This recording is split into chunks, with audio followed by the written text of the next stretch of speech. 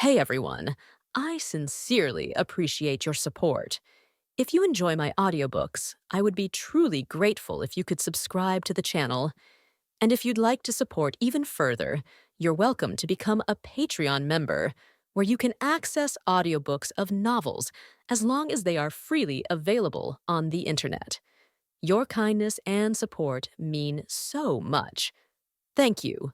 Under Sushi's watchful gaze, the simulator's progress bar rose steadily until it finally reached the top. Every increment represented the extraordinary martial arts items he had used to recharge the simulation. This was truly a simulation fueled by premium resources. Martial arts side anchor point media loaded. Congratulations to the host for obtaining one simulation attempt. Would you like to begin your next simulation and experience an exciting simulated life? Current simulation attempts. 1. The simulator's prompt appeared, its text densely packed across the panel. Sushi didn't hesitate. He decisively pressed the button to start the simulation. Having already absorbed the benefits from the second simulation, it was time to embark on the third. Simulation starting. World line being deduced. Transmigratable world locked. Analyzing the martial arts world. Generating entries. Entries generated. Please select 3 entries as your character talents for this simulation. Entry levels: white, green, blue, purple, gold, red. The available entries appeared before him. Persistence: gold. Your efforts are always rewarded. The longer you persist, the greater the rewards. As strong as an ox, green. You possess immense physical strength, renowned as the strongest young man in the land.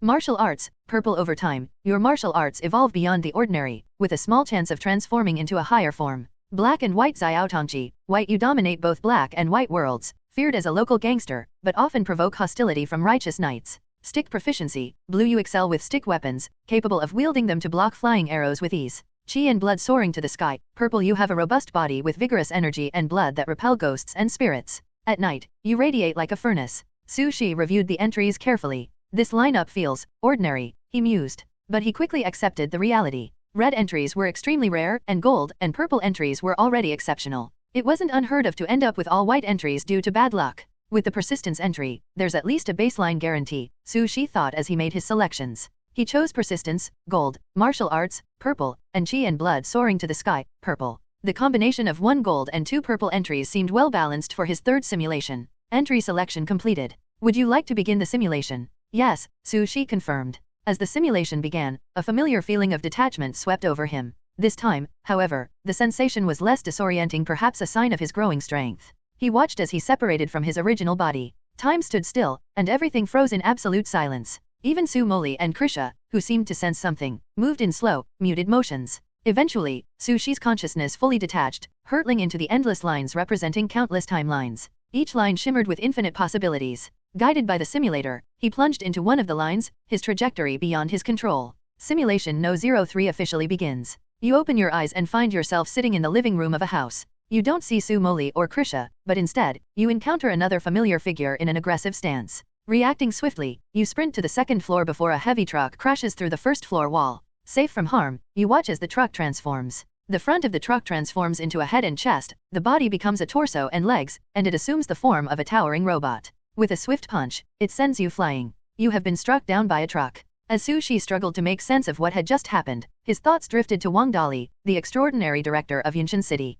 The memory lingered as his consciousness faded. After waking up, you find yourself in a brand new world. The martial arts world feels ancient, Sushi noted as he regained his bearings. Dust and sand swirled in the air. Sushi pushed himself off the ground with some difficulty. Blue-scaled horses, with their hybrid lineage of blue-scaled fish and laboring beasts, trotted past. Their bodies, covered in blue-black scales, emitted steam as they moved along the gravel road. So these are blue-scaled horses, a staple of martial arts worlds. Cheap, easy to breed, and incredibly durable, Sushi observed. The landscape around him was entirely unfamiliar: new buildings, unrecognizable scenery, and people riding these peculiar horses. The air felt heavy with tension, and the road bore signs of frequent use. This is definitely a world focused on martial arts, Sushi thought. No immortal cultivators flying through the sky, no magicians casting spells, just pure chi and blood martial arts pushed to their limits. Here, fists could shake the heavens, and kicks could split the earth. It was a world where the power of the physical body reigned supreme. Sushi examined his new body, now that of a 16-year-old. Though slightly thinner than he was accustomed to, his energy and blood radiated strength and vitality.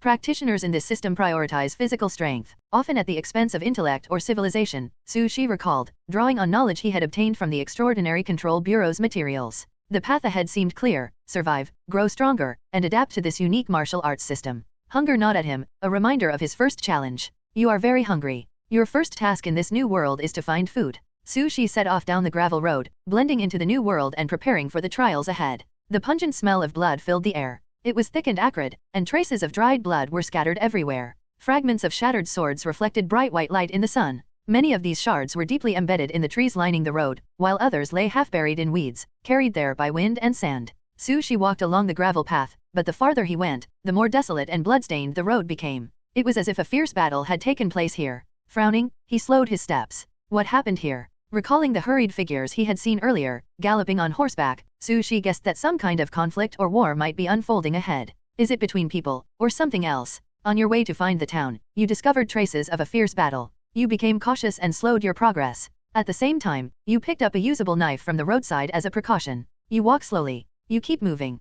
Persistence is being activated. Chi and blood are rising to the sky, being activated. Your persistence has increased your endurance. Your abundant chi and blood protect you from hunger-induced weakness, and your speed improves slightly. After 45 minutes of cautious walking, Su Shi arrived at a small town. You inquired about the situation and learned that this is King Town, located on the outskirts of the Dakian region, bordering the demon-infested Shiwen Mountain. The traces of blood and destruction you noticed were the result of a battle between demons and warriors. This was a terrifying wave of demons that had destroyed much of King Town, killing many mortals in brutal ways. The rich smell of blood you sensed was the aftermath of this carnage. Tearing sounds rang out in the distance. The battle between warriors and demons was ongoing. A muscular man with a bare upper body leaped into the air, his sword slashing with a sharp roar. The arc of his blade gleamed in the sunlight as it severed the neck of a horned tiger, sending its bloodied head crashing to the ground. Good swordsmanship. As expected of Master Ji, that tiger-slaying technique is unmatched. Ha ha ha, you're too kind. The warriors nearby clapped and cheered, their admiration evident. Many cast envious glances toward the man. The warrior, clearly enjoying the praise, laughed loudly and charged toward another direction, his blade glinting. This was the world of Qi and blood martial arts. Most practitioners had bold and unrestrained personalities, and battle stirred their blood, driving them to tear their enemies apart with sheer violence. Compared to immortal cultivators, who sought balance through spiritual practices, or magicians, who mastered the world through knowledge, these warriors seemed extreme. All their energy and skill were focused on strengthening their physical bodies. A body like iron and Qi like a furnace. The concept is intriguing, Su Shi mused. Despite his growing hunger, he observed for a while before stepping into King Town. Before entering this simulation, Su Shi had prepared himself thoroughly with various training methods, including those from the martial arts system. He had memorized exercises for both cultivation and life-or-death combat. However, before he could begin practicing, he needed a safe place to stay and a deeper understanding of this world. You took an important first step. King Town, ravaged by demons, is in need of labor. Using your strong and healthy body, you secured your first earnings through hard work. You purchased food, ate heartily, and eliminated the hunger plaguing your body. Following your plan, you quietly accumulated money while learning about the Dakian Empire from locals. At the same time, you began to study Dakian's written language and read ancient texts on your own.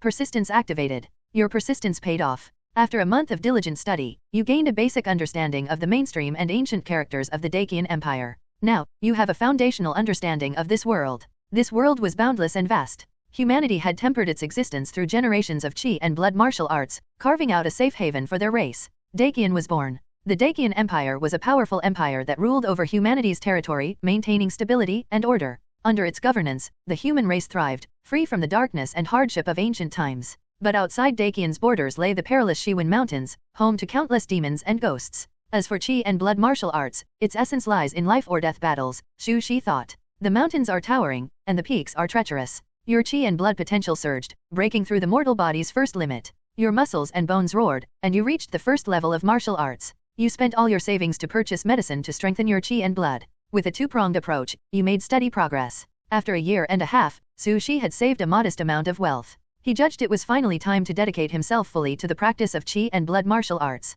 Living here suits my needs for training, Su Shi thought. Although mortals in King Town feared the demons from the mountains, Su Shi was different. He ran the true martial arts techniques he had exchanged for in the real world. Energy surged under his skin, circulating through his body in powerful waves. Following specific techniques, you prepared a dose of Qi and blood powder and a medicinal bath to enhance your body's energy and blood. Living near Shiwen Mountain, places like King Town face frequent demon invasions. I have persistence and martial arts. Together, they create a powerful synergy. If I use them wisely, the rewards from this simulation will be significant, Su Shi reflected. The Shiwen Mountains are an absolute forbidden zone. Even martial arts masters at the immortal realm dare not enter lightly, as the demons within are endless and indestructible. For now, Su Shi chose to remain in King Town. You worked daily, earning money through labor. Your persistence and dedication impressed the locals. Practicing fists and kicks consistently, you developed a deeper understanding of their techniques. Your body began to internalize the movements, forming muscle memory. Day after day, month after month. Living in a remote place like King Town was inherently dangerous.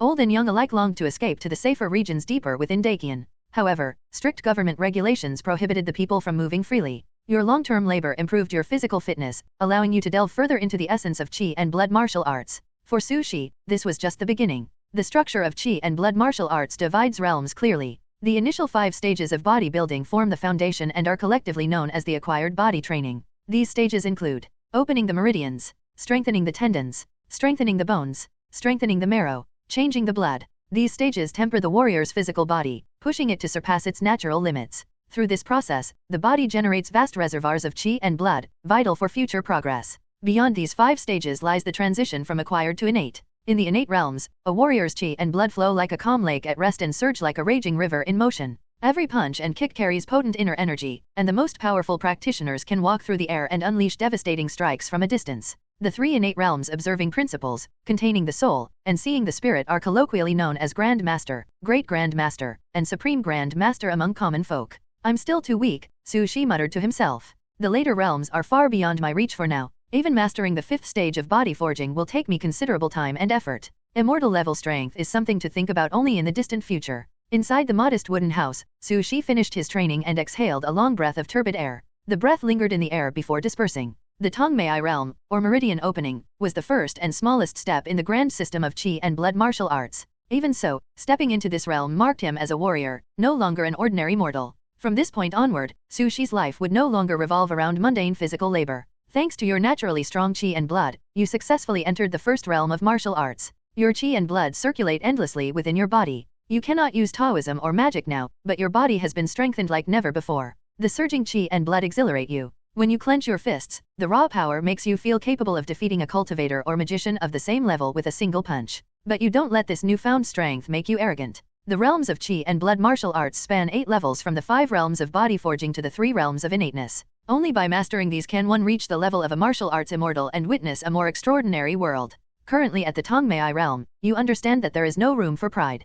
Potential is just potential until it's realized. Packing his belongings, Su Shi left the crumbling wooden house and quit his laboring job. You began practicing martial arts diligently, taking a position as an assistant teacher at a martial arts school to sustain yourself. The steady income allowed you to live comfortably and purchase better Qi and blood medicines. By the 3rd year of the simulation, at 18 years old, you left your teaching position. Your persistence bore fruit. Your martial arts evolved beyond the ordinary. You skipped directly from the meridian opening realm to the tendon toughening stage, becoming a bone-forging warrior. Now, your punches carry incredible force. With the added bonus of your abundant Qi and blood, you can fight warriors at the blood exchange stage. You successfully crossed the class barrier and purchased your own home in King Town. You chose not to open a martial arts school or join a sect but maintained a stable income. Hearing of your rapid advancement, people visited you, offering gold and silver in exchange for guiding their children. By the 4th year of the simulation, at 19 years old, you reached the marrow refining stage. Persistence continued to reward Su Shi. His steady progress offset the disadvantages of starting martial arts training at an older age. However, the final 2 stages of body forging, marrow refining and blood exchange posed significant challenges. It's just a purple level talent, after all, Su Shi reflected. The Qi and blood bonus helped me break through boundaries, but its effects are slowing down. And persistence alone isn't enough to ensure rapid progress. In his new home, Su Shi practiced diligently. His movements were deliberate, his arms circling and stretching as he drew his muscles and bones taut. His control over his body reached the level where flesh seemed to fall away, revealing the structure beneath. Unlike the earlier realms, the final 2 stages of body forging delved deeper into the essence of Qi and blood martial arts, demanding significantly more effort. Marrow is the source of blood, and blood nourishes the body. Concentrating and renewing the marrow leads to a comprehensive transformation of the internal organs, pushing the body toward peak evolution. As he practiced, Su Shi contemplated the balance between the Shiwen Mountains and the Dakian Empire. The demons here rely heavily on physical strength, he noted. Even a demon on the outskirts of the 100,000 mountains is this powerful. The demon's scarlet pupils gleamed with a feral light. They had no place in the Dakian Empire's registry and no familial ties, yet their strength was undeniable. Your boxing techniques, swordsmanship, and body movements were refined during battles with demons. You have become increasingly proficient. Your skills include Qi and blood long fist, 5 thunder swords, and blue arc technique. Su Shi raised his sword. With a swift slash, cold steel glinted, and a burst of Qi and blood followed, killing a deer-shaped demon. In the simulation world, even ferocious demons were not invincible. The deer-shaped demon collapsed, its savage light fading from its eyes as Sushi's blade severed its body. Sitting in contemplation, Sushi reflected on the nature of strength in this world. Strength dictated respect, a principle that held true even in the magical world.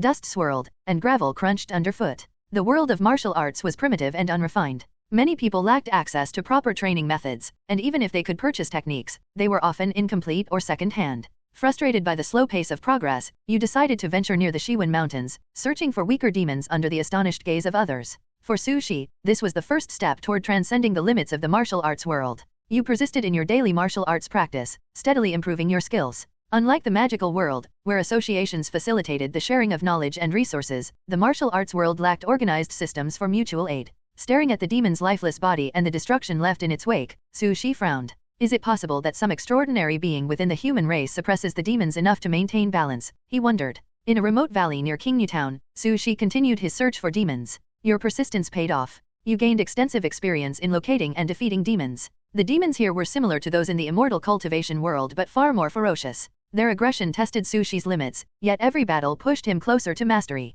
Brother Su, you're back from hunting demons again. Yes, on you. How have you been lately? Same as always. I go wherever there's work. As Sushi returned to King Town, the long, mournful cry of a bird tore through the dim red sunset. The sunset was far from beautiful. The sky hung heavy with a gloomy pall, as if a ghostly domain were spreading its shadow over the earth. The sun's residual heat could not penetrate the layers of darkness, leaving only a faint red haze. On his way home, Sushi received warm greetings from the townsfolk. Some elderly women even used him as a topic of conversation. That Su boy is good at everything. He makes money and is skilled in martial arts, but he's too honest. He'll end up being taken advantage of. We should find him a diligent wife. Hey, I heard Butcher Wang's daughter in the next town might be a good match. Don't be ridiculous. The next town was destroyed last year. Oh, you're right. It was overrun by demons. How could I forget? The physical acuity of a warrior extended to all senses, including hearing. Even as Sushi walked away, he could clearly hear their conversation word for word. Difficult to hear? Not at all. Embarrassing? Not even a little. Instead, Sushi felt a deep sense of compassion. Pausing, he looked up at the sky. His eyes calmly traced the horizon as the last traces of red faded into darkness. The sky turned a deep, inky black, a suffocating canvas that painted life and death in oppressive strokes. Since your first year in King Town, reconstruction efforts have been ongoing. You realize the rebuilding never truly ends. Each spring and winter brings a large-scale demon tide. Powerful demons emerge from the 100,000 mountains, targeting human settlements like King Town. The sky dog devours the sun, the demon fox consumes essence, the corpse demon corrupts, and the evil tiger prowls. Against such fearsome creatures, even warriors with abundant chi and blood struggle to survive. Only innate warriors can truly contend with them. But small towns like King Town lack innate warriors and receive no military aid. Thus, each year you witness the cycle of destruction and reconstruction, the endless struggle for survival. Sushi's personal experiences challenged the historical accounts he had read. Those records were nothing more than lies and whitewashing. The establishment of the Dakian dynasty did not bring safety to all. People in King Town, and all towns bordering the Shiwen Mountains, live in constant fear. Such a grim reality, Sushi murmured to himself. It's clear this simulation isn't about nurturing peaceful lives anymore. The dangers of the martial arts world far exceed your expectations. You remain vigilant and focus on cultivating your body and chi. Though your progress has slowed, your persistence keeps you improving steadily. Day after day, you train diligently, pumping your fists and honing your stance through all seasons. Your sweat flows like a torrent, and your growing muscles reflect your unwavering will. Both your body and your realm steadily advance. By the 5th year of the simulation, at age 20, Sushi had survived yet another demon tide in King Town. In the 6th year, at 21, fewer familiar faces remained in town, yet Sushi was still alive. By the 7th year, at 22, Sushi had become a renowned warrior in the region. Even without seeking it, people brought him gifts of gold, silver, and medicinal supplies in exchange for his guidance. Despite your fame, you remain stuck in the marrow refining realm. After 3 years of effort, you feel the blood exchange realm is just within reach. Spring turned to autumn, flowers bloomed and withered, and the cycle of seasons passed. Over 6 years had elapsed since the simulation began, and Sushi now entered its 7th year. The lack of a lifespan limit in this simulation is an advantage. With chi and blood martial arts extending life, I have time. No need to rush, Sushi reassured himself. After returning from another battle, Sushi walked the streets of King Town, feeling the chi and blood coursing through his body as he contemplated his next steps. Warriors must be bold and diligent, he thought. Maybe I should fully embrace the reckless path this time, beating the heavens, the earth, and everything else into submission. As Sushi neared his home, he noticed something unusual. His residence, simple and functional, now bore signs of recent disturbance. A large hole gaped in the roof, its shattered tiles swaying in the wind. Broken beams scattered wood chips across the floor, leaving a clear view of the sky above. Did someone fall from the sky? She muttered, stepping inside. Inside his room lay a girl, unconscious and covered in blood. She bore serious injuries but still exuded a dignified presence. The girl wore a red and white tight-fitting robe, accented with sturdy light armor that hinted at wealth and nobility. Her attire and the finely crafted spear beside her suggested she came from one of the central counties of Dakian, far removed from King Newtown's peril. She's no ordinary person, she deduced. Perhaps she was ambushed by a demon, but why here? Though delicate in appearance, the girl was no frail figure. Her heroic aura was evident, even in her battered state. As he observed her, she realized, she's not a child. She's grown a young woman, perhaps 16 or 17. A brief flicker of doubt crossed his face before he silenced his thoughts and focused. She closed the door, exhaled deeply, and reopened the inner room to assess the situation. She's from a world far removed from this town. Things are finally getting interesting. Yet amidst the chaos of his discovery, Sushi's mind remained clear. He resolved to continue his training and reflect on what had been preventing his breakthrough to the blood exchange realm. This wasn't a simulation of nurturing a helpless little girl anymore. This was something much more intriguing. You return home and prepare to practice but discover an uninvited guest. It's a seriously injured girl of unknown identity. You provide basic treatment to stop her bleeding and place her weapon far away for safety. Your efforts are effective. After half an hour, the girl, clearly in the blood exchange realm, awakens from her coma. Her consciousness is clouded by panic, and her immediate reaction is to attack you despite her injuries. Her attack, weakened by her state, poses no threat. Shi, having already secured her weapon, easily deflects her desperate moves. Confusion, shock, and embarrassment flash across her face in quick succession before settling into an awkward grin.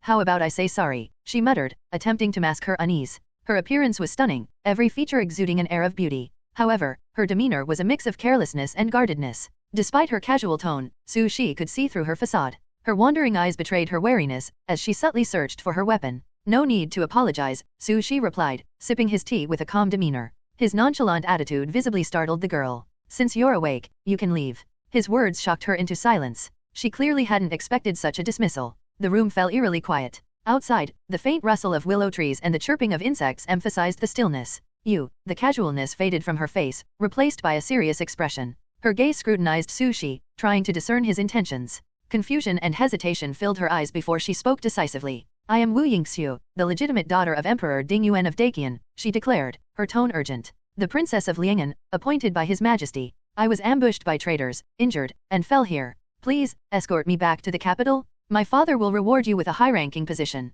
Gripping Sushi's arm tightly, her wide eyes pleaded with desperation. Sushi raised an eyebrow, his tone calm. Let go. You don't believe me. I believe you. Your attire and weapon are enough proof. Sushi replied evenly. Then why won't you help me? Her voice carried confusion and indignation, as if the script of her life had suddenly gone off course. Wasn't Sushi supposed to swear loyalty and offer his unwavering support? In this world, no one is obligated to help anyone, Sushi said calmly, his words shattering her worldview. I saved you because I chose to. I won't help you because I don't want to. His tone was firm but free of malice. And another thing you should know. Before Sushi could finish, a loud knock interrupted him. He gestured for the girl to stay put and went to answer the door. The visitor was a familiar face. Anyu, what brings you here? Sushi asked, stepping across the threshold to meet the young man. Anyu, whose real name was Zhang Shenyu, was 20 years old, 2 years younger than Sushi in the simulation. With his honest demeanor, thick eyebrows, and big eyes, he had a reputation as a simple and straightforward individual. Brother Su. Anyu greeted him with a grin, wiping sweat from his forehead.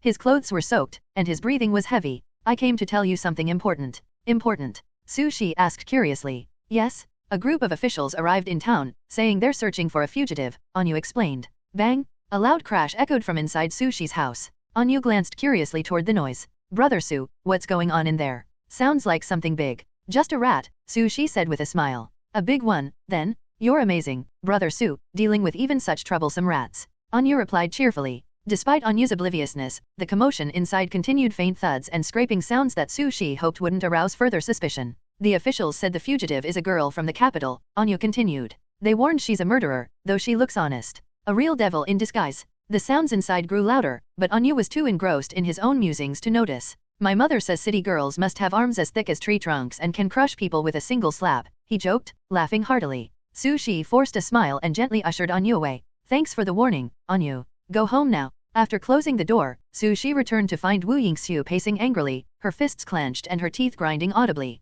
The rat comment and Anyu's crude description had clearly struck a nerve. But her rational side soon took over as she focused on the more pressing matter. Fugitive, she muttered, her voice trembling. I'm a fugitive? This can't be true. Her shock was palpable, her fingers trembling as she struggled to process the situation. This is what I wanted to tell you earlier, Su Shi said, sitting down with a composed expression. If you hadn't lied, this wouldn't make sense. Given your status, an ambush is improbable unless your identity has changed. Wu Yingxu's eyes widened in realization, her world spinning as she confronted the possibility that everything she believed had crumbled. Su Shi's calm tone delivered a harsh reality, yet his words weighed heavily on the girl, recovering from her injuries on the bed.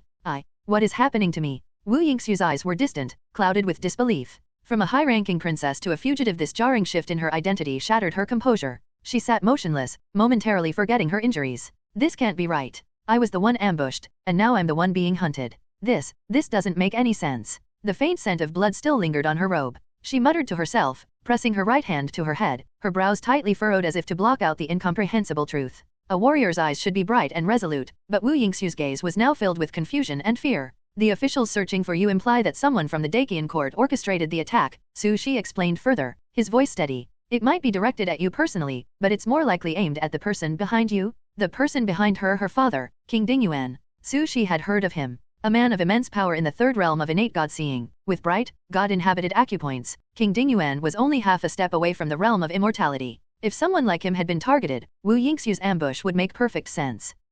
Her voice faltered, her dim eyes and trembling lips failing to form coherent words. She fell into silence. The thought of becoming a fugitive was too bizarre, too frightening. It opened the door to unsettling possibilities. The most alarming of these was that Emperor Dakian might no longer tolerate King Dingyuan's influence and had begun purging his allies. Just the hint of such a possibility overwhelmed her. She lowered her head, staring at her hands as if searching for answers in the lines of her palms. Lost. She's just a sapling that hasn't weathered the storm, Su Shi thought, sighing inwardly. Despite her air of independence and composure, Wu Yingxu was still only 16. While her early maturity had given her an edge, it had also painted an illusion of invulnerability. Her limited life experiences had left her unprepared for a crisis of this magnitude. In her silence, she withdrew into herself, struggling to reconcile her present with the weight of her reality. Still, Su Shi didn't think her reaction made her weak. The circumstances were undeniably extraordinary, even leaving him unsettled. Though some local records are inaccurate, most can be trusted, Su Shi thought as he left the room to give Wu Yingxu space. The royal bloodline of the Dakian court is known for its exclusive martial arts. After reaching the innate realm, they manifest the Qinglong Qi of the royal family. That dragon pattern confirms her status. He grabbed the spear leaning against the door and held it aloft, letting the sunlight catch its fine craftsmanship. A faint dragon pattern shimmered on the floor tiles, a hallmark of the royal family. This child really is from the royal bloodline, he concluded, shaking his head. The thought of what might have happened to King Dingyuan, or the events that led to Wu Yingxu's ambush, was troubling. As he pondered, the creak of the wooden door behind him broke his thoughts. Wu Yingxu stepped out, still wearing her blood-stained robe and armor. Her face bore signs of determination, a marked change from her earlier confusion. I'm going back to the capital, she said firmly. I need to uncover the truth myself. But before embarking on her journey, she made a request. Can I stay here for a while? She asked, her voice carrying strength. I need time to recover. Don't worry, I'll compensate you. Su Shi was about to refuse when she forced 2 bottles of elixirs into his hands, rare qi and blood elixirs reserved only for innate warriors. Simulation, Year 7, age 22. After 7 years, your strength has grown significantly. In Qingnu Town, where skilled warriors are rare, you've earned a reputation as the young genius known as the Green Ox Swordsman. Businessmen seek your favor, and gangsters fear your presence. You are the town's protector, often leading the charge against demon tides that threaten its safety. The townspeople admire and respect you. In the same year, you encounter a girl claiming to be the legitimate daughter of King Dingyuan. At just 16, she has already reached the blood exchange realm, showcasing unparalleled talent. Though initially reluctant to get involved, her generosity changes your mind. You accept her elixirs and allow her to recover in your home. Most days, she remains in her room, lost in thought about her future. Occasionally, she steps out to watch you practice your unyielding routine, a sight that leaves her deeply impressed. One evening, as Su Shi practiced his punches, Wu Yingxu walked into the courtyard. She frowned, visibly dissatisfied with his method. Su Shi, this kind of training is inefficient, she said. Let me teach you a family tradition. But her voice trailed off as her hand rested on a massive blue steel stone. The moment her palm touched the stone, it disintegrated into powder, carried away by the breeze. God rewards hard work, and your persistence and effort will bring you real progress. Through every punch you throw in the morning, you feel the warmth of the sun. Through every punch at dusk, you sense the interplay of the sun and the moon. The repetition of ordinary fist movements has led to their evolution, and your understanding of martial arts and boxing has deepened. 7 years of consistent practice without interruption have transformed the Qi Blood Qing Fist. Congratulations, you have mastered the Qi Blood Hegemony Fist. Your punches now radiate with the intensity of the sun. Your energy and vitality exude a dominating presence, like an oven. Having advanced to the blood exchange realm, your strength has increased tremendously. You are now unafraid of monsters below the innate level. The girl witnessed you shatter a blue steel stone with a single punch, her face frozen in disbelief. Despite your repeated explanations that it was merely an ordinary punch, she seemed convinced you were hiding your true abilities. Her attitude towards you shifted. She sincerely sought your guidance, asking how one could unleash such incredible power without advanced martial arts skills or supreme techniques. She no longer addressed you as Su-shi but respectfully called you Mr. Su. In martial arts, a master is also a teacher. Since you are older than the 16-year-old Wu Yingxiu and possess martial arts skills beyond her comprehension, she directly asked you for instruction.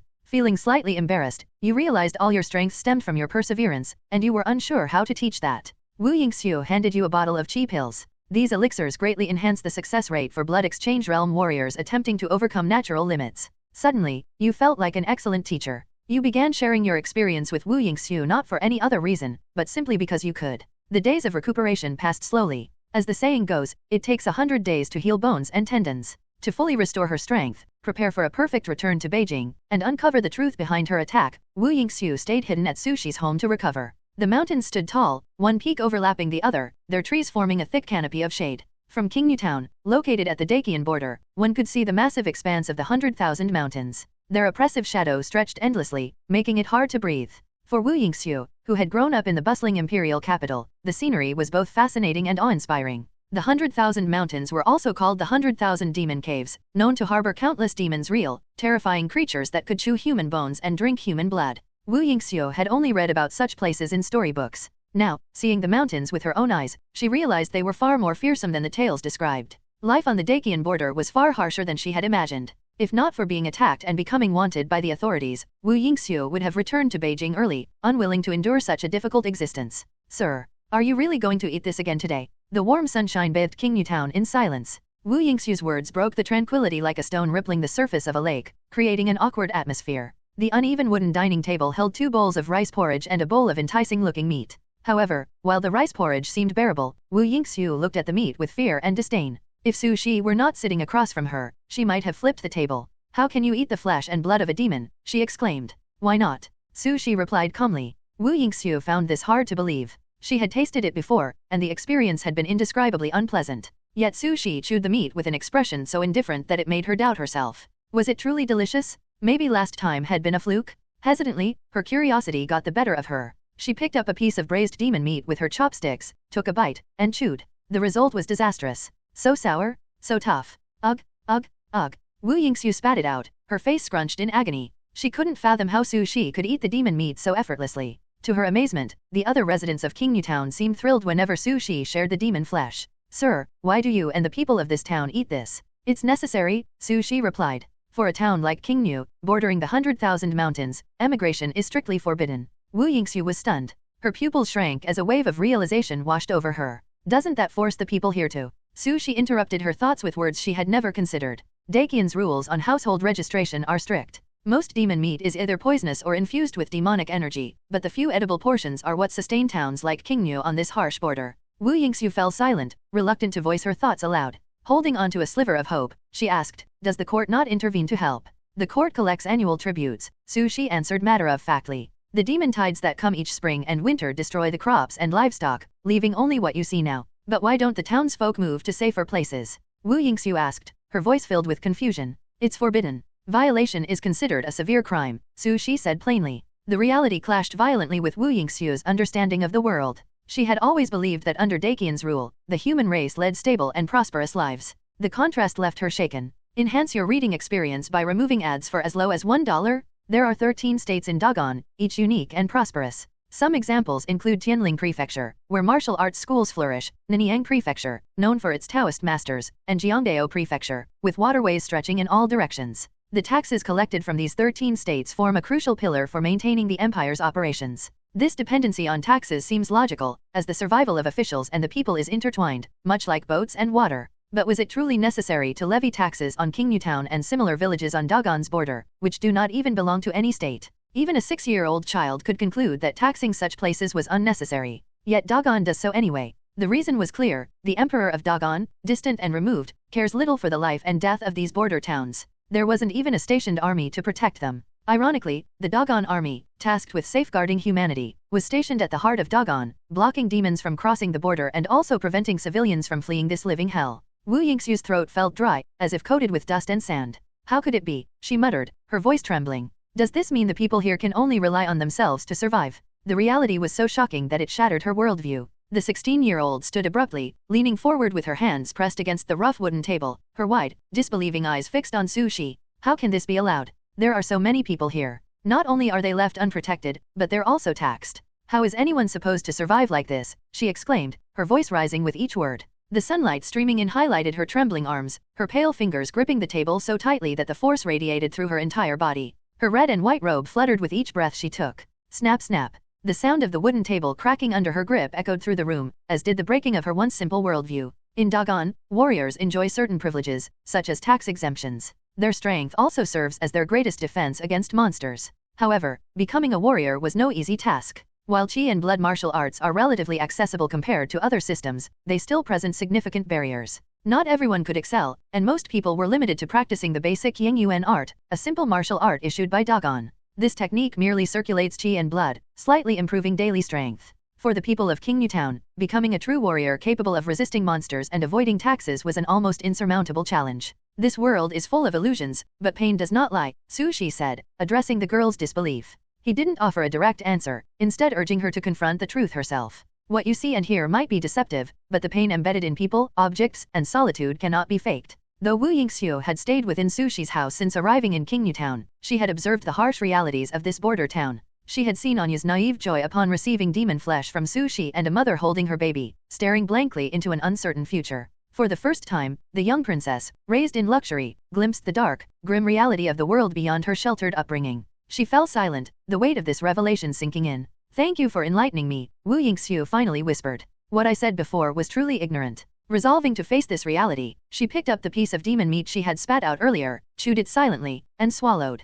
Alternating between rice porridge and demon meat, she continued eating until her bowl was empty. Ha, she exhaled, gripping her dragon-patterned spear tightly. Without another word, she walked to the courtyard, where she began practicing her spear techniques. The fiery energy of her movements stirred the wind, sending leaves swirling in a dance around her determined figure. She may be impulsive and naive, but her heart is pure, Su Shi mused silently as he took another bite of the braised demon meat. His evaluation of the girl rose. Mistakes were normal, especially when one's past experiences limit their understanding. Yet Wu Yingxiu not only acknowledged her error but also corrected it, spitting out the meat, then swallowing it again. This act proved she was not just a fragile flower raised in a greenhouse, nor a hypocrite who merely played along for appearances. But what should I tell her? That the world is as dark as crows. Su Shi thought, chewing the tough meat. He swallowed it down with difficulty, his expression unchanged. Demon meat was far from palatable, but Qingyu Town had no better alternatives. As he ate, his mind wandered to the relationship between Dogon and Shiwen Dashan. This sacrificial system reminds me of the Ellenson incident in the magical world.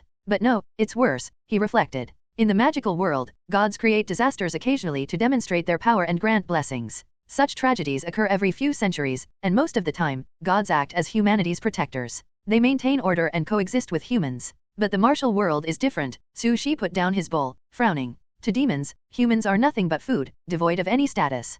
Perhaps there's an agreement between Dogon and the demons, or maybe just an unspoken understanding. Either way, the people living on the border were abandoned long ago, left to serve as a food supply for the demons. That's the only explanation for Dogon's baffling policies, he concluded. After dinner, Su Shi stepped outside and saw Wu Yingxiu practicing fiercely, her spear techniques brimming with energy and anger. Behind her, the oppressive silhouette of the 100,000 mountains loomed, the black peaks stretching endlessly like a massive dragon encircling human territory. What a cursed world, he muttered under his breath. Your voice is gentle, but your words are sharp, cutting through the illusions of an inexperienced girl like a knife. The falsehoods that once comforted her are stripped away, revealing an ugly, bloody, and cruel reality she has never encountered. Man and demon. Person to person. Enemies, companions, trust, betrayal, all these concepts swirl in Wu Yingxiu's mind, creating a storm of chaos that leaves her overwhelmed. At only 16, Wu Yingxiu struggles to bear the collapse of her worldview, yet her strength allows her to press forward with her spear. She now deeply regrets her earlier act of spitting out the meat. In Qingyu Town, as in countless other border towns, there are many ordinary people who worry daily about finding even a single bite of food.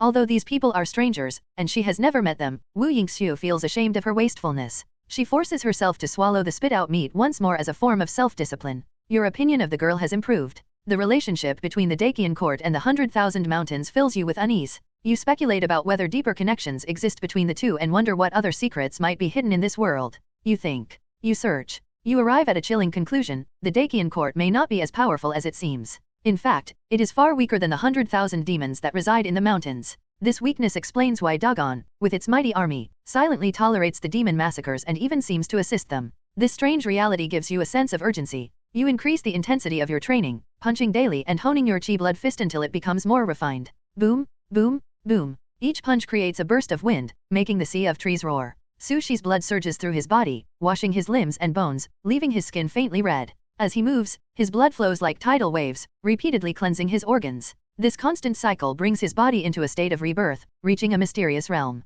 This was the blood exchange realm, the final step in the transition from acquired to innate. Martial arts, as Sushi understands, wasn't just about physical strength. It involved transforming the muscles, bones, skin, and even deeper aspects of the body. It was a holistic and profound process. The flesh evolves, the body aligns with the Dao, and the self transforms into a microcosm of heaven and earth. Powerful, fierce, dominating. Bang! Another seemingly ordinary punch from Sushi released an explosive force, creating a reverberation that echoed like a bowstring snapping. Wu Yingxiu, watching from the side, was completely stunned. Your strength improves slowly but steadily, defying common martial arts logic. Most warriors achieve progress sporadically, relying on fleeting bursts of inspiration. But you are different. Wu Yingxiu sees you as a prodigy, born with boundless vitality and a martial arts progression rate that defies understanding. Though your growth is gradual, it is unwavering. As days pass, Wu Yingxiu, once severely injured and miserable, finally recovers. Before leaving, she chooses to stay a while longer, hoping to learn the essence of martial arts from you. Despite your repeated explanations that your progress comes solely from persistence and not from advanced techniques, she insists.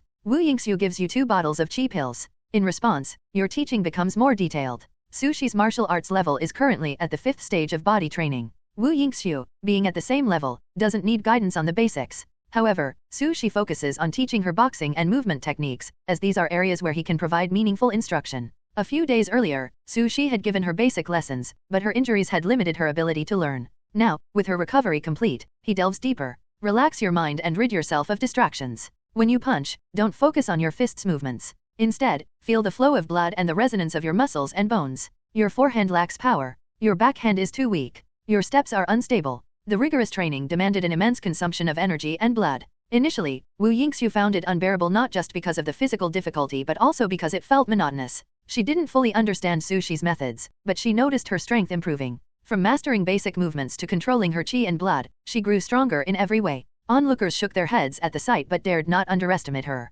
Unknowingly, Wu Yingxiu reached the point where she could train continuously for an entire day, just like Sushi. If you continue like this, who do you think you'll be able to defeat with your punches? Sushi asked, increasing the intensity of her training. I'll work harder, she replied, determined. Time passed silently, bringing genuine growth. Eventually, Wu Yingxiu decided it was time to leave Qingyu Town and uncover the truth behind her status as a wanted fugitive. In the courtyard, Wu Yingxiu trained relentlessly, guided by Sushi's stern instructions. Dressed in her martial arts uniform, she gritted her teeth, sweat dripping as she repeated each move. She wasn't just running through basic exercises but pushing her body to the limit, resonating her chi and blood with every strike. Her punches engaged every part of her body: organs, muscles, bones, membranes, and flesh, refining her strength. Time flowed steadily. When Wu Yingxiu collapsed from exhaustion, Sushi helped her up, letting her rest until her energy and blood recovered before resuming training. After focusing on boxing techniques, Yu began special training for her movement skills. As Sushi observed Wu Yingxiu, he recalled teaching similar lessons in the past.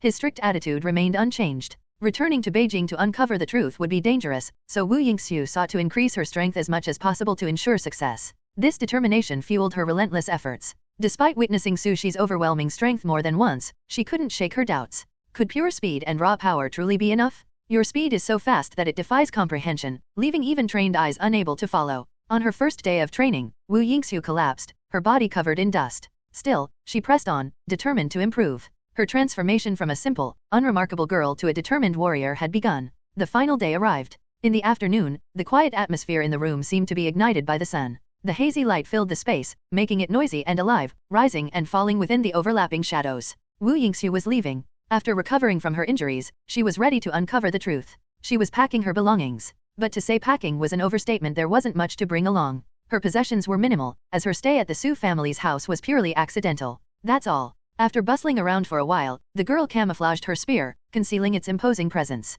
She stood in the empty room, her gaze lingering as a wave of dazed sadness washed over her. The cicadas' cries were fading away, signaling the end of summer. The scorching sunlight sliced through the shadows, filling the room with an oppressive brilliance. The 16-year-old girl stood there, gazing at the space she had called home for nearly 2 months. For a moment, she felt as if she were in an entirely different world. Her 16 years of life had been filled with experiences most people would envy. Her luxurious upbringing was a dream for others. Yet, after spending 2 months in Town, those days felt like a distant memory to Wu Yingxiu. It seemed as though it wasn't 2 months but a year or even longer. I'm reluctant to leave, for some reason, she murmured to herself before closing the door and windows. When she reopened them, her attire had changed. Her original red and white robe was far too conspicuous. Returning in it would guarantee that her whereabouts were swiftly discovered by the authorities. So she had asked Su Shi for some plain clothing to help her blend in. The only thing left to do is wait. Wu Yingxiu, now dressed inconspicuously, glanced at the scorching sun through the window. She planned to leave at night. The dark, quiet environment would make it easier to move unnoticed and reduce the likelihood of drawing attention to herself or her connection to the Su Shi. But the sun had not yet set, and night had not yet fully descended. There was still time to kill. What could she do to pass the hours? The girl had no idea. With her spear strapped to her back and her small baggage in hand, she opened the creaky wooden door for the last time. She crossed the old, scratched threshold, stepping forward lightly. Whoosh, whoosh. Outside, the courtyard's open practice area gleamed under the sunlight. Su Shi was training there as usual, undeterred by the oppressive heat. Ignoring the weather, he practiced his boxing daily with relentless focus. Sweat dripped from his body as he punched fiercely. Each strike sent waves of energy and vitality rippling through the air, causing it to blur and twist, like the rhythmic pounding of a mighty heart. His boxing skills have grown even more profound. Wu Yingxiu sighed inwardly, a trace of confusion flickering across her face. She had been learning from Su Shi, but strangely, the gap between their abilities only seemed to widen. It was as though Su Shi's progress defied both logic and martial discipline, like he was the protagonist of some fantastical novel. How could that be? Wu Yingxiu chuckled at her own absurd thoughts. She set her spear and baggage down, taking a seat on the threshold of her room. The blazing sunshine was blocked by the eaves, creating a cool, shaded spot where she could rest. A young princess unsure of how to spend her time had once again chosen to watch Su Shi practice. The courtyard's green bricks, red tiles, and dark green plants climbing the walls formed a serene backdrop for the intersection of summer and autumn. The 16-year-old sat quietly, observing Su Shi's training while her gaze occasionally wandered to the distant, dark mountains. It was a strangely comforting scene. Time slipped away unnoticed. Eventually, the sunlight began to fade, and the sky dimmed. The girl finally broke her silence, voicing the question that had been lingering in her heart. If she didn't ask now, she might never have the chance again after leaving Town. Sir, do you ever feel tired practicing like this every day? I've never seen you take a single break. Su Shi paused mid-punch, glanced at the setting sun, and slowly retracted his fists. His reply was simple, of course, I get tired. Huh. The directness of his answer caught Wu Yingxiu off guard. She had expected something along the lines of, hard work is worth it, or persistence is everything. But Su Shi's candidness shattered her assumptions. As he adjusted his surging qi and blood, allowing it to circulate steadily, he continued, if you don't eat, you'll feel hungry. If you don't drink water, you'll feel thirsty. If you don't wear clothes, you'll feel cold. And if you practice boxing every day, you'll feel tired, exhausted, and even tortured. No one is perfect without flaws, mistakes, or weariness. People like that don't exist. At least, I'm not one of them. After finishing his practice, Su Shi exhaled deeply and turned to look at Wu Yingxiu, who was still seated on the threshold. He never claimed to be a saint, nor did he feel the need to pretend otherwise. To Su Shi, he was just an ordinary person who happened to have been blessed with good fortune thanks to his sister, his disciples, and his master. But Su Shi's words left Wu Yingxiu in thoughtful silence. The last rays of sunlight faded, and the moonlight bathed the earth. Wu Yingxiu stood up, shouldering her spear and baggage once more. If it hadn't been for this attack, and if it hadn't been for your teachings, I might never have discovered the truth in my entire life.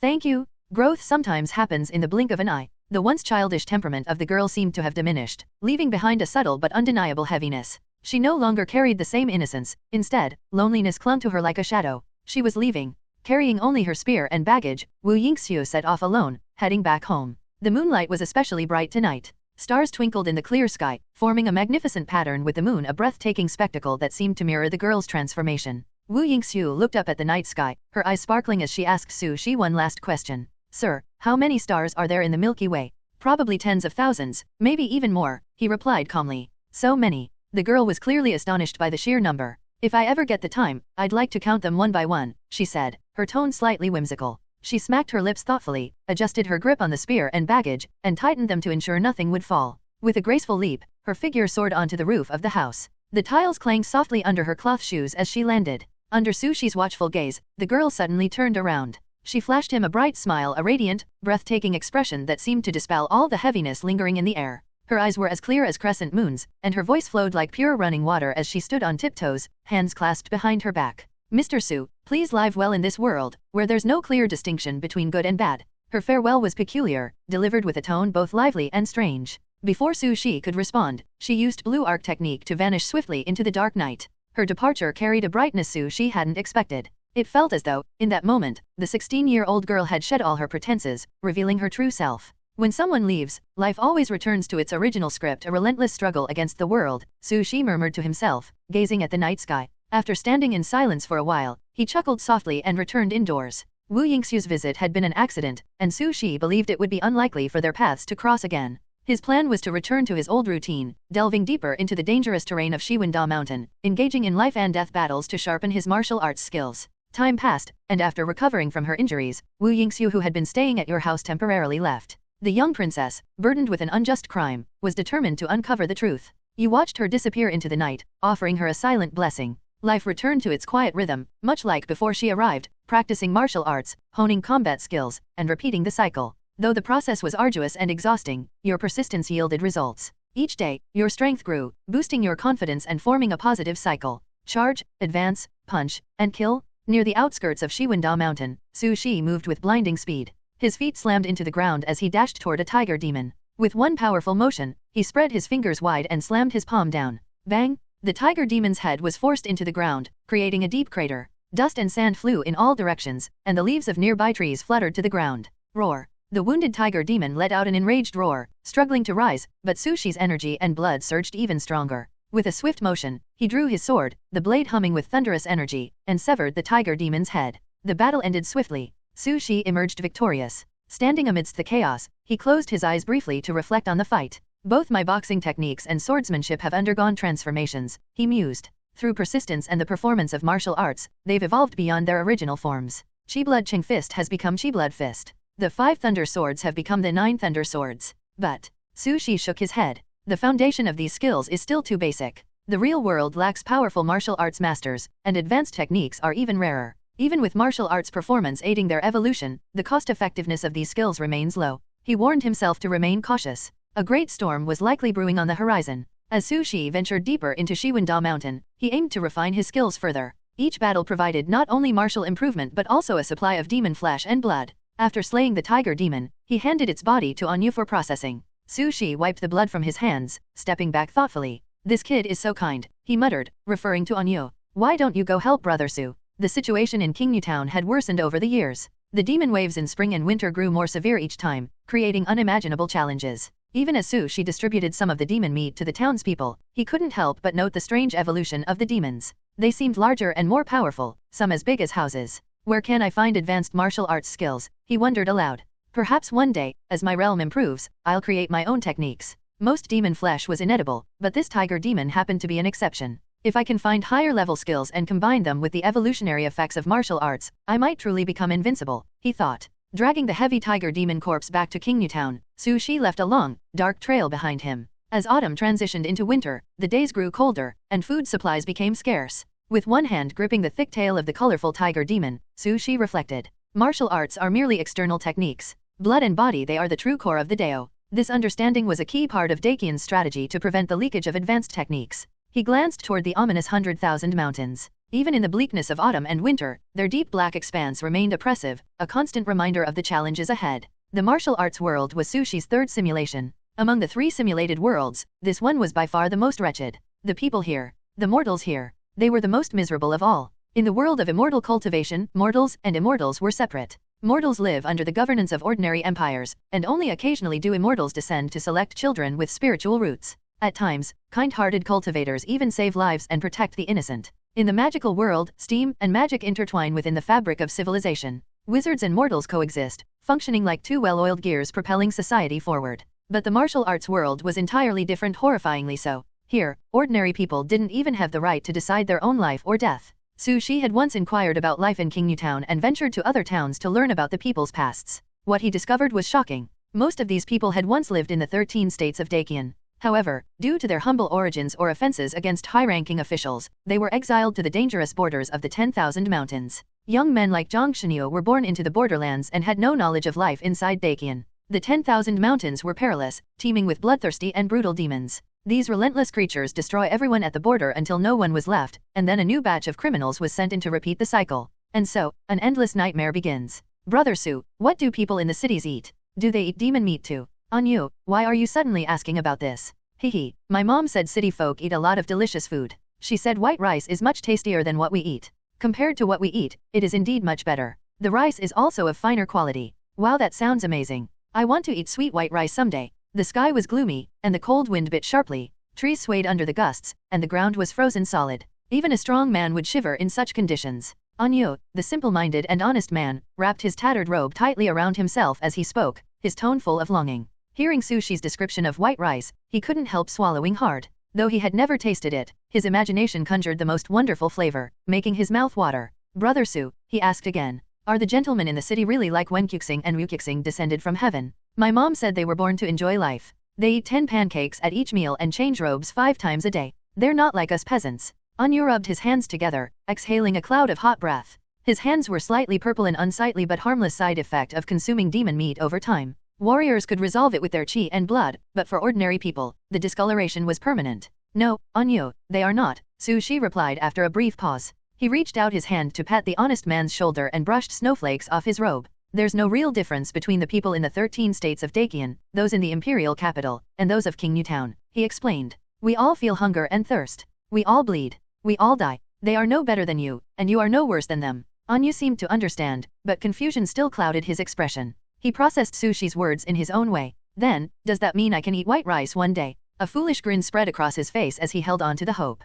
After a long moment, he woke from his reverie and handed Su-shi a basket. Brother Su, these are vegetable dumplings my mom made for you. They're still hot. The basket, woven from sturdy bamboo, was covered with a cloth to shield the dark green dumplings inside from the falling snow. Su-shi accepted it without hesitation. Thank you, Yu. Please thank Aunt Zhang for me as well. Okay. Yu scratched his head and turned away, walking off with inexplicable excitement. Su-shi stood there, watching Yu's figure disappear into the distance amidst the falling snow. Reaching into the basket, he grabbed a dumpling and took a bite. The taste was bitter and astringent. It wasn't crispy or flavorful in any way. Su-shi, who had lived in King Yu Town for 7 years, understood why. The dumplings were made from fengshuoko, a rough and sour-tasting plant. It was unpleasant, almost nauseating, yet it was the best food most people in King Yu Town could afford. This was how they expressed their gratitude to Su-shi for the demon meat he provided, which helped them survive. What a cursed world. Su-shi raised his head, staring at the cold, gray sky, and slowly closed his eyes. The weather chilled his body, but his chest burned with emotion, a mixture of anger and sympathy.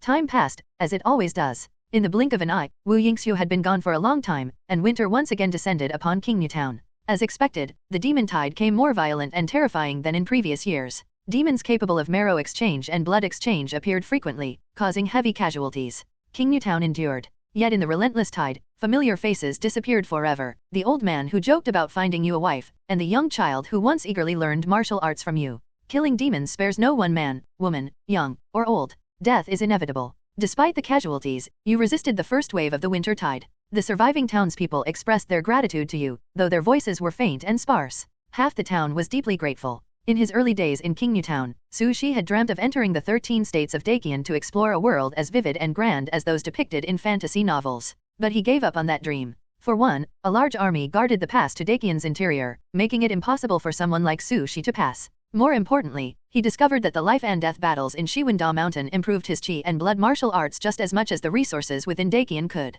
And so, he stayed in King Yu Town, sharpening himself through combat. Only, Su-shi never truly knew his purpose. In his first simulation, he spent his life desperately seeking ways to save his sister. In the second simulation, he used mortal wisdom to unravel the mysteries of magic, leading the witch to appreciate the beauty of the world. But in this life, should he train tirelessly to become the sword god? Or should he follow the path of a hot-blooded protagonist, carving an eternal legend of battle and triumph? Snow fell heavily, blanketing King Yu Town in silence and death. As Su-shi looked at the poor townspeople thanking him, he remembered the large army he once glimpsed years ago. They had guarded the pass with cold determination, intent only on maintaining control. At that moment, Su-shi finally understood his purpose in this simulation. He wanted to kill. Kill demons. Kill monsters. And kill people. The size of human hands was limited, and there were countless things they couldn't grasp or control. Su-shi had never believed he could change the world, nor did he expect everything to align perfectly with his desires. After all, he was just a human being, not an omnipotent god. But people should always strive to act. When confronted with injustice or unpleasant situations, one should try to change them. Ignoring such issues only allows the gloom in one's heart to accumulate. At least this time, Su Shi was determined to address it directly with a reckless approach, doing everything within his power. Punch, draw the sword, and eliminate all evil spirits. The fire in your heart burns through your body. The biting winter wind pierces your soul like needles, yet all you feel is the heat. Invisible flames consume your calmness, igniting your murderous intent. You think perhaps you've practiced martial arts for too long. Your behavior and thought patterns have gradually shifted toward the straightforward style of martial combat. You don't dislike this change. Some things can only be achieved when the mind is fueled by anger, providing the motivation to move forward. The second wave of winter demons is fast approaching. King Town has entered a defensive state. The old, weak, women, and children hide indoors, while the young and strong prepare their bows. The warriors, led by you, charge out of the town to confront the invading demons head-on. Longbows, sledgehammers, and swords are wielded with ferocity. The warriors unleash their chi and blood, performing martial arts that light up the sky, struggling to fend off the relentless monsters. Among them, your performance stands out the most. Your 9 thunder blade becomes a thunderbolt in a clear sky. Infused with chi and blood, it slices through the air, unleashing dazzling arcs of sword light. 6 demons fall with a single blow. Your strength leaves the other warriors in awe and even surprises you momentarily. You realize that your power has grown. Having just broken through the blood exchange realm this year, you notice signs of transitioning from the acquired state to the innate state. Though deeply astonished, the fierce battlefield leaves no room for distraction, and you continue fighting the monsters. Kill. Kill again. The killing never ends. Your sword dances in circles, fists shaking the sky. Together, the interplay of sword and fist creates a forbidden zone that obliterates all demons. Su Shi darted swiftly through the icy battlefield. Wielding the 9 thunder sword, he gathered his chi and blood into a blood-red blade of energy, cutting down a green-winged eagle that had been harassing him from above. He immediately turned, lunged forward, and struck. Bang! Su Shi leaped from the ground, sending shards of snow flying. His fist met the colossal hand of a demon ape in a violent collision. What happened next was shocking. The demon ape's fist, several times larger and stronger than Su Shi's, exploded into a mist of blood. The impact sent wind and debris scattering in all directions, a testament to Su Shi's vastly superior strength. So it wasn't an illusion. As the battle progresses, the bottleneck preventing me from returning to the innate state is breaking down. What is happening? Su Shi's eyes flickered as he realized his punch had shown the first signs of an innate martial artist's internal energy. It was this newfound power that allowed him to crush his enemies. Keep going. Seizing the moment, Su Shi targeted the remaining monsters. His boiling blood fueled his strikes, and his blade unleashed brilliant arcs of energy, creating a dazzling silver sea. The more he killed, the stronger he felt. The more he killed, the more his blood surged. The high-intensity combat and relentless willpower accelerated the circulation of his chi and blood, sending waves surging through his body and refining his internal organs. Finally, at the end of the battle, the circulation of chi and blood within Su Shi reached completion. Without delay, he found a quiet room, sat cross-legged, and began practicing, guiding his energy to complete the Great Zhou Tian cycle. The 5th realm of body training focuses on tempering the physical body of a warrior, he muttered. The body forms the foundation of chi and blood. Only a robust body can sustain the rapid flow of energy. But, Su Shi paused, deep in thought. Returning to the innate state requires more than just chi, blood, and a strong body. It also depends on the warrior's mind and will. When did I? He recalled the rage-fueled moments of slaughter on the battlefield. So that's it. The elixir from Wu Yingxiu helped me replenish my chi and blood, bypassing the usual accumulation stage. The demon tide in King Town forced me to confront my true nature, allowing me to kill without hesitation. And the most crucial factor. Su Shi glanced at the simulation panel visible only to him, speaking softly, I've never stopped practicing martial arts. The persistence paid off, filling in the last missing piece. With all doubts resolved, Su Shi felt his excitement swell. He resumed his exercises, channeling his chi and blood until they condensed into a dense, flowing essence. Zi.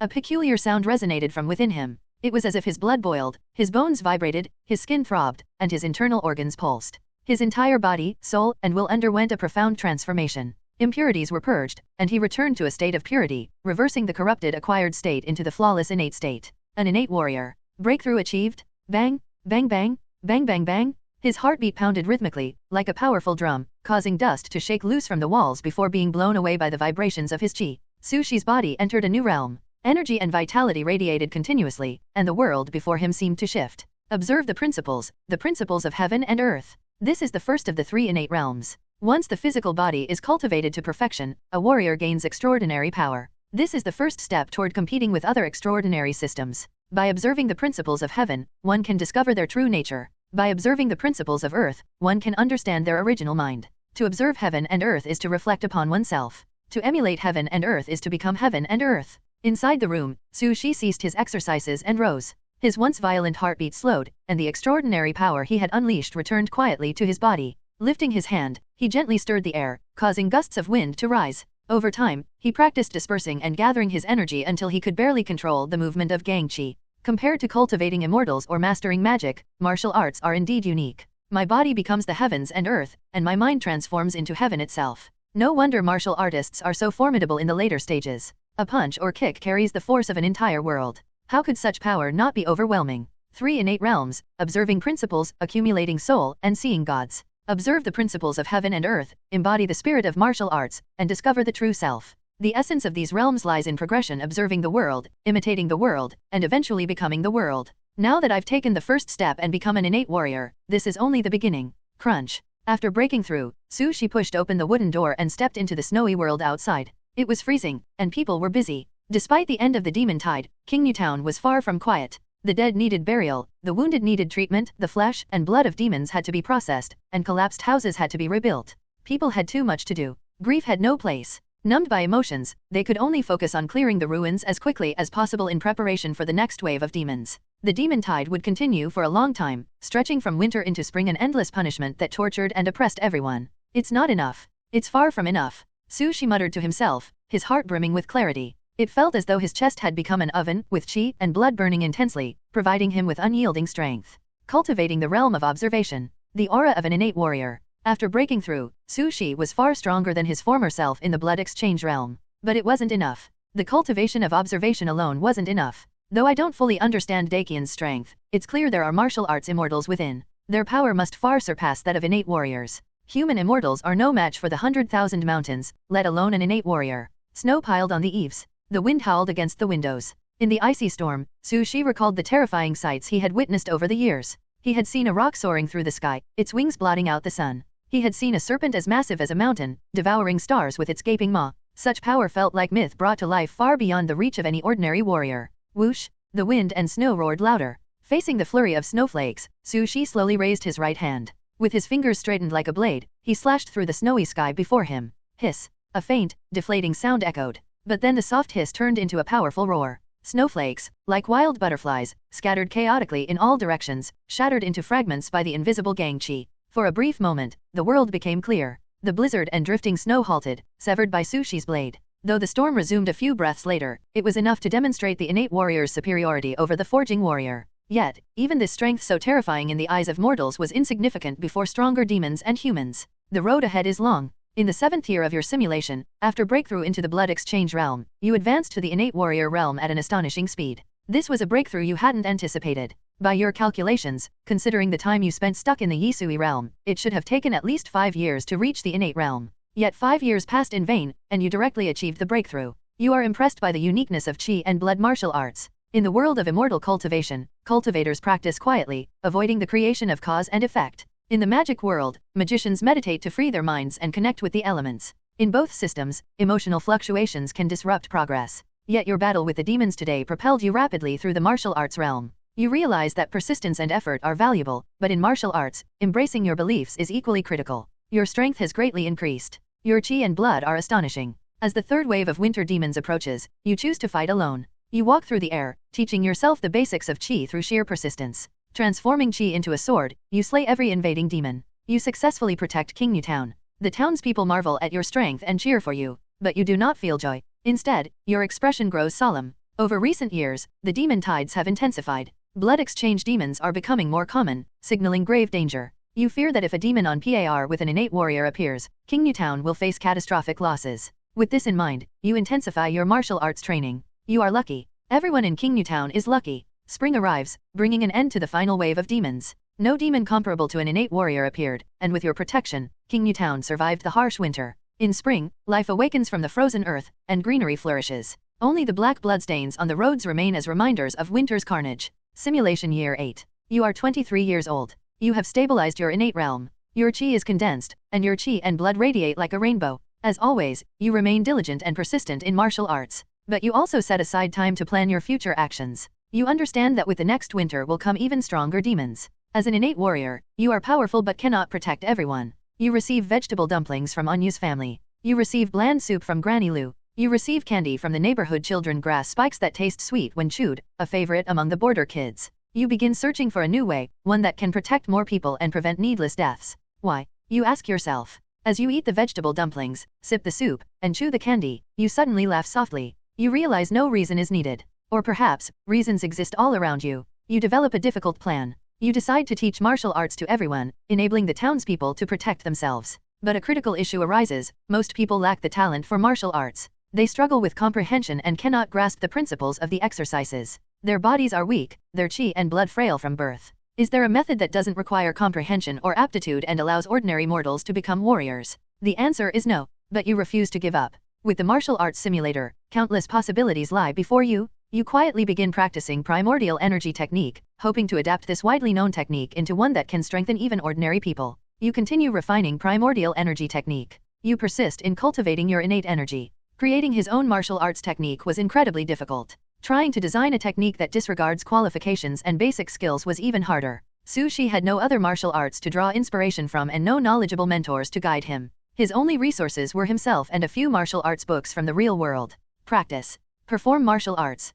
Practice again, and perform again. Su Shi's life was monotonous. In the solitude of his courtyard, he practiced silently, fists striking the air as he stood alone. Only the scorching sunlight, the white floor tiles, and the trees surrounding the courtyard bore witness to his relentless efforts and countless drops of sweat. Time is running out. He didn't know how much time had passed. Finally, after countless punches, he stopped, letting out a long sigh. From last winter to this summer, primordial energy technique had undergone several iterations, but none satisfied Su Shi. A technique that ignored qualifications and basic skills. Could such a thing even be created? Su Shi knew the challenge of developing such a technique was monumental, but he refused to give up. He couldn't stand idly by while fresh and familiar faces faded away. Your heart warns you. Intuition honed through martial arts signals an impending disaster. The next winter demon tide will expand further, with demons at your level or even stronger emerging. These demons will be beyond the ability of King Newtown's people to resist. You reduce your boxing practice time and dedicate more energy to refining the technique. To your surprise, reducing martial arts training does not slow your strength's growth.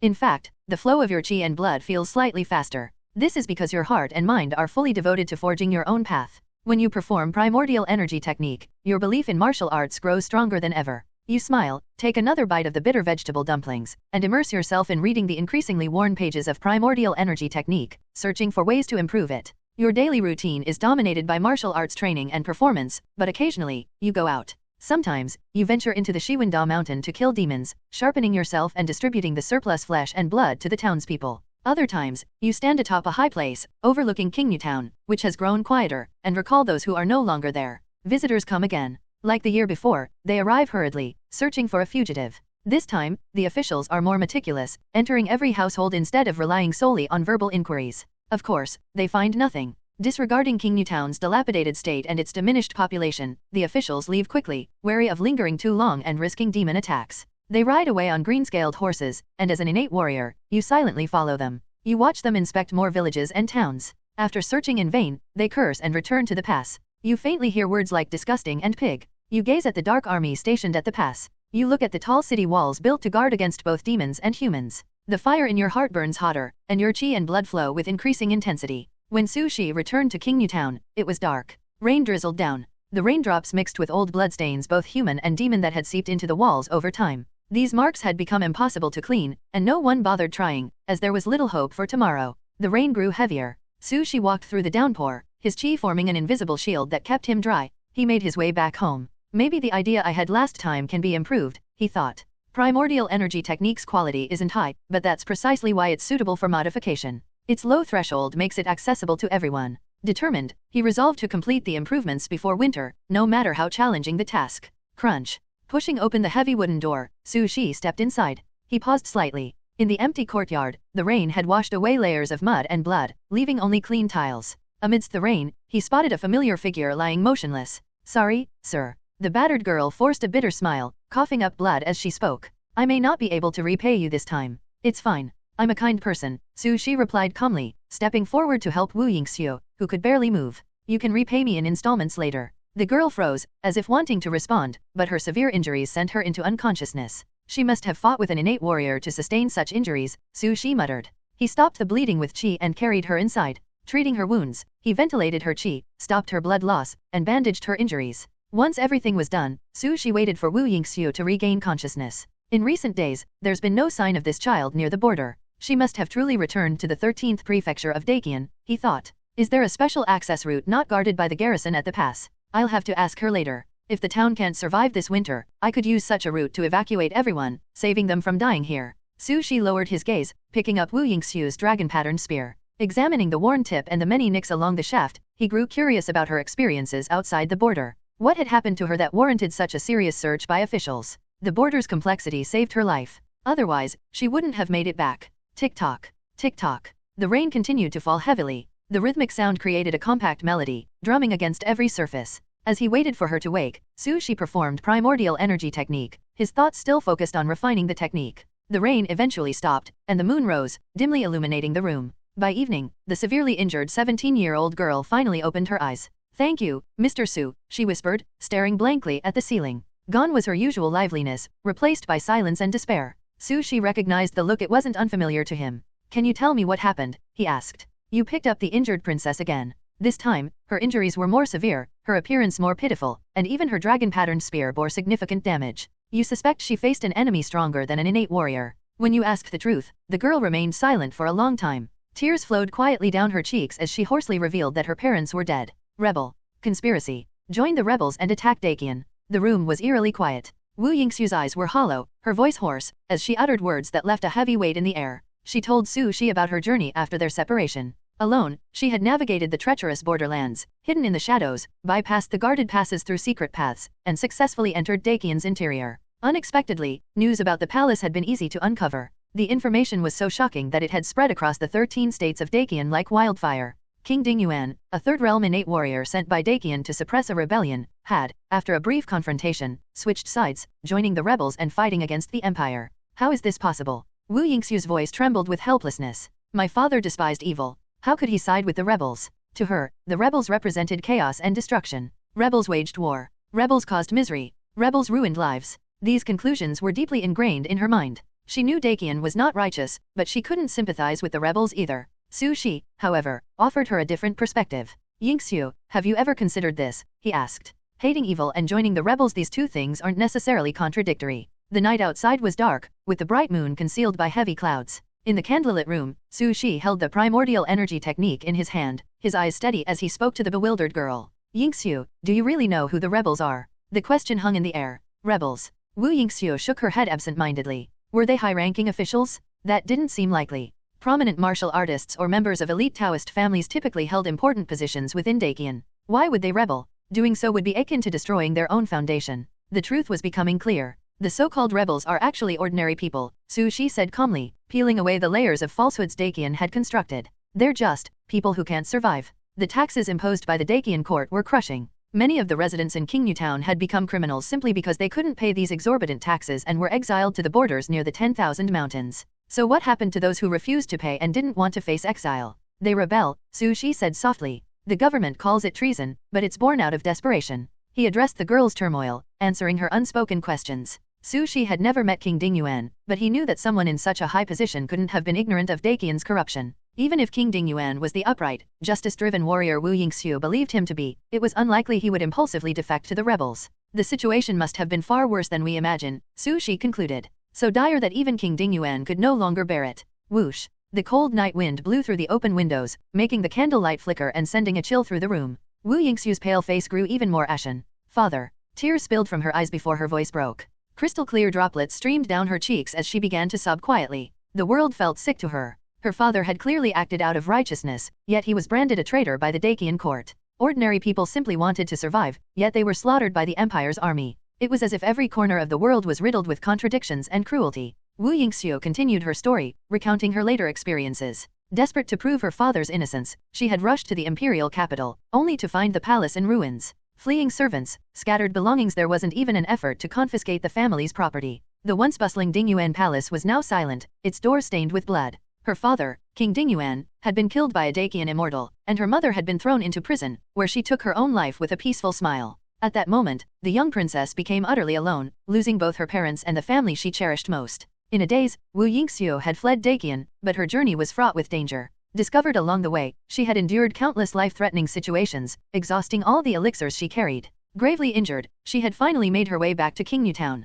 This was how she had ended up in her current state. The full story of the girl's severe injuries was now clear. Rest well, Su Shi said, helping the girl sit upright. Once again, he infused her with internal energy to restore the flow of qi and blood in her body. Afterward, he stood and left the room, closing the door behind him. Unlike Su Moli or Krisha, Wu Yingxu's fate wasn't tied to the Su family. She had her own principles, her own thoughts. Su Shi understood that what she needed now wasn't comfort but solitude, a space to grieve and process. That was all he could give her. Splash. As Su Shi walked away, his steps splashed through puddles left by the rain. The sound mingled with the faint cries coming from the room behind him until both became indistinguishable. The heavy emotions she had suppressed during her escape finally erupted, breaking through her once strong exterior. In the quiet night, her uncontrollable sobs echoed throughout the courtyard, lingering for a long time. You learned about the secret passage from Wu Yingxu. You now know the full details of Wu Yingxu's experiences. You are shocked by King Dingyuan's actions and have gained a deeper understanding of Daqian's internal instability. Out of compassion, you leave the girl alone to grieve.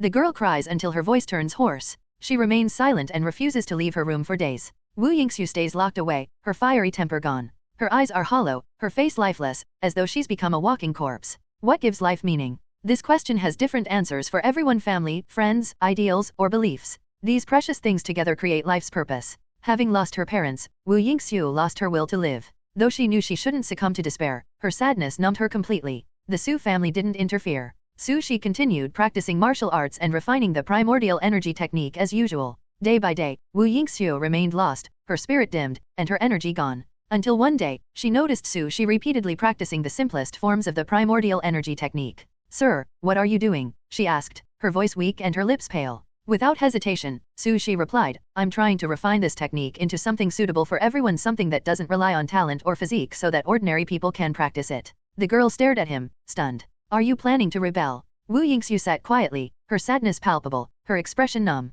It wasn't that she was unintelligent, her mind simply struggled to process the weight of her grief. Yet, Su Shi's words struck her like a bolt of lightning. She instantly realized the profound impact such a technique could have. If it were created, it wouldn't just affect the borderlands. No, it would shake the entirety of Daqian to its core. The girl's confusion only deepened.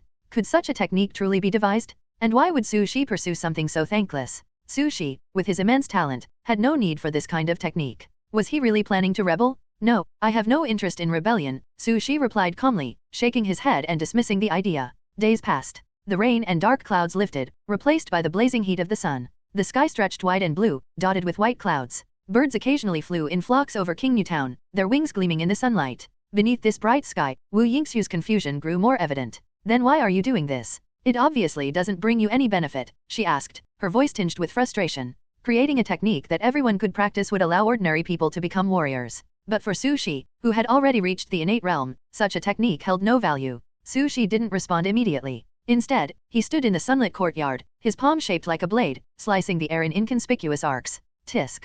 A sound like tearing cloth echoed as a sharp blade of qi burst from his hand, striking down a demonic bird in the distance. Blood and feathers rained down, and the townspeople erupted in cheers. "Brother Su is amazing. We've got meat. On you, hurry up and cut the best part for Brother Shi. On it." The bustling voices filled the air, carrying joy and gratitude. The demon bird's body was tough, its flesh difficult to carve, at least for mortals. Soon, the entire town became lively. The old, young, women, and children gathered around, watching as the men struggled to carve pieces of meat from the creature's corpse. Despite the difficulty, they smiled and cheered, their gratitude toward Su Shi unwavering. Even from indoors, Wu Yingxiu could hear their voices. The raw sincerity in their thanks was almost tangible, layered with exhaustion and desperation. "Yingxiu, do you hear that?" Su Shi withdrew his hand and turned toward her. "This is why," he said softly. His voice was calm, devoid of emotion, yet beneath the tranquility burned a suppressed fire, fierce and resolute. "I have no interest in rebellion, no desire to become emperor, and no intention of becoming some martial arts master who reforms the world. All I know is that in this land ruled by Daqian, in this land infested with demons, some people can't survive. Life was slipping away. There were countless reasons for death. Being devoured by demons, crushed under exorbitant taxes, beaten to death by those in power. These deaths were abnormal, rooted in cruelty and injustice. When people are hungry, they should eat not demon flesh. When people are cold, they should have clothes not ragged straw mats. When people are afraid, they should run not stand frozen, awaiting death. People should live as humans, with dignity. If they lack power, then I'll give it to them." As an innate warrior in the realm of observing principles, Su Shi possessed a unique ability to perceive the subtle movements of heaven and earth. With his heightened senses, he could see far beyond what ordinary eyes could. And so, he saw it. Beyond the walls of the town, where the demonic bird had fallen, people stared hungrily at its corpse. Their stomachs growled audibly, but despite their desperation, they instructed anew to carve the tenderest parts for Su Shi first. They were starving. so hungry that their legs trembled, their bodies frail from the brutal winter. With no monster waves to provide food, King Newtown had lost its main source of sustenance. The people were gaunt, their cheeks sunken, their skin tinged purple from long-term consumption of demon flesh. Yet they clung to life, eating whatever they could find: demon meat, weeds, bark, anything. But it wasn't enough. It would never be enough. They were already at the brink, with no way to continue living. Watching this, Wu Yingxiu felt a flicker of warmth in her heart, something she hadn't felt since her grief had consumed her. Su Shi's words echoed in her mind. Live. These three simple words resonated deeply within her. Memories of her childhood surfaced, back when she was a noble princess immersed in novels and storytellers' tales of heroes saving the world and slaying demons. Live, she murmured, the word a faint echo of hope. What's wrong, Yingxiu? Su Shi asked, noticing her dazed expression. Wu Yingxiu didn't respond immediately. Instead, her mind raced through fragmented memories and thoughts, piecing together the remnants of her ideals. To her, Su Shi seemed like the savior in those stories, a hero who would bring change to a broken world. Finally, she spoke, her voice soft yet determined. Sir, can I work with you to develop this technique, a method anyone can practice? Her words surprised Su Shi. He hesitated for a moment before smiling. Of course. But I can't promise it'll succeed. It's far more likely to fail entirely. That's okay, Wu Yingxiu replied, her eyes brightening for the first time in days. I want to try. I want to help. With her newfound determination, Wu Yingxiu's spirit rekindled. She no longer looked like the despondent girl of before. Instead, she stood tall, her eyes filled with purpose. Together with Su Shi, she would work to refine the vital energy cultivation technique into something that could uplift ordinary people, giving them the strength to survive. King Dingyuan's defiance, her mother's tragic death, the suffering of countless innocents, all of these fueled her resolve. At 17, Wu Yingxiu realized that the meaning of life wasn't in grand titles or noble blood, it was in helping others survive. She smiled brightly at Su Shi, her voice steady and strong. At least for now, sir, I want to walk this path with you. The sun shone through the clouds, its light illuminating her renewed resolve. At this moment, she found a new purpose. Sir, there's something I don't understand. Say it. Why did Dakian end up like this? You mean to ask? Su Shi replied. Why, even though Dakian enjoys good weather, prosperous prefectures, and abundant resources, so many people still cannot survive. His eyes, deep and solemn, seemed to hold the weight of the world. A faint spark glimmered within them, fragile yet undeniable. The answer is simple, he said. Some people stand too high, and from that height, they can no longer see the suffering below. Over time, they stop seeing others as people. Some suggest managing livestock better so they don't die from exhaustion. Some suggest watering the fields more so new grass grows next year. But no one ever suggests treating people as human beings. Wu Yingxiu stood there, stunned, unable to respond for a long time. The harsh reality Su Shi spoke of was as cruel as it was undeniable. The girl's father was executed by a Dakian's emperor. Her mother was poisoned by the emperor and took her own life. The girl lost everything: her family, her purpose, and couldn't see a way forward. But now, you see a familiar light flickering in her eyes, faint but growing stronger. Wu Yingxiu has decided to follow your path and join you in studying the exercises. You readily agree. From that day, the girl who had lost everything became a part of your household once again. Wu Yingxiu provides you with incomplete royal martial arts techniques. She shares the martial theories she learned as a child and the principles of qi and blood taught to her by King Dingyuan. Though she lacks a profound understanding of martial arts, her natural talent and unconventional ideas bring unexpected insights as she studies the primordial energy technique with you. Your progress accelerates. Through relentless effort, your persistence bears fruit. Practicing martial arts day and night, regardless of rain or shine, strengthens you further and condenses your energy. Your attempts to refine the primordial energy technique have led to 2 significant transformations. But the technique is still far from your ultimate goal. The girl falls silent, disheartened. You, however, continue as always, undeterred by setbacks. You comfort her, telling her not to lose hope. Failure is the mother of success. The girl, heartened by your words, repeats them with a spark of determination. Failure is the mother of success. Her misquoted repetition leaves you wondering if your teaching methods are at fault. The grief of the past has faded, and the confusion has lifted. The girl has returned to her former self. In addition to studying the primordial energy technique, Wu Yingxiu takes on other tasks in your household. She experiments in the kitchen, attempting to improve the coarse taste of demon meat. Clang, clatter. The sounds of spatulas and sizzling flesh filled the air. When the cooking was done, both Su Shi and Wu Yingxiu stared in silence at the charred remains in front of them. Yingxiu, Su Shi said after a long pause, I think it's best if you avoid the kitchen in the future. You're absolutely right, sir, she replied with surprising humility. Her pride usually didn't allow such easy concessions, but even she had to admit defeat in the face of her disastrous cooking. Though her attempts didn't end in explosions like the witch's meal, Su Shi remembered, the charcoal-like demon meat was no less inedible. In a town as resource-starved as Qingnu, there simply wasn't enough food to spare for culinary experiments. Besides practicing martial arts, the girl regularly sparred with you. You suppressed your innate qi, matching your strength to her level in the blood realm to help her consolidate her martial cultivation. The sparring also allowed you to identify and address gaps in your own techniques. Ha! A fierce wind swept through the courtyard as Wu Yingxiu wielded her spear with fiery intensity. Her movements were aggressive and precise, the tip of her weapon gleaming as it struck forward. Clang! Su Shi deflected her attack effortlessly with his fine iron sword. Yingxiu, come again. Your speed isn't fast enough yet. Focus on the smooth flow of your qi and blood. Following his guidance, she adjusted her form and attacked again. The young princess had been living in your home for 3 months, training in the primordial energy technique and sparring with you daily. Her competitive spirit was unmatched, driving her to seek your evaluation after every session. Sea level. Passable, but far from perfect. Summer passed quietly, giving way to autumn. Breathing heavily, Wu Yingxiu murmured to herself, sea level. I still have a long way to go. Determined, she resumed her practice with renewed vigor. The spear in her hands moved with ferocity, carving white marks into the courtyard's stone tiles. She was desperate to grow stronger not just to avenge her parents but to ensure others could live. Tax collectors from Dakian arrived in Qingyu Town. Their presence reminded Su Shi of the looming hardships of winter, deepening his sense of powerlessness. In the past 3 months, you had made 27 attempts to refine the technique. Of those, 25 were entirely unworkable, and the remaining 2 had fatal flaws. As the screams of swords and spears echoed in the distance, Su Shi's mind raced with possibilities. The principles of the primordial energy technique, the incomplete royal martial arts from Wu Yingxiu, your own experiences, and the struggles of Qingyu Town's people. Is it truly impossible to create such a technique? The answer still eluded him. Yet, as autumn's chill began to settle over the town, both Su Shi and Wu Yingxiu pressed on. With every step, they worked toward a single goal: to create a way for people to survive. What was the name of the current Dakian emperor? What did the emperor look like? Who were the civil and military officials? For the people of Qingyu Town, these were questions with no answers. Most of them didn't know, nor did they care to know. Though they lived in Dakian, though they were human beings, their existence was confined to the borderlands, far removed from the empire's heart. For them, the most powerful people they encountered were tax collectors and officials who came to arrest criminals.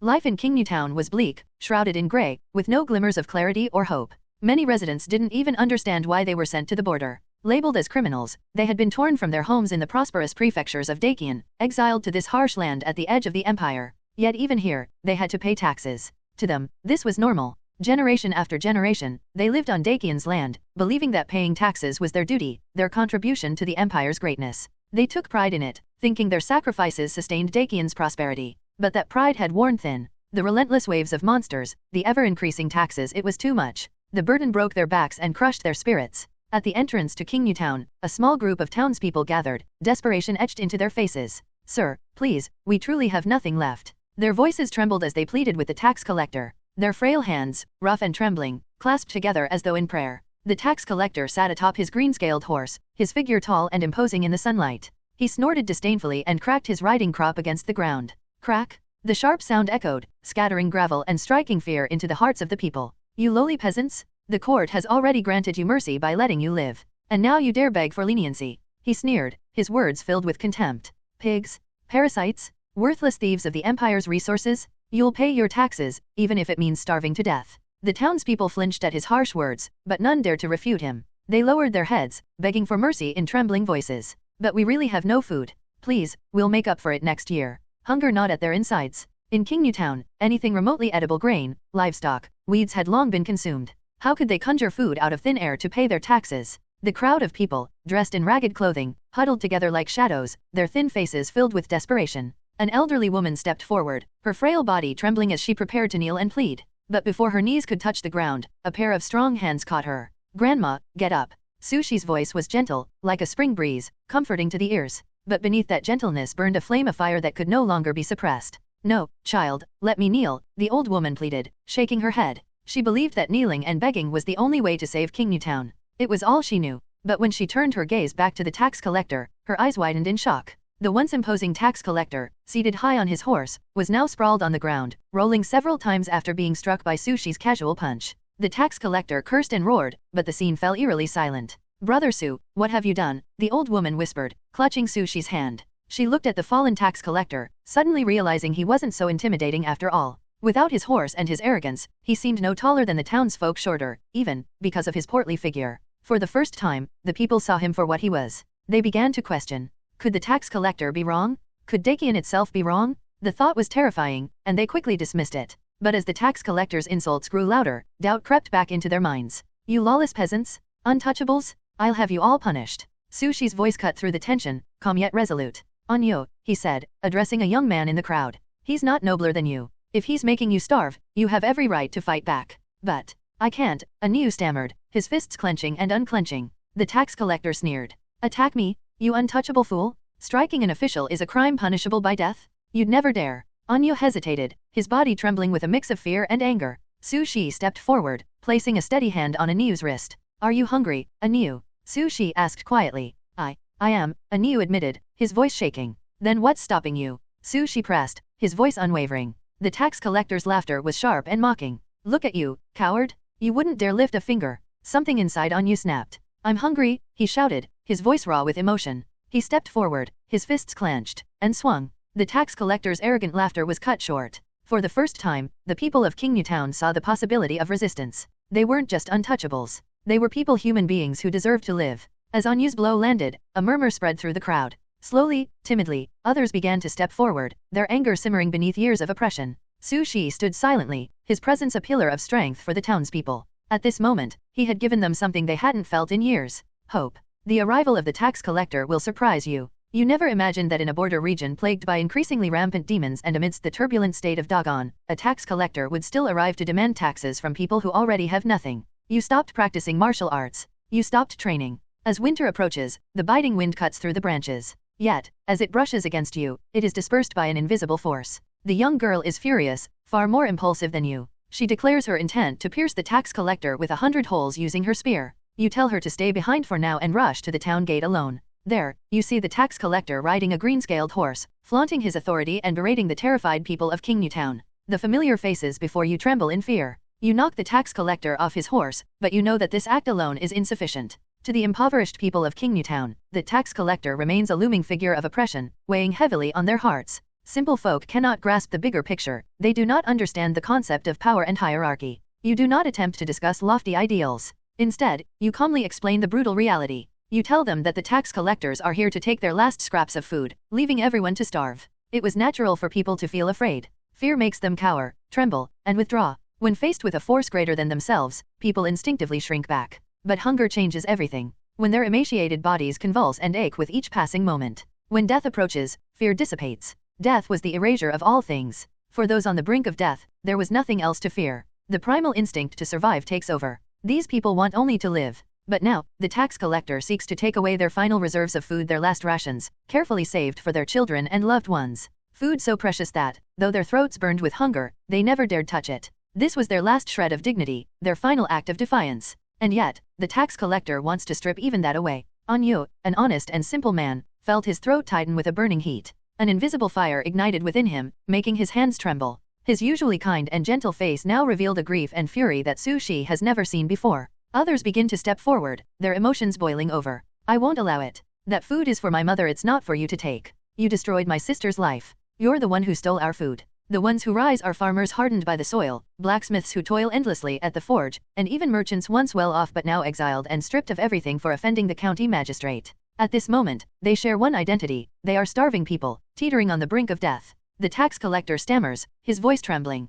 What are you doing? He scrambles to his feet, only to stumble and fall again, his movements clumsy and desperate. He looks ridiculous, a man of power now reduced to pathetic irony. Though he was a martial artist, merely at the second stage body training realm, he was still a warrior. Under normal circumstances, a warrior would easily subdue untrained mortals. But now, faced with their piercing glares and their crude dung forks, hoes, and sickles, fear took hold of him. For the first time, the tax collector realized an undeniable truth. He was human too. He bleeds when cut, dies when struck in the heart. He was no immortal monster but a man, just like these untouchables. Wait, please, wait, he cried. But it was too late. The people, driven by starvation and desperation, surge forward. Their fury, long suppressed, erupts. Some hold his arms, others tie his legs. Fists pummel his face, feet kick his body. One punch, then another, and another. Wu Yingxiu watched from a distance, her gaze somber. The progress on primordial energy technique was stagnant. At this rate, everyone in King Newtown might not survive the winter. The girl, once eager to attack, now hesitated. She worried about the consequences of the tax collector's death. At the same time, across the 13 prefectures of Dagon, some counties and towns, unable to bear the crushing taxes, are also rising in rebellion. This was merely the beginning. You realize that the growing wave of demonic threats each year has affected not only King Newtown but the entire border region of Dagon. Countless displaced people, fleeing demons, now attack garrisons in desperation. Sir, is this really okay? A familiar voice calls from behind Su Shi. The brewing storm makes you realize that the people of King Newtown are not alone in their struggle to survive. Once the imperial court learns of this, King Newtown might. Yingxiu, that doesn't matter, Su Shi replies. The tax collector, battered and broken, begins to beg for mercy. In his desperation, he reveals the information you sought. You learn what you need about the current state of Dogon and the rebels. The cold autumn wind stings the tax collector's wounds, amplifying his cries. Wu Yingxiu frowned as she watched him writhe and struggle, only to be beaten down again. Though the immortal powers of Dogon can move mountains, civil strife has engulfed the empire. The blows delivered by the people are weak, but each punch lands with raw emotion. The tax collector lowered his head, once held high, before the very people he had scorned. You do not pity him. His countless crimes have made him a figure of terror even among children. You only seek to understand the state of Dogon and the latest news about the rebellion. You step in to stop the beating. As Dogon's armies suppress uprisings across the land, the people of King Newtown face a dire future. Su Shi glanced at Yu and the others, their gaunt faces, their crude tools. He looked at Wu Yingxiu and said, the people of King Newtown cannot survive on their own. The frontier troops of Dogon have never stepped beyond the pass. After asking his question, Su Shi left with Wu Yingxiu without killing the tax collector directly. As for the tax collector's final fate, he was dragged away by a middle-aged man with a scar on his face. The tax collector's expression was filled with terror as he recognized the man. The others, who also bore grudges against the tax collector, silently agreed to let the scarred man take him. Wu Yingxiu learned the story of the middle-aged man from Su Shi, a tale that had begun long before Su Shi arrived in King Newtown. The man, named Li, had once been a wealthy merchant in the mainland of Dakian. However, after offending the county magistrate, his entire family was exiled to the border. Misfortune seemed to follow him relentlessly. Not long after they arrived in King Newtown, Li's sister caught the attention of the tax collector. From that moment on, she disappeared from the world forever. What can you do to me? It was said that, at the time, the tax collector had been just as arrogant as he was now. He had stepped on Li's head and cut his face with a knife. Li endured the humiliation for a long time. Today, he finally had the chance to take revenge for his sister. He dragged the tax collector home, crying miserably, his hoarse wails contrasting sharply with the tax collector's terrified pleas for mercy. Killing him 100 times wouldn't be enough. The girl listened to the story in silence. After a long pause, she finally spoke fiercely. Her fingers unconsciously reached for her spear as if ready to act. However, after watching Li for a long moment, she decided to let him handle it. The sister was gone, never to return. This was the only way Li could offer comfort to her spirit. Wu Yingxiu had no intention of taking that away from him. And so, the story of the tax collector ended. King Newtown returned to its usual rhythm of life. Su Shi and Wu Yingxiu either stayed home practicing martial arts or ventured into Shiwanda Mountain to hunt demons, harvesting their meat for the harsh winter. Life seemed unchanged, yet Yu and all the townspeople knew that something intangible had shifted within them. The world before their eyes seemed a little brighter. After returning home, Su Shi went straight to the inner room. He picked up the original copy of Primordial Energy Technique, opened the first page, and carefully examined each word again. Nourish the essence, warm and nurture vitality. If this technique is to be improved, it must be made accessible, allowing people to cultivate qi, blood, and martial arts. Su Shi fell deep into thought, inspiration sparking in his mind. There is no such thing as a technique that ignores aptitude. A technique that bypasses natural talent simply doesn't exist. Everything has two outcomes, good and bad. A martial arts prodigy who masters techniques effortlessly may still be foolish in other areas. Even siblings born of the same family differ. How can unrelated strangers all succeed with the same method? The idea that one skill could make anyone a warrior is unrealistic. But today, after witnessing the people of King Newtown surround and beat the tax collector, you come to a realization. Even those on the brink of starvation, those who have lost everything, possess something extraordinary. That is the unyielding will to survive. It is as resilient as grass, defying all odds. The people of King Newtown know nothing of martial arts or the flow of qi and blood, but they understand. To eat. Sir, is there a connection between eating and martial arts? There is, and there isn't. You said eating can make someone stronger. Is that true? It's not that eating directly makes someone stronger, but for these people, eating is their only path to strength. You and Wu Yingxiu work together to create a new method. It's not a traditional martial arts technique and doesn't follow a fixed route. Farmers use it to cultivate energy while working the land. Laborers use it to enhance their stamina while carrying burdens. The circulation of qi and blood is designed to be extremely simple. So simple that even those who don't understand martial principles can unknowingly activate it through their daily activities. The foundation of this technique lies in eating. Not eating in the ordinary sense, but consuming the invisible yet real essence of qi and vitality, fueled by an unrelenting will to survive. The result leaves you conflicted. On one hand, you are pleased that the primordial energy technique has been successfully improved, offering even ordinary people a chance to practice it. On the other hand, you are troubled by its side effects. The improved primordial energy technique allows practitioners with strong willpower to cultivate energy and blood. However, this strength is unstable, as fragile as a castle in the air. If the body receives enough nutrients, it can maintain its condition. But in the absence of nourishment, autophagy begins. In other words, the body consumes itself. It burns blood, life, and everything.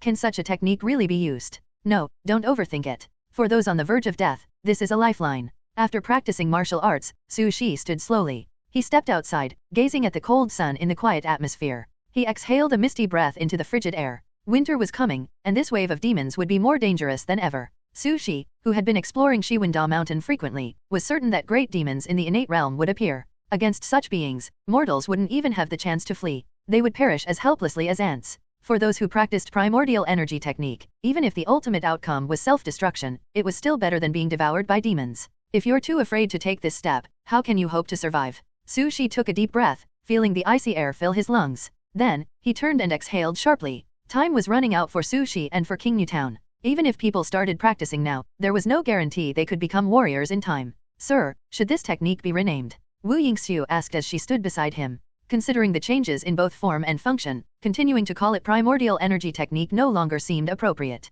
Martial arts that even a fool can practice. What? That's its name. The girl was stunned but found it fitting. This technique was born because of a fool and for the sake of other fools struggling to survive. I feel like I've become a fool myself after spending so much time with you, she said with a laugh. The fool skill was born. The name was simple, but its content would shake the 13 states of Dakian. It was a martial art capable of changing Dakian itself, even breaking through the blockade of the 100,000 mountains. You revealed the existence of the technique, and Anyu became its first practitioner. It was his own request. Brother Su, can I really become stronger after eating this? Sure. Life in King Town was harsh. The land was barren and plagued by demons year-round, making it nearly impossible for the residents to have enough to eat. The strong winds carried a foul stench, while the flying dust and sand were stained with dark blood. When the sun rose, its blazing light illuminated a world of eerie stillness, with the hundreds of thousands of mountains forming a quiet, dark forest, twisted and menacing. At sunset, darkness engulfed the world, and it became a living nightmare. Monsters of all shapes and sizes emerged, revealing their fangs.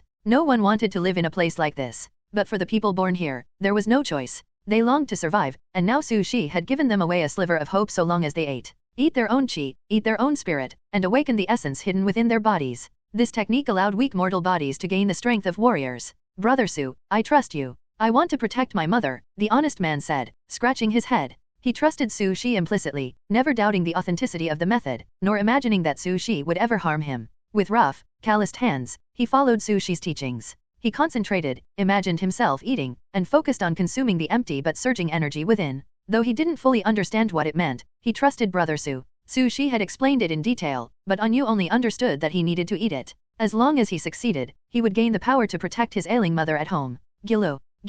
The martial arts that even a fool can practice, a martial art so simple that even a fool could learn it, began to take effect. Anyu truly felt as if he were consuming something within himself. Sounds of chewing and swallowing echoed in his mind. Then, his dark, rough face lit up with pure joy, like a flower blooming. I did it. I really did it. Brother Su, look.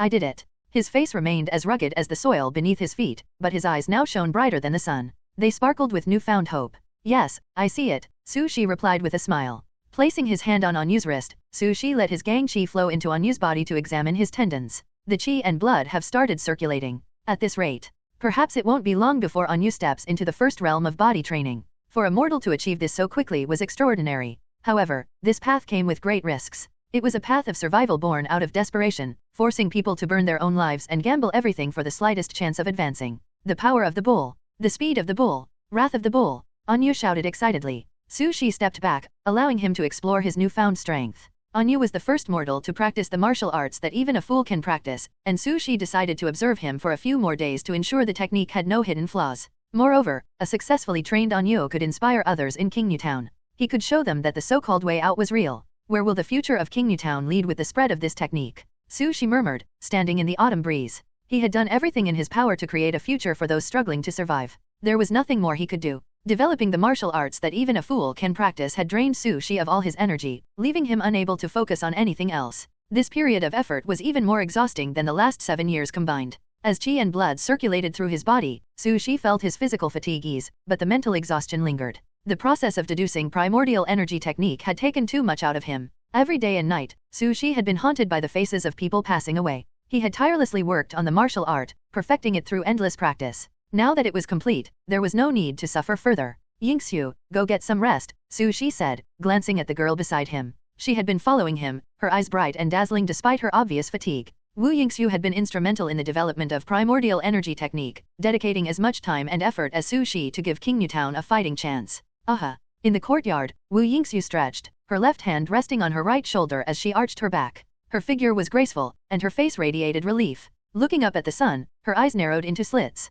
The corners of her mouth curled into a smile, her face glowing with satisfaction. It's finally over. My efforts weren't in vain, she said. The people of King Newtown will survive, thanks to this heroine. She placed her fists on her hips, brimming with pride. But as she prepared to leave, she noticed Su Shi still standing there. Sir, is there something else you need? Yes, I need to practice boxing before I rest, Su Shi replied. To maintain progress, he couldn't afford any interruptions. Otherwise, the feedback effect of his training would diminish significantly. Is that so? Wu Yingxiu hesitated but decided to stay. She claimed she needed to improve her spear skills as well. Though Su Shi suggested she rest, she stubbornly insisted on staying. In some ways, the young heroine was unyielding, and Su Shi had no choice but to agree. They trained together in the courtyard, exchanging punches and spear thrusts as the wind howled around them. Su Shi's movements were swift, like an afterimage, and Wu Yingxiu's spear thrusts were sharp and precise. After an hour, Su Shi decided to stop.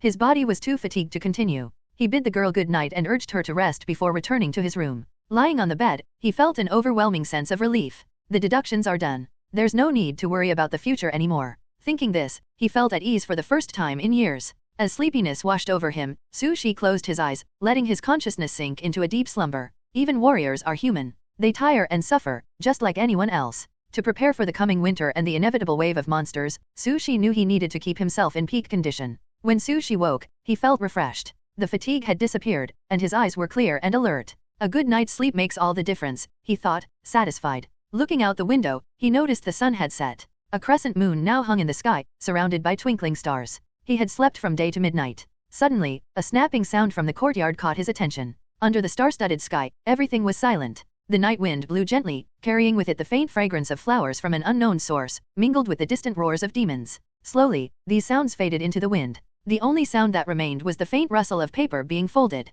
In the empty courtyard, it was as clear as a beacon in the darkness, impossible to ignore. Crunch. Su Shi pushed the door open and stepped into the dim courtyard. It didn't take him long to locate the source of the sound, a familiar figure dressed in red and white robes. At this moment, she was hurriedly folding a piece of old paper, struggling against her uncooperative fingers. Su Shi immediately recognized the paper. It was from the original manuscript of primordial energy technique. Since the martial arts that even a fool can practice had been developed, the primordial energy technique had become obsolete. Su Shi had no attachment to it anymore, but he was curious about what the girl was trying to do. Ahem. Su Shi stood behind her, coughing softly to catch her attention. In the moonlit courtyard, where the light barely illuminated the stone table, the girl didn't seem to notice him. She muttered to herself, her brows furrowed in concentration. Darn it, why won't it work? Seeing that she hadn't heard him, Su Shi cleared his throat more loudly. Ahem. Startled, the 17-year-old Wu Yingxiu turned abruptly, grabbing the dragon-patterned spear beside her. But upon recognizing Su Shi, her tense expression softened, though it quickly turned awkward.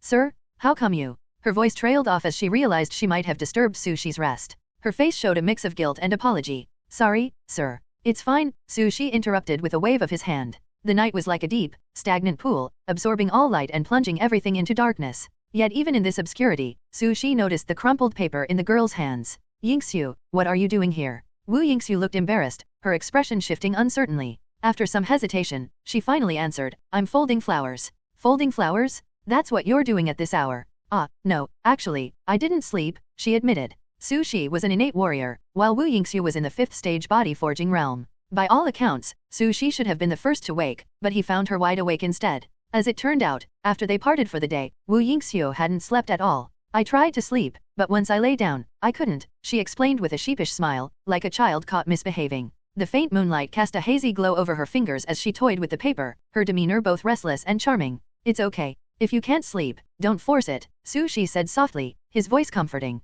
Feeling relieved, Wu Yingxiu nodded. However, Su Shi's gaze shifted to the flower she claimed to be folding. In reality, it looked more like a crumpled ball of paper. Noticing his skeptical expression, Wu Yingxiu quickly added, it's too dark to see clearly. I didn't dare light a lamp for fear of disturbing your rest. To prove her point, she fetched an oil lamp from the room. The oil, derived from demons, burned steadily and brightly. Whoosh! The flame flickered to life, its weak glow pushing back the darkness and revealing the faint marks and creases on her hands. Watch me, Wu Yingxiu said, taking a deep breath. She flattened the paper on the stone table and carefully began folding it again. Her movements were deliberate, precise, yet the result was the same, another crumpled piece of paper. Starlight streamed down like shattered silver, blending with the dim moonlight and adding an air of silent awkwardness to the scene.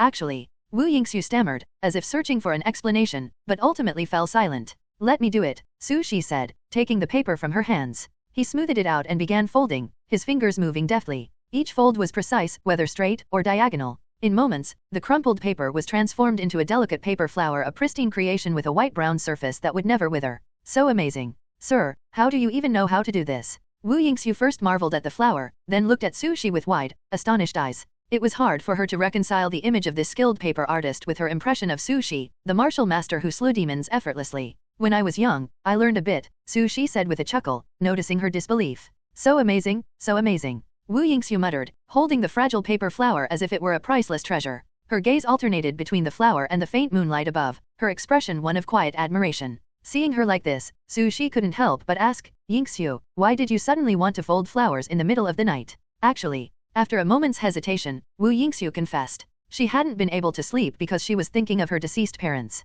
When she was a child, Princess Dingyuan had taught her how to fold paper flowers. Back then, I had no interest in folding flowers at all. I just wanted to save the world, to become a hero. Wu Yingxiu's voice was tinged with sadness. She absent-mindedly twirled the paper flower in her hands, the delicate fold spinning under her fingers. Su Shi rarely saw her like this. Wu Yingxiu was always so strong, so determined. But no matter how strong someone was, there were moments of vulnerability. Sir, she asked softly, where do people go after they die? Su Shi looked at her, then up at the vast night sky. His gaze deepened as he answered gently, in my hometown, we have a saying. After death, people become stars in the sky. They watch over their loved ones from above. When the stars shine brightly, it means they are here with us. Is that so? That's such a beautiful thought, Wu Yingxiu said with a faint smile. She knew it wasn't true, but she liked the idea. Sir, please teach me how to fold flowers. I want to learn. The fleeing midsummer brings cool autumn, as the night sky fades away. The passing autumn leaves welcome the cold winter, accompanied by the chirping of migratory birds. Wu Yingxiu asks you how to make origami flowers.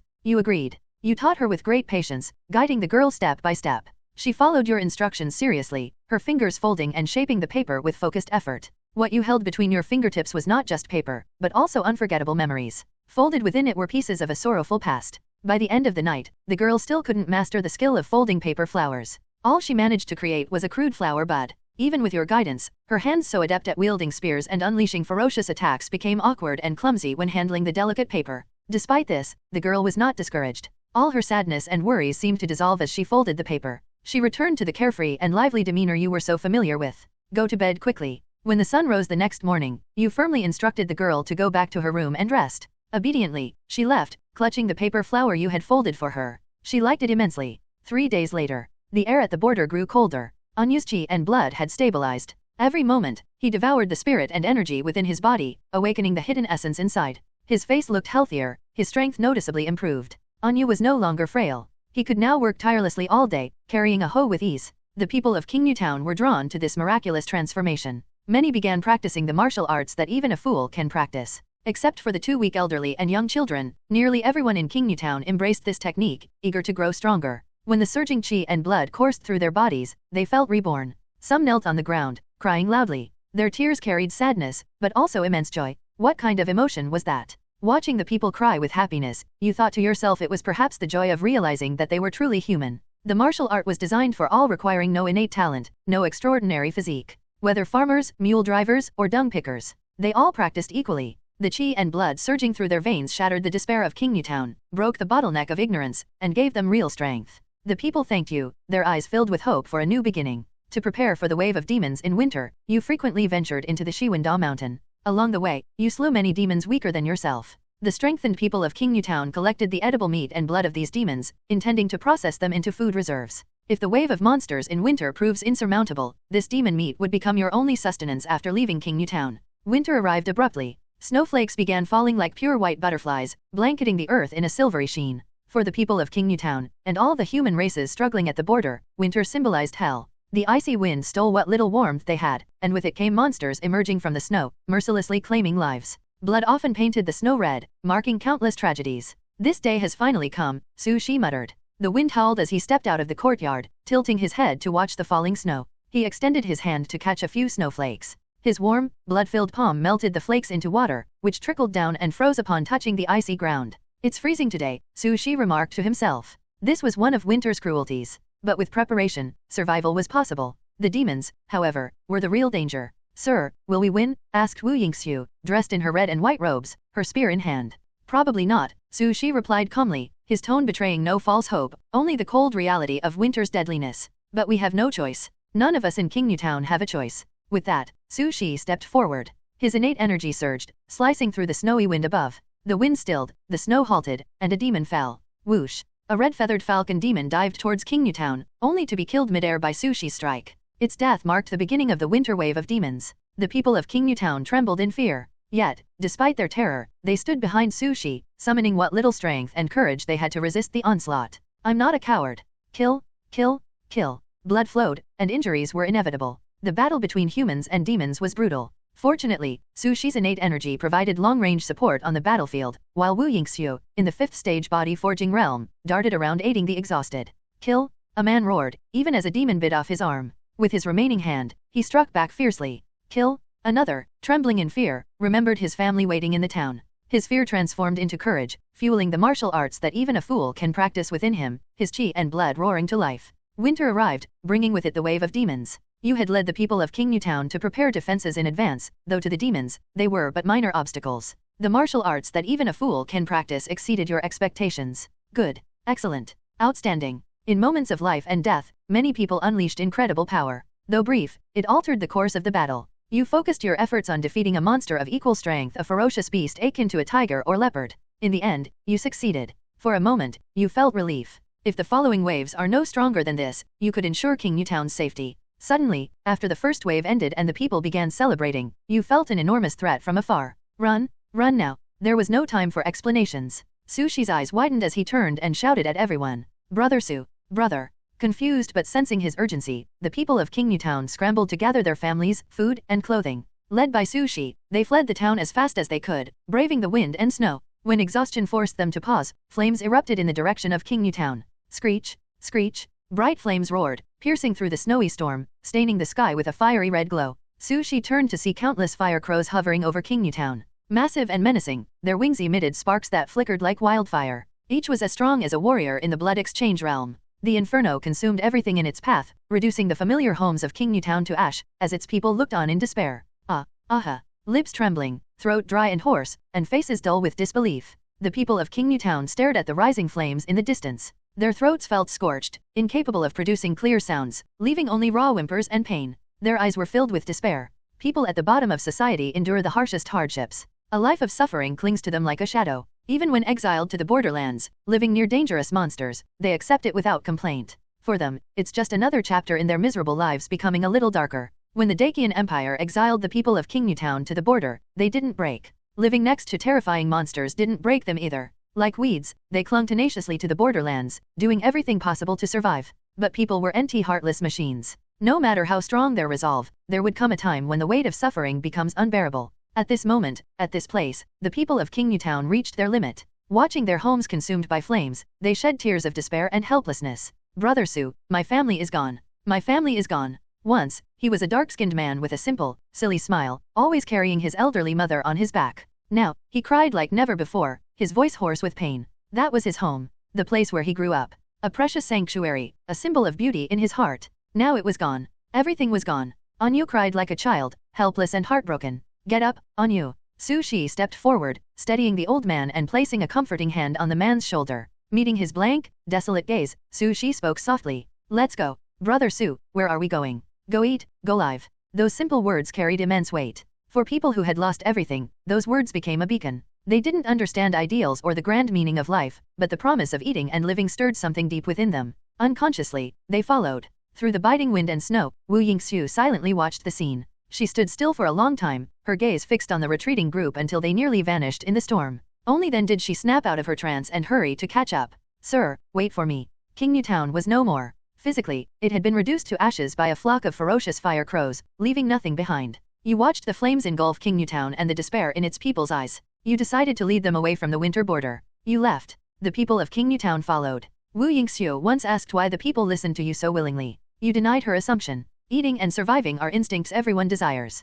All you did was guide them in that direction. Monsters roamed the borderlands in winter. Along the way, you encountered demons multiple times. Luckily, your strength was sufficient to fend them off each time. You decided to follow Wu Yingxiu's suggestion and lead the group toward the hinterland of the 13 prefectures of Daqian. It was the only way you could see to keep more people alive. The journey wasn't long for you and Wu Yingxiu, but for the people of Qingyu Town, trudging through the wind and snow made it feel endless. You had to remain vigilant, ensuring no one was left behind along the way. En route, you came across another border town. It was in an even worse state than Qingyu Town. Broken limbs lay scattered, blood stained the snow, and the collapsed ruins of crooked buildings told of utter destruction. The demons had already left, leaving the town eerily empty and silent. You searched the town but found no supplies. However, you discovered a handful of survivors who had narrowly escaped the demons. Standing before you, these survivors barely resembled humans. Their clothes were in tatters, their hair disheveled, and their empty eyes seemed broken beyond repair. No matter how you called to them, they didn't respond. The trauma they had endured was clearly far greater than that of the people from Qingyu Town.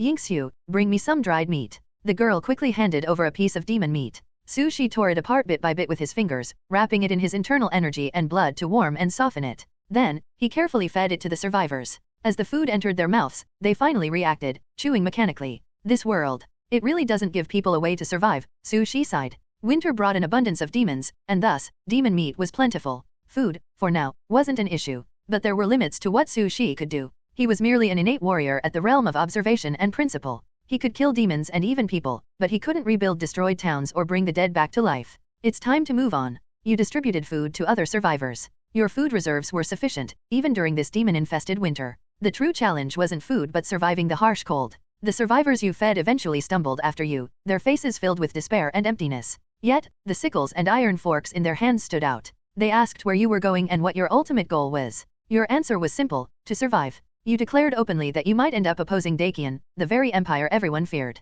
Some were shocked, calling you a traitor and warning that you'd face execution by the court. Others were confused, unable to understand how survival connected to such grand matters. Your response was straightforward. The world is sick, gravely sick. Daqian is sick, and so are you. That's why no one can survive. What I intend to do is cure this sickness so that everyone can live. In the fierce wind and blizzard, Su Shi spoke these words to the survivors following him. Some seemed to grasp his meaning, while others remained bewildered. A few stayed behind in the ruined town, choosing not to move forward. But most joined Su Shi's group, carrying sickles and forks. They didn't have grand reasons, they simply believed his group offered the best chance of survival. About winter. About falling snow. In the eyes of different people, there are different meanings. Talented scholars composed poems and lyrics about the wind and snow, while noble families saw snow as a good omen. Some people cherished the snowy scenery, drinking tea and admiring the snow as it fell gracefully. But for the people at the border, for the refugees who had lost their homes, snow was torment. The world was completely silent, every sound muffled by the layers of wind and snow. The only audible noise was the relentless howling of the wind, its icy touch piercing to the bone.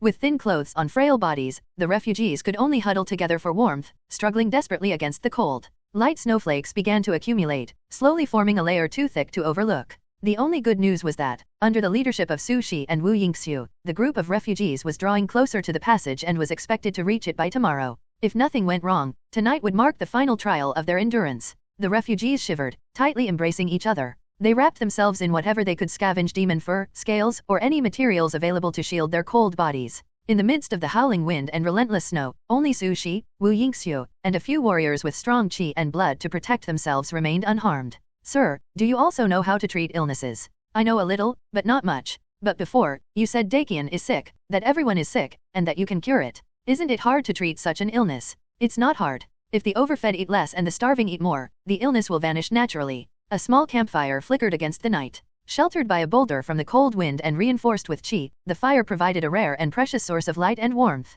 Su Shi sat on one side, and Wu Yingxiu on the other. The two of them, being the strongest present, took up the task of guarding against potential dangers while conversing by the fire. After hearing Su Shi's response about treating the illness, Wu Yingxiu pondered over his words. Though simple, his reasoning carried profound meaning. As expected of you, sir. What you said makes sense, she remarked. Unlike me, I know so little. She sighed suddenly, folding her arms behind her back and looking disheartened. Su Shi smiled faintly, reaching into the fire to retrieve a piece of charred demon meat. He tossed it into his mouth and chewed it slowly. It was his dinner for the night, dry, flavorless, coarse, and hard to chew. But it was all they had. It's okay, Su Shi said after swallowing the tough meat. He turned to Wu Yingxiu. Yingxiu, you have your own strengths. You don't need to be like me. But I don't know anything besides martial arts. That's impossible. Think about it again. Under the dim light of the campfire, which cast a reddish hue on her hair, Su Shi spoke with warmth and encouragement. The girl frowned, deep in thought, and hesitated before answering, other than martial arts. I can recite poetry. Su Shi was momentarily stunned. It wasn't that he doubted her ability, but Wu Yingxiu's temperament didn't seem to align with the art of poetry. Could she truly be hiding such a skill? With a curious and rigorous attitude, Su Shi decided to test her poetic talent. Ah, you want me to recite something? Wu Yingxiu stammered. Maybe we should just forget it. The campfire crackled, its sparks illuminating the shadows of the night. Wu Yingxiu's hesitation and embarrassment were evident, but her courage eventually won out. She began reciting with determination. Horse, you have 4 legs. Man, he has 2 legs. Her voice faltered, the volume dropping sharply. The atmosphere fell into silence. Even the wind, snow, and crackling flames seemed to pause, leaving only an awkward stillness. After a moment, both Su Shi and Wu Yingxiu tacitly moved on to another topic, leaving her attempt at poetry behind. That level of poetry seemed ahead of its time. The biting cold wind persisted but was blocked by the warriors' qi, unable to penetrate their defenses. Invisible qi spread outward, offering the refugees a modicum of protection. In this snowy world, where the scenery remained unchanged for so long, it created an illusion of timelessness. This winter will be tough, Su Shi thought, chewing his demon meat in silence as he mulled over his next plans. At the same time, he shared some insights with Wu Yingxiu, hoping to guide her in overcoming the barriers she faced in her cultivation. Wu Yingxiu had been stuck at the blood exchange realm for some time, lacking a crucial yet elusive opportunity to break through. Perhaps it would happen in battle, or perhaps in an epiphany. She was only one step away from becoming an innate warrior. Su Shi took out 2 bottles of qi pills, remnants of the rent Wu Yingxiu had paid him earlier. He had intended to use them himself, but his own breakthrough to the innate realm had come sooner than expected. Now, these pills were no longer useful to him but would be perfect for Wu Yingxiu. Here. Su Shi extended the bottles to her. Wu Yingxiu was surprised. She hadn't expected to receive the qi pills she had once struggled to pay for. Are you serious? She asked hesitantly. Take it, Su Shi said, placing the bottles into her hands. Thank you. Wu Yingxiu was momentarily stunned but quickly expressed her gratitude. She wasn't one to act coy. She understood how crucial the pills were for her advancement. Sir, you're a good person, she said with a smile, her tone laced with admiration. Looking down at the smooth pill bottle in her hands, she noticed its reflective surface capturing her own face, the flickering flames, the blanket of snow, and Su Shi's faint silhouette all blending together in a surreal dance of light and shadow. Very nice, she murmured softly, unsure of what exactly she was praising. The night before arriving at the trail passage, you and Wu Yingxiu spoke at length. You were surprised to learn that the girl could recite poetry. After hearing her poem, you decided never to bring it up again.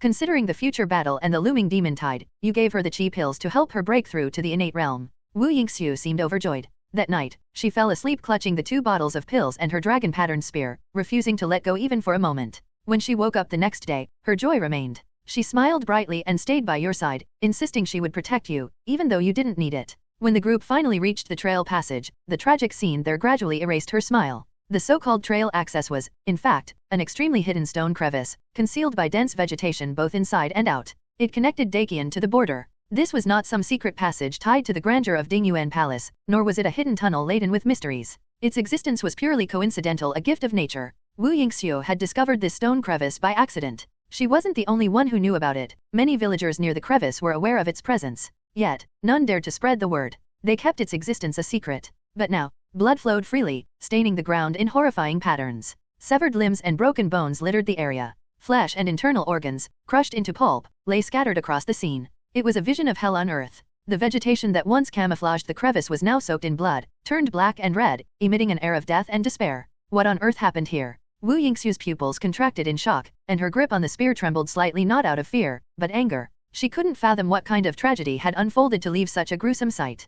Calm down, Yingxiu. Su Shi placed a steadying hand on Wu Yingxiu's shoulder, preventing her from recklessly charging into the stone crevice. With his innate martial arts abilities, Su Shi could see details imperceptible to the ordinary eye. He was certain the passage ahead was far from safe. You witness a hellish scene before you? What was supposed to be a safe escape route is littered with corpses and dismembered limbs. You quickly assess the situation and stop everyone from entering the crevice. You instruct the group to search the surroundings for clues. Soon, someone finds signs of hiding in the snow. Following these signs, you discover 2 survivors hiding in a nearby cave. They are terrified at your arrival. You patiently calm them with offerings of demon meat jerky. Your kindness works, and they gradually relax. Once they are composed, you ask them about their identities and what happened at the crevice. Through tears, they reveal they are from a village in Daqian on the other side of the crevice. Unlike your group fleeing the border, they were desperate to escape Daqian. They explain that Daqian is in chaos, high taxes, widespread rebellions, and severe punishments have left ordinary people in despair. Unable to endure the misery, their village decided to flee Daqian, despite the risks of crossing into the harsh borderlands. However, their escape was discovered by the Dacian border army. The army blocked the crevice, slaughtering the villagers and driving them into the demon-filled winter borderlands. Of their once thriving village, only these two survived. Angry? Heartbroken? Su Shi felt neither. After listening to the survivors' tearful account, Su Shi silently stepped out of the cave. Snowflakes danced in the air, and the cold wind howled around him. His expression was calm, showing no visible emotion, yet his heart burned with fury. His chest felt as if it might burst from the intensity of his suppressed feelings. The monsters at the border eat people. The demons in Dacian eat people too. In this world, cannibalism is everywhere. Su Shi closed his eyes, remaining silent for a long time before opening them again. Though the warrior's blood within him raged, urging him to act, Su Shi maintained his composure. The current situation was dire. Anger alone wouldn't solve anything. Sir, what do we do next? Wu Yingxiu, clad in her red and white robes, approached him, her face full of uncertainty. Behind her were the refugees from Qingyu Town, along with others who had joined along the way. The crevice was no longer an option. The other side was blocked by armed troops. Entering such a narrow passage meant certain death. The next step. Su Shi's gaze swept across the numb and despondent faces of the crowd. As he looked at them, their blank eyes turned to him, seeking answers. For those living at the border, there were only two choices. The first was to remain at the border, facing the relentless demons from the 100,000 mountains and the great innate realm monsters. The second was to force their way into Dacian, making enemies of the heavily armed border troops and risking everything against the once mighty soldiers of the empire. Neither path was easy. Whichever they chose, lives would be lost. Blood would be spilled. If they had to choose, breaking through the border seemed the better option. The demon waves in the 100,000 mountains were endless, while the number of border troops was finite. But I can't do this alone. Even with Yingxiu's help, it's not enough. My strength isn't enough to defeat an entire army. The best way to defeat an army is with another army. Su Shi hesitated. These people had followed him to survive. But if he asked them to fight the border troops, would they still be willing? He didn't hide his thoughts and explained the situation to everyone with honesty. Surprisingly, no one left. Brother Su, we don't have a home anymore. An honest man stepped forward from the crowd, voicing the truth. Was it Su Shi's charisma that made them stay? He doubted it. He wasn't one to inspire hope with eloquent words. The reason these people followed him was painfully simple. They had lost everything. With no food, no shelter, and no hope, they had chosen to follow Su Shi not out of loyalty, but out of desperation for survival. Then, come with me. The wind paused, and the snow seemed to freeze midair. Su Shi smiled faintly and raised his long sword high. The events at the stone crevice force you to abandon your original plan. You realize the only way for the people to survive is to forcefully break through into Dacian. Staying at the border means certain death, either by monsters or the unforgiving cold. You have no other choice but to fight for a chance at the future. With a hearty laugh, you teach the people the fool's courage they'll need for the battle ahead. It wasn't enough to possess skills alone, time was equally vital to improve one's realm. Furthermore, the current team was far too weak to stand against the border army. To gain an advantage, they needed to increase their numbers. Su Shi turned, with the valiant Wu Yingxiu at his side, and led the team once again into the snow. Whoosh, whoosh. The wind howled in waves, freezing their ears. Every breath they exhaled turned into white mist in the icy air. Along the vast borderlands, countless sinful people were struggling to survive, yearning for a chance to live. Hunger would inevitably drive them together, forming the edges of rebellion. Brother Su, I'm hungry again, came a voice. Anyo, has your appetite increased lately? Hehe, I'm just a fool. All I know is how to eat. Their voices were gradually swallowed by the howling wind and swirling snow, growing fainter until they disappeared entirely into the vast white expanse. 2 months later, the winter had become even colder and harsher. The fierce wind carried icy snowflakes that stung their faces like needles. The border soldiers, tasked with guarding against monsters and keeping watch over the criminals, had wrapped themselves in worn and tattered clothes to fend off the cold. They covered their faces with layers of fabric, leaving only their eyes and noses exposed. San Mao, an expert veteran, had served at the pass for many years. With practiced hands, he tied strips of cloth over his weathered face. Lao San Mao, why are you bundling up so much? Teased one of the younger recruits. The recruits found his actions overly cautious, even amusing.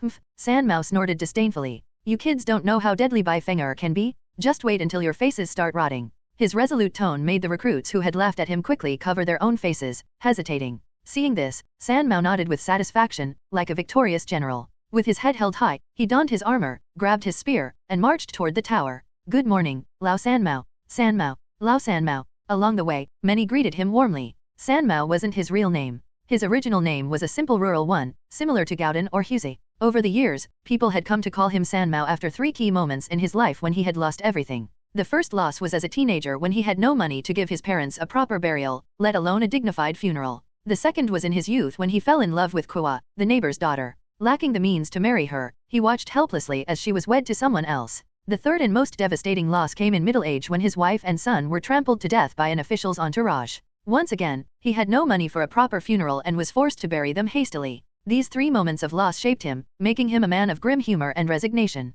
Drafted into the army, he found himself clad in armor he had never dreamed of wearing, wielding a spear, and stationed at the border pass. Despite years of service, San Mao's cultivation talent remained mediocre. His temples were gray, and he had only reached the first stage physical training realm, barely stronger than an ordinary man. While others mocked him for his lack of progress, San Mao remained indifferent. We were born with low lives, he would say, and even being able to practice martial arts is like smoke rising from our ancestors' graves. Feeling the faint chi in his body, San Mao couldn't help but grin under his cloth wraps. Soon, he climbed the tower and began his watch. Other soldiers had gathered, animatedly discussing something that San Mao couldn't quite follow. Hey, did you hear about it? You mean the rebels, or? Of course the rebels. They've made such a big scene. The soldiers, used to a relatively uneventful existence at the border, had grown complacent. Under the weak winter sun, they spoke excitedly, their voices carrying an air of exaggerated gossip.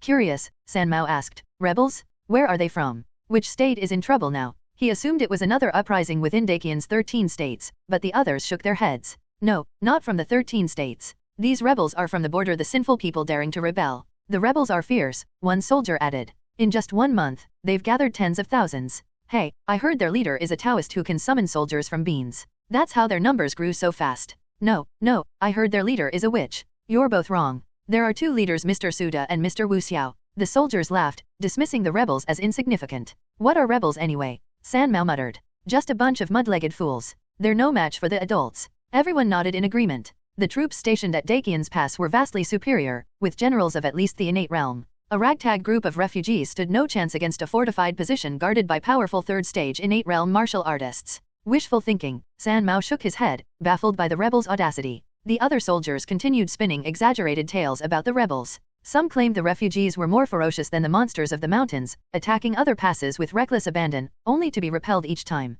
Others said the rebels were like spirits returned from hell, undeterred by death, picking up manure forks to fight even after being crushed under iron hooves. No fear, no hesitation, only burning determination in their eyes. San Mao couldn't understand. What could drive people to such extremes, risking their lives so willingly? Buzz, buzz. A sudden rumble interrupted his thoughts. Far off in the distance, a black mass appeared on the horizon, surging toward the pass. It's the Black Rebels, someone shouted, pointing at the muddy, filthy figures. No, it's the Red Rebels, another cried, noting the blood-soaked clothes. Wrong, it's the Yellow Rebels, a third added, spotting their dirt-stained rags. The chaotic mob surged forward, their mismatched weapons and tattered clothing speaking of desperation. Their hollow eyes burned with determination as they charged the pass in an unorganized frenzy, seeking to break through. Presumptuous. 2 Dakian generals stationed at the pass roared furiously. They were powerful innate realm martial artists, but among the rebels, 2 similarly powerful auras erupted, meeting their challenge head-on. Sir, watch closely, one general said with a smirk. This will be my first strike since breaking into the innate realm. You lead the starving people through the wind and snow, scavenging for survival. While slaying demons and harvesting edible flesh, you also absorb other desperate souls along the border, expanding your team. Your actions prove highly effective, and the group grows at an astonishing pace. Wu Yingxiu is amazed by the transformation. Perhaps this is no longer just a band of hungry refugees. With the full skills you have passed on, they are beginning to resemble an army. Yet, you have not decided on a name for this group. Suggestions arise from the crowd, some elegant, others crude. After much thought, you smile and abandon the idea of naming them. No matter the name, everyone who joins your team has only one purpose, to live in peace and have enough to eat. That is enough for you. If you must choose a name, you think Army of Living or Army of Eating would suit them well. Anyo, however, voices his preference for the name Army of Sustenance. After 2 months of wandering through the harsh winter, your team has grown to tens of thousands of souls who are desperate to live. They are souls who have already faced death once. For such people, death no longer inspires fear. They are willing to face it head-on, risking everything for the chance to survive. Through practicing your fool's skill, nearly everyone in the group has reached the first level of physical training. Those with greater strength and spirit have even progressed to the second or third level. Meanwhile, Wu Yingxiu, after consuming the chi pill, breaks into the innate realm during a fierce battle with a demon. Sir, let me tell you something, I'm an innate warrior now, she declares with pride. Well done, Yingxiu, you reply with a warm smile, brushing snowflakes from her hair. Her face lights up with joy at your praise. On that day, Wu Yingxiu stands with her fists on her hips, exuding an air of triumph. Modesty seems foreign to her, but she only shows this side of herself around you. To everyone else, she is the dependable Ms. Wu. Anyone facing trouble seeks her help. You watch silently as she transitions from clumsy beginnings to confident leadership, and you feel proud of her growth. At the same time, you cannot help but worry about this world, a world that forces everyone to change. Deep in your heart, you yearn to reverse this tide. Through your long practice of martial arts, your chi and blood hegemony fist transforms. Congratulations, you have mastered the minion true fist. Likewise, your 9 thunder sword evolves, merging with innate gang chi to become the true thunder sword chi. Your strength now wields the force of thunder, each strike carrying the weight of a blade and the roar of rolling storms. Wu Yingxiu's progress is equally astounding. Her newly awakened Azure Dragon Chi possesses power far beyond others at her level, leaving you astonished when tested. Time passes, and you sense the melting snow of spring is approaching. For the tattered army seeking survival, this marks the beginning of a countdown to death. Realizing this, you abandon all subtlety. Leading tens of thousands of desperate souls, you attack a weakly defended pass that you scouted earlier. The military commanders at the pass are 2 martial arts masters in the Dominion realm, one for you, one for Wu Yingxiu. Look at my spear. A fierce cry echoes through the air, drawing all eyes skyward. Wu Yingxiu, clad in red and white robes, moves like a flame. Her spear dances in her hands, releasing a massive, ferocious dragon-shaped aura. Its scales glisten, its claws rake, its horns curve sharply, and its tail lashes with power. It is as though a real green dragon is charging across the sky. Azure Dragon Chi. The stationed Dakian general was stunned. The Azure Dragon Chi was an ability exclusive to the Dakian royal family. How could it appear here, wielded by rebels? As realization dawns, his expression turns icy. How dare the remnants of Dingyuan Mansion show their faces here, he growls. When I capture you, I'll bring you before the Holy King myself. The innate general strides into the air, but his advance was abruptly halted by a sword gleaming like lightning. You've been forced back injured, perhaps. I'm still not proficient enough with the true thunder sword aura, Su Shi admits calmly. Humans and monsters are different. I lack experience fighting warriors. In the swirling snow, Su Shi appeared, cutting through the wind with raw power. His strikes were like knives, tearing apart the air, each movement accompanied by a thunderous roar that shook iron tools miles away. Without wasting words, Su Shi and Wu Yingxiu each engage a Dakian general. Their battles, fierce and unyielding, were a testament to their innate strength and mastery of martial arts. On the ground below, the survival army, a wave of desperate humanity, crashed against the pass's defenses like an unrelenting tide. Kill. Farmers once tied to the soil now wield hoes as weapons. Cooks accustomed to their fires swing cleavers with newfound purpose. Rusty tools and makeshift weapons glint under the snowy light, striking with a power that defies their humble origins. A mere rabble of criminals. A group of cavalry charges out from the pass, seeking to scatter the refugees. But the soldiers soon discover, to their horror, that these lowly people were unafraid. The refugees charge headlong toward the cavalry. Some wield manure forks or ropes, while others use their own bodies to halt the horses' advance. Even when knocked down and coughing blood, they rose again with crazed determination. Get out of my way. One cavalryman was thrown from his horse. He was Hu Ziyi, a general from the imperial capital, destined for greatness since birth. Yet here he lied, lower than the mud-legged people he once despised, looking up at them in terror. The battle raged until the sun sets. As the sky was dyed red by the setting sun, the conflict reached its conclusion. The survival army emerges victorious. It was a hard-earned victory, achieved at great cost. As the battlefield lies bathed in fading light, countless blood-soaked corpses remain, while the living press onward. In the face of a collective will forged by death, even the heavily armored border troops could not prevail. In death, there was no distinction between high and low, noble and common. All were equal before its finality. Sir, have we won? Yes, we've won. The setting sun blazed like fire, casting a crimson halo over the battlefield. Its warm light reflected on the earth, illuminating the desolation of a tragic elegy. Broken weapons stood upside down in the snow, silent witnesses to the chaos. Corpses paved a path for the survivors, who now moved forward, seizing the tower, gathering remaining forces, and securing the pass.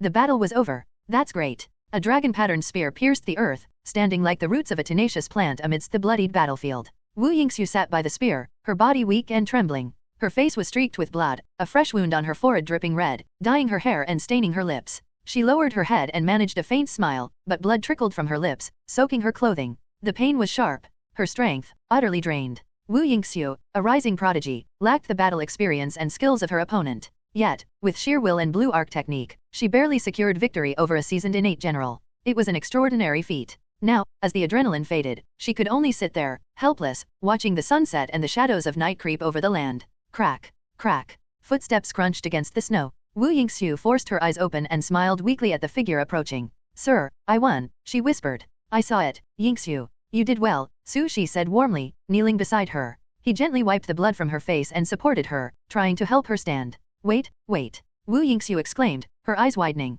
Despite her frailty, her stubbornness remained. Sir, you don't have to help me. I can stand on my own. Her voice was firm, her determination clear. She pushed Su Shi's hand aside and tried to step forward. But, thud. Her legs gave out, and she tumbled into the snow, rolling several times before coming to a stop.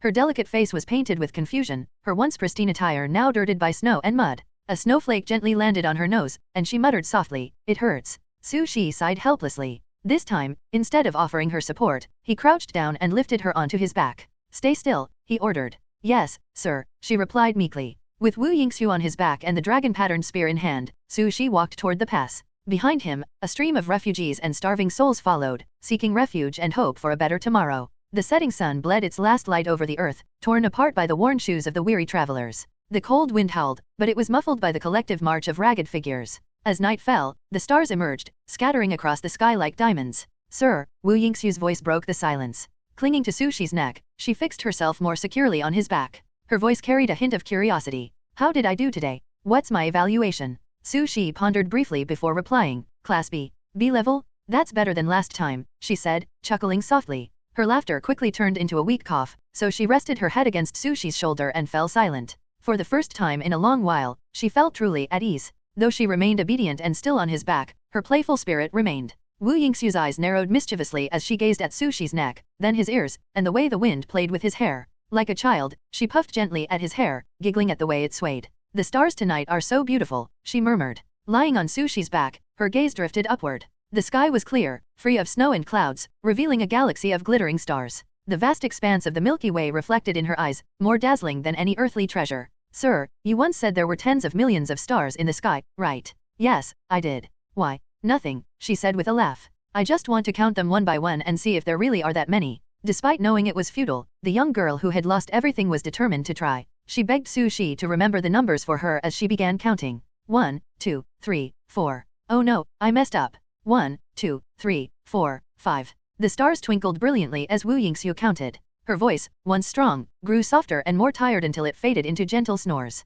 Su Shi paused for a moment before continuing, his steps quieter now. He murmured a number under his breath, 1335. It was the last number she had counted before falling asleep. Though it held no real significance, Su Shi memorized it because she had asked him to. Raising his head, Su Shi noticed two particularly bright stars close together, illuminating the road ahead. Strange, he mused. Is it just me, or are those stars brighter than the others? The stars seemed to guide his path, lighting the way for him and the girl on his back. The battle is over. You have won. This is an incredible feat, a victory that defies all expectations. You led a group of impoverished, untrained people to break through a pass and enter the heart of Dagan. Above you, the stars shine brightly, illuminating the treacherous road ahead. You think to yourself, perhaps this is the good fortune brought by the silly girl counting stars. Still, you sigh deeply, for carrying her all night was no easy task. The events that followed unfolded surprisingly smoothly. Su Shi had anticipated that breaking through the border pass would be just the beginning, with far more difficult challenges awaiting. Yet, 10 days later, he found himself standing atop the walls of Pingshui County, a mix of surprise and disbelief etched across his face.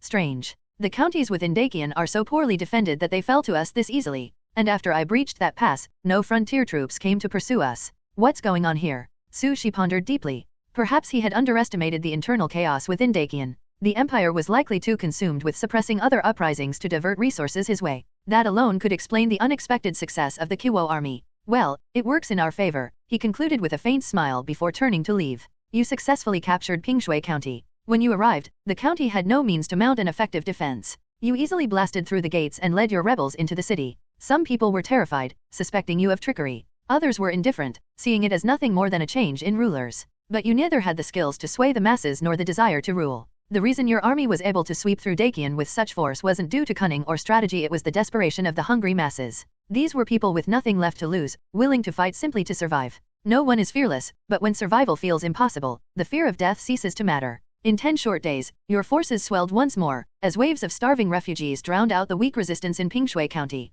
You found the county magistrates cowering in a luxurious house, trembling with fear. They called you a rebel who incited the people. But you know this isn't the truth. The people of King Newtown and others who joined your army never sought wealth or prosperity from you. They only wanted to survive, to fill their stomachs, even if just barely. After taking Pingshui County, the Kiwo army was overwhelmed with emotion. Exiles who had been cast out by Dakian wept openly as they walked through the city streets. Some suggested launching further attacks on neighboring counties. But you silenced such proposals. You've never forgotten your true purpose, to lead these desperate people to safety, to keep them alive. The winter grew colder, and the snow piled higher. This harsh weather made further battles unwise. What the people needed now was food, shelter, and a chance to survive the winter. Under your orders, refugees began moving into the vacant houses of Pingshui County. Packed together, they endured the winter winds and snow. No one complained about the cramped conditions or lack of comfort. They were simply grateful to be alive, with a roof over their heads. For them, you were their savior, the one who gave them a second chance at life. As the new year approached, some urged you to rest, worried that as the leader, Mr.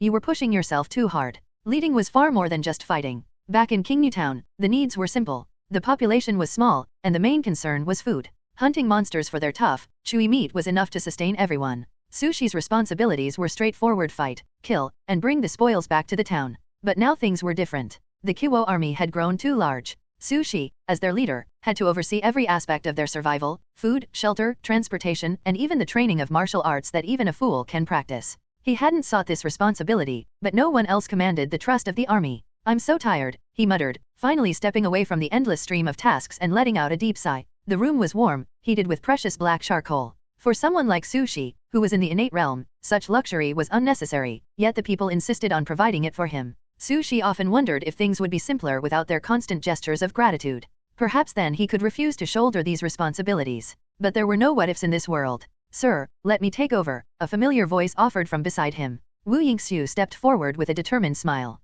After days of rest and recovery, she had regained her former vitality. Always by Sushi's side, she had taken on the dual roles of bodyguard and student, diligently learning the intricacies of leadership. "All right, Yingxiu, I'll leave it to you." Sushi finally relented, realizing he had other pressing matters to attend to. "Yes, sir. I promise to complete the mission," she said eagerly, her eyes lighting up with excitement. The constant demands of leadership left you with little time for yourself. Thankfully, Wu Yingxiu proved to be a quick learner, taking much of the burden off your shoulders. Your persistence in managing affairs has sharpened your mind and increased your efficiency. But you've come to a realization. The current size of your army can be managed with just Mr. Su and Ms. Wu Xiao. However, if you absorb more refugees and hungry people in the future, the two of you alone won't be enough. You'll need more nodes. You began selecting individuals from the army people like you to act as these nodes. Each had their strengths, some excelling in combat, others in planning or raising livestock. You avoided giving them elaborate titles. They decided their own names. "From today on, I am Mr. Little Niu." In the snow-covered county, a Niu's booming voice echoed as he proudly declared his new title. Around him, others followed suit, shouting names like Mr. Little Puppy Egg and Mr. Little Pocket. Sushi was momentarily taken aback by the absurdity of it all. But soon, he couldn't help but laugh. The names were far from elegant, neither fashionable nor impressive. Yet, somehow, they inspired a sense of excitement and camaraderie. "The new year is coming," Sushi said, gazing up at the cold, pale sun. In its light, he seemed to glimpse something greater, a glimmer of hope amidst the hardships. A faint smile tugged at the corners of his lips. In the new year, there should be a new atmosphere. On New Year's Eve, Wu Yingxiu began her day as usual. She practiced her martial arts, running the blue arc technique to observe the flow of heaven and earth, wielding her spear, and perfecting various spear techniques. After finishing her training, she instinctively wanted to head to the center of Pingshui County, where Sushi was located. Did she have anything important to do there? Not really. She simply found everything else dull. Spending time with him, listening to his stories, or assisting with government affairs felt far more fulfilling. As she prepared to leave, something caught her attention. Her red and white robe and the light armor over it were frayed and cracked in several places. The gaps in the fabric were noticeable. For some reason, the phrase "New Year, New Atmosphere" popped into her mind. Back when she was still a princess in Dingyuan Palace, she had a new wardrobe every year. During festivals or holidays, wearing damaged clothes was unthinkable. But those days were long gone. Now, as someone who had left her past life behind, she cared little about appearances. However, it was New Year's Eve, a special occasion. Meeting Sushi in shabby clothing didn't feel right. "Maybe I should find someone to mend this," she muttered to herself. With that thought, she leaped onto the roof, moving as lightly as a bird. In a few effortless bounds, she reached her destination, where a group of women sat together, busy with needlework. These women, whether mothers or wives, weren't suited for combat. Yet they contributed in their own way, performing simple but essential tasks for the survival of the army. "Ms. Wu Xiao," one of the women asked curiously upon seeing her. Wu Yingxiu pointed to her robe and explained her need. It was a simple request, just patch up the holes, nothing fancy. The women readily agreed, but what happened next completely took her by surprise. Without warning, they pushed her into a house. "Ms. Wu Xiao plans to meet Mr. Su, right? We understand, we understand. We'll mend the robe, but for today, Ms. Wu Xiao, you should change into something else."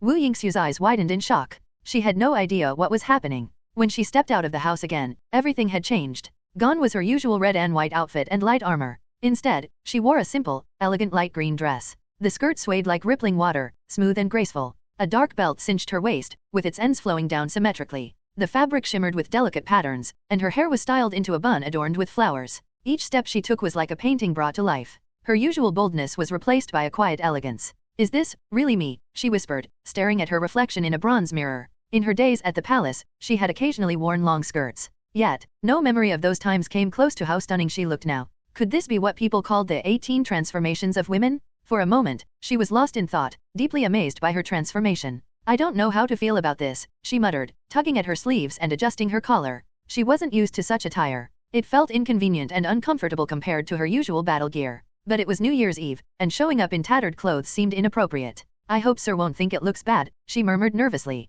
Normally, she would leap onto the rooftops to reach her destination, but wearing a long skirt made that option far too conspicuous. Instead, she walked through the streets, catching the surprised glances of passers-by. The official residence at the center of the county was her destination. Once the home of county officials, it was now Sushi's office and a warehouse for supplies. Though spacious, it wasn't used as a residence to avoid disturbing Sushi, who was busy with government affairs and martial arts. Most others, including Wu Yingxiu, lived in smaller, more crowded quarters. Sushi didn't want special treatment, so he had converted much of the residence into storage space, leaving only a small area for himself. Sir has been so selfless lately that he doesn't even know how to take care of himself, Wu Yingxiu mumbled as she made her way through the warehouse, navigating the narrow paths between piles of supplies. When she finally reached Sushi's door, she hesitated. Standing in her light green dress, she found herself adjusting her hair over and over again. Should she move her bangs to the left? Or the right? Will my hair look messy? She wondered. She smoothed her collar, even though it was already neat, and tugged slightly at her sleeves, trying to appear less delicate.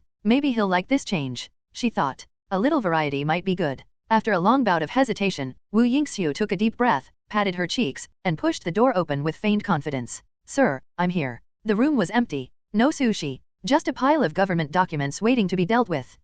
She exclaimed, blinking in confusion. All her preparation and inner turmoil had been for nothing. I really am an idiot, she muttered, resisting the urge to smack herself mostly because she didn't want to feel the pain. Resigned, she sat down at Sushi's desk, taking over his unfinished work. While waiting for his return, she busied herself with the government affairs he had left behind. Saying goodbye to the old and welcoming the new, that was the essence of the new year. For countless suffering people, it's a time for hope, a prayer for better days. Though Sushi couldn't yet provide the Kiwo army with a life of happiness and comfort, he felt that on this special day, he could still do something meaningful. For instance, he decided to ensure everyone had a good meal. Anu, catch those chickens. Gaodan, hurry up, surround them. Chase them down. In the outskirts of Pingshui County, Sushi led a large group of hungry, weather-beaten people. They had set up massive iron pots, pouring water and rice into them. Not far away, Anu and others were busy catching free-range chickens. With practiced efficiency, they quickly secured the birds. Once caught, the chickens were carefully prepared, plucked, cleaned, and chopped into tiny pieces, bones included. There were too many people in the army to feed them all meat. Sushi's solution was to scatter the chicken throughout the rice soup so everyone could get a taste of it. In reality, even the rice wasn't sufficient. Water had to be added, lots of it. And when the rice ran out, wheat bran was mixed in. Wheat bran wasn't tasty, but to the starving people, it was a rare delicacy compared to the cold, bitter-tasting demon meat they were used to. Boom, boom. Under Sushi's watchful gaze, the fires beneath more than a dozen large iron pots burned fiercely, crackling as they licked the bottoms of the pots. The heat spread, gradually bringing the water inside to a boil. Someone stepped forward and sprinkled a pinch of salt into the bubbling pots. The rising steam and sizzling fire created a misty warmth that drew people in. Before long, a crowd began gathering around the cauldrons. They stared intently at the boiling water, their throats moving as they swallowed hard, trying to suppress the pangs of hunger. The rice soup smelled bland. The excessive water diluted the already scarce chicken and salt, leaving little trace of their flavor. What wafted through the air was mostly just water vapor. Yet, the people's eyes gleamed with anticipation. To them, it was a treasure. They resisted their growling stomachs and waited patiently for the rice soup to finish cooking. Finally, the soup was ready. Everyone turned their eyes to Sushi. At his nod, they rushed forward to scoop up their share. The rice soup was hot, 90% of it was water, but it was enough to make people cry as they drank. The heat scalded their mouths, and the water seemed to burn its way through their bodies, yet they kept drinking. Brother Su, it's so hot. Anu exclaimed, holding his bowl in his rough hands. Despite the heat, he couldn't stop himself from sipping eagerly. It's delicious, he said simply after finishing, licking his lips with satisfaction. He even licked the edges of the bowl clean, unwilling to let a single drop go to waste. Do you like it, Anu? Sushi asked with a smile. Yes, I do. Anu nodded earnestly. That's good, Sushi replied. But try not to rush next time. Hihi, I'll remember, Brother Su. Anu scratched his head, grinning, before scooping up another bowl to bring to his mother. Despite the endless demand, the rice soup was limited. Even with the constant addition of water, there was only enough for each person to have one small bowl. Yet, no one complained. After enjoying the soup, they happily gnawed on the tough demon meat, their hearts warmed by the meal. The once dead eyes of these people now sparkled with a glimmer of hope, rekindled by a simple bowl of soup. It will get better in the future, Sushi murmured as he watched the crowd, their smiles lifting his spirits. But his responsibilities called him back. There's still a mountain of government affairs to handle, he thought. And my skills I need to study further. I have a feeling the next realm isn't far off. He turned to leave but was stopped by shouts from Anu and the others. They ran over, carrying a large plate with 2 plump chicken legs in the center. This is for Mr. Su and Ms. Wu Xiao, they said enthusiastically, urging Su Shi to accept. Su Shi hesitated but saw the hopeful looks in their eyes. He couldn't refuse their kindness. With a smile, he used Gang Chi to slice a piece from one of the chicken legs and popped it into his mouth. It's so good, he said as the juices burst in his mouth. Despite the lack of seasoning, the chicken tasted incredibly flavorful. This is amazing, he muttered, realizing that the true flavor came not from spices but from the heartfelt effort and gratitude of the people. It was an intangible quality and oriental poison of sorts that made it irresistible. But reason quickly reminded him of the bigger picture. If he ate more, it wouldn't make much difference to him. But for these suffering people, this might be the only meat they'd have all year.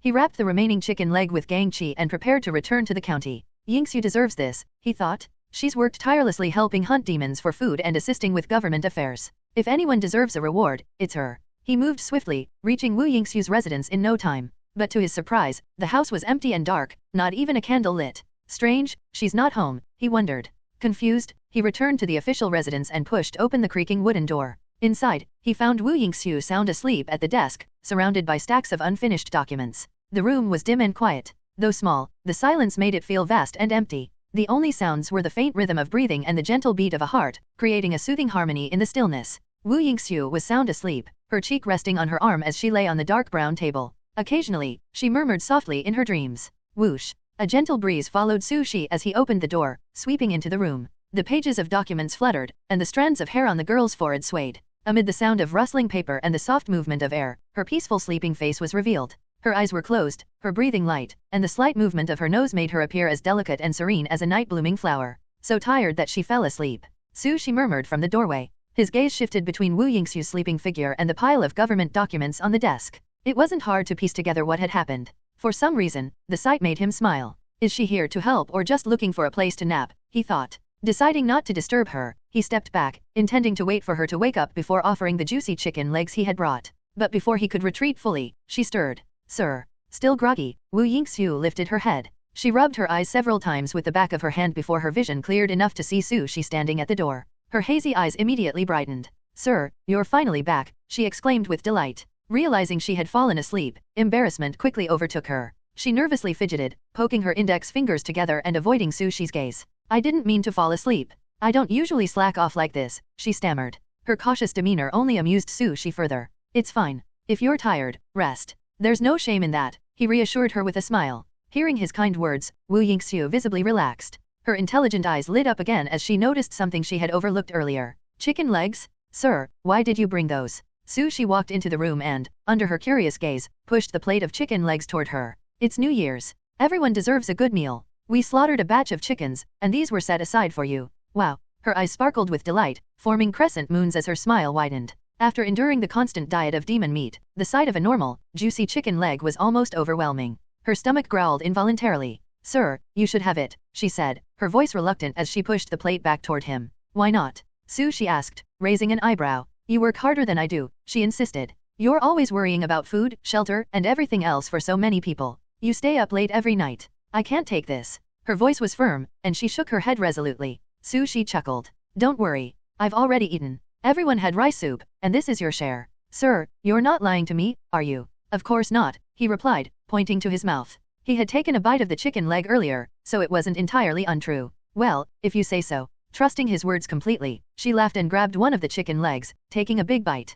Her eating style was bold and unrestrained, yet her delicate features created a striking contrast. Yingxiu, your clothes, Su Shi remarked, noticing her light green dress for the first time. Ah, cough, cough, cough. Caught off guard, she choked slightly, suddenly remembering her outfit wasn't her usual red and white attire. Her movements slowed, and she began nibbling on the chicken leg delicately, taking small bites and chewing carefully. Though her previous vigor was subdued, the sight of her holding the chicken leg with her oily palm still seemed amusing. It's nothing, she explained with a nervous laugh. My old clothes were torn, so I changed into this. It's New Year's, after all. I see, Su Shi replied, giving her an appraising look. Her appearance surprised him. The Wu Yingxiu he knew was a carefree, chivalrous woman who rarely gave thought to appearances. Yet today, in her elegant long skirt, she seemed entirely different, graceful and refined. You look beautiful, he said sincerely. Really, sir? She asked, her expression lighting up with joy. Absolutely. Then, which one is more beautiful, the usual me or the me today? She asked, her curiosity evident. She paused, meeting her expectant gaze.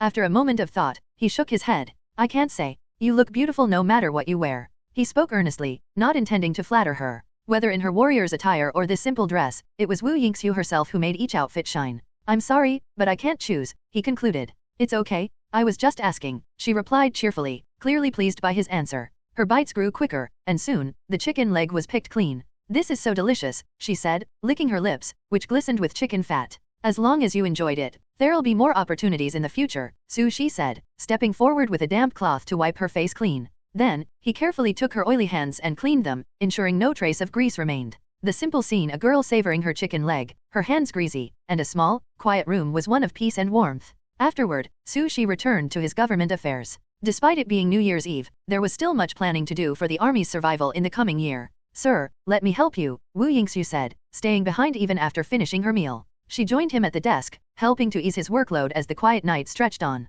There were countless government affairs to handle. The tasks themselves weren't complex, but their sheer volume created an overwhelming workload. Shi worked late into the night, with Wu Yingxiu by his side. By the time his body grew stiff and his eyes began to ache, they were still deep in their work. Fortunately, both of them were innate warriors. A simple circulation of qi and blood was enough to dispel their physical fatigue. Tisk, tisk. In the dimly lit room, flickering candles cast a soft glow. The gentle light created a small, bright world within the dark night, illuminating Shi and Wu Yingxiu's faces as well as the rough walls around them. When spring arrives, we'll use Pingshui County as our base and gradually expand into the surrounding areas, Shi muttered, his eyes fixed on the documents before him. As for Dakian, let's not worry about them for now. This is the perfect time to act. With other rebel forces drawing their attention, we have a window of opportunity. Sishui County, Haishui County, Qingshui County, these are our next targets. He studied, analyzed, and planned, carefully piecing together next year's strategy based on the information at hand. Shi wasn't naturally gifted in managing government affairs. He wasn't a genius strategist or a wise ruler by nature. At his core, he was a warrior. His current competence in handling governance came from sheer persistence and constant improvement. Over time, his repeated efforts had yielded consistent progress. But Shi had no intention of delving deeply into government affairs forever. In this world, true power lay in strength. His role as a leader required him to maintain internal stability, but someday, trusted individuals could take over such tasks. Strength, however, was irreplaceable. The first stage of innate cultivation is to observe the principles of heaven and earth, Shi mused. The second stage incorporates the soul of martial arts. The observation realm allows innate warriors to perceive and imitate the natural world, enabling their qi and blood to flow in harmony with it. The Yunpo realm transcends this. Here, martial arts infuse the qi and blood with their essence, allowing one to replace the natural order with their own will. Only by achieving this can one truly perfect their inner world of qi and blood, reaching a state of divine invulnerability. To become a martial arts immortal is to embody heaven and earth itself. Inside the dark room, Shi finished reviewing the final set of documents and let out a deep breath. His mind raced with plans for the Qiwo army's future and his martial arts progression. These were not matters to be rushed, they would take time to achieve, step by step. For now, though, it was time to rest. Thank you for your hard work, Yingxiu, Shi said, glancing at the girl beside him. Wu Yingxiu yawned, her eyes heavy with exhaustion. Despite her obvious fatigue, she replied cheerfully, "It's no problem, sir." Shi shook his head, about to suggest she head back to rest, when a crackling noise outside the house caught his attention. What's that sound? He wondered aloud. It almost sounds like firewood crackling, Wu Yingxiu added, her curiosity piqued. The distant roar of voices soon followed. Though faint, the unmistakable joy in the sounds was clear. Are they celebrating New Year's Eve? Shi asked, intrigued. He made his way to the top floor of the official residence, with Wu Yingxiu following closely behind, equally curious. From their elevated vantage point, they could see fires lighting up across Pingshui County. These weren't accidental house fires or dazzling fireworks. Instead, tall stone towers stood in various locations, built from rough stones stacked meticulously. People had thrown dry firewood into the towers, setting them ablaze. The flames roared to life, casting a brilliant glow that illuminated the excited faces of the townsfolk gathered around them.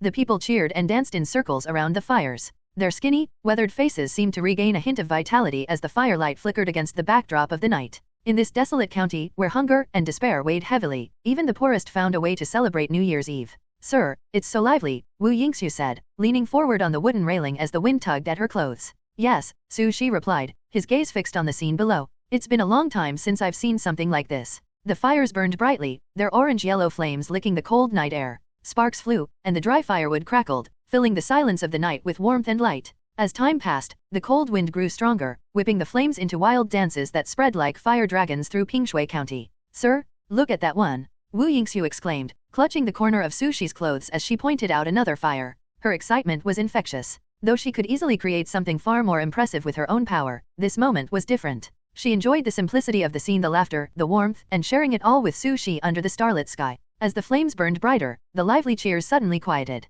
For a moment, the county fell into silence. Then, as the clock struck midnight, jubilant voices erupted again. Time had officially passed from New Year's Eve to the first day of the new year. Neighbors and friends exchanged heartfelt greetings, wishing one another a happy new year. Sir, Wu Yingxiu began, her eyes reflecting the glow of the fires as she turned to face him. A sudden gust of wind drowned out her words, but Su Shi could tell what she said from the movement of her lips. Happy New Year, sir. Though the wind had erased her voice, her intent was clear. Su Shi smiled, reaching out to gently fix the hairpin that had been dislodged by the breeze. Happy New Year, Yingxiu, he said warmly. Under the vast night sky, amidst the twinkling stars and the dancing flames, the girl's radiant beauty seemed to shine even brighter. You experienced a lively New Year's Eve. Since arriving in the world of martial arts, this is the first time you've felt the warmth and joy of a festive celebration amidst the ever-present threat of demons and the chill of winter. The girl expressed her wishes for you. You returned her blessings. Under the starlit sky, she once again asked you to count the stars with her. The brilliance in her eyes was no less dazzling than the stars themselves. You agreed and even reminded her of the last number she counted.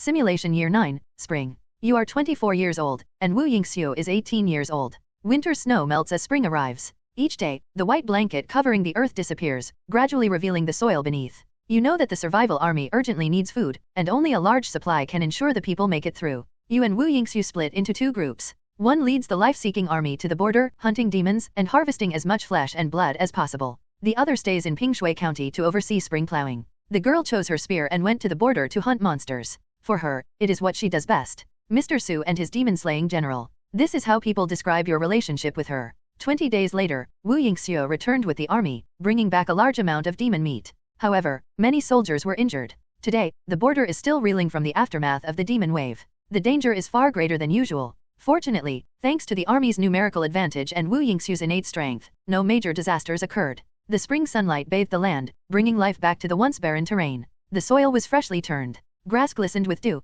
An earthy scent filled the air, carrying the promise of growth. Wu Yingxiu, now back from the border, squatted casually beside Su Shi, observing the bustling scene of spring plowing. Though Pingshui County didn't have many cattle, the people who practiced the martial arts that even a fool can practice more than made up for it. Cow power. On a stretch of untouched land, Aniu shouted with pride, his burly figure acting like a living plow. With pure strength and energy, he tore through the soil, loosening it as he went. Wow, amazing. The onlookers marveled at his strength. Compared to Aniu, even a real farm ox seemed less effective at the task. Sir, why are they so excited? Wu Yingxiu asked curiously, tilting her head. She didn't understand why plowing the land caused such a stir. Su Shi chuckled, turning to her. Yingxiu, there are many people who spend their entire lives in one place, he explained. They only know the sky above their heads and the soil beneath their feet. But the land at the border. His voice softened. It's been tainted, soaked in demon blood. It can barely grow anything anymore. His words, though gentle, carried a heavy weight. The sinful people living on Dakian's border faced relentless harassment from demons. Even the land they relied on for survival had been rendered toxic. That was why the people were so overjoyed now. For the first time in years, they could grip normal soil in their hands, clean, fertile soil, free of the stench of demon blood. There were no oppressive superiors to whip or punish them. In this fleeting moment, these downtrodden people, treated as less than human, could finally breathe freely. Aniu, save your strength. Don't forget you still have boxing practice this afternoon, Su Shi called out. I got it, brother Su. Aniu replied, his voice filled with cheerful energy. He stopped his work and wiped the sweat from his brow with a broad smile. Brown soil clung to his clothes and hands, and for a brief moment, the air around him seemed to blend with the earth. Even as sweat dripped and dust covered their bodies, the people's faces glowed with genuine joy under the sun. Simulation Year 9, Summer. Spring plowing is complete, and Pingshui County settles into a brief calm, but it doesn't last. The flames of war spread once again. You haven't yet encountered Dakian's main army, but now you face attacks from surrounding counties. To your surprise, they struck first before you had a chance to move. It seems I underestimated Dakian's officials, Su Shi remarked on the battlefield, his expression serious as he observed the approaching army. The distant sound of hoofbeats grew louder, accompanied by the arrogant roars of the enemy leaders. Kill? They're just a bunch of refugees, nothing more. Haha, we're lucky this year. Military merits are practically falling into our laps. What fools, daring to cross the border. Let's kill them all. Kill, kill, kill, make sure they never return. Their words were filled with mockery and disdain. Su Shi sighed, shaking his head. He had briefly considered giving them some credit for their decisiveness, but their arrogance quickly proved they knew nothing about the Kiwo army's strength. These county soldiers, along with their officials, had come to grab easy war merits. Among themselves, they argued and competed for dominance, not even taking the survival army seriously. The outcome of the battle was predictable. You achieved a great victory. The surrounding county's ignorance allowed you to break through their defenses effortlessly, sweeping through their territories like an autumn wind scattering fallen leaves. So-called noble families and high-ranking officials fled in fear at the mere mention of your approach. Sir, their food is delicious. Wu Yingxiu complained jokingly, though her tone carried a hint of disappointment. She had expected a tough battle, even prepared for sacrifice, but the sheer foolishness of the enemy made victory far too easy. You smiled and reassured her, saying that easy victories like these are the most desirable. But deep down, you knew such victories wouldn't last. As your territory grows stronger, you will inevitably face greater challenges.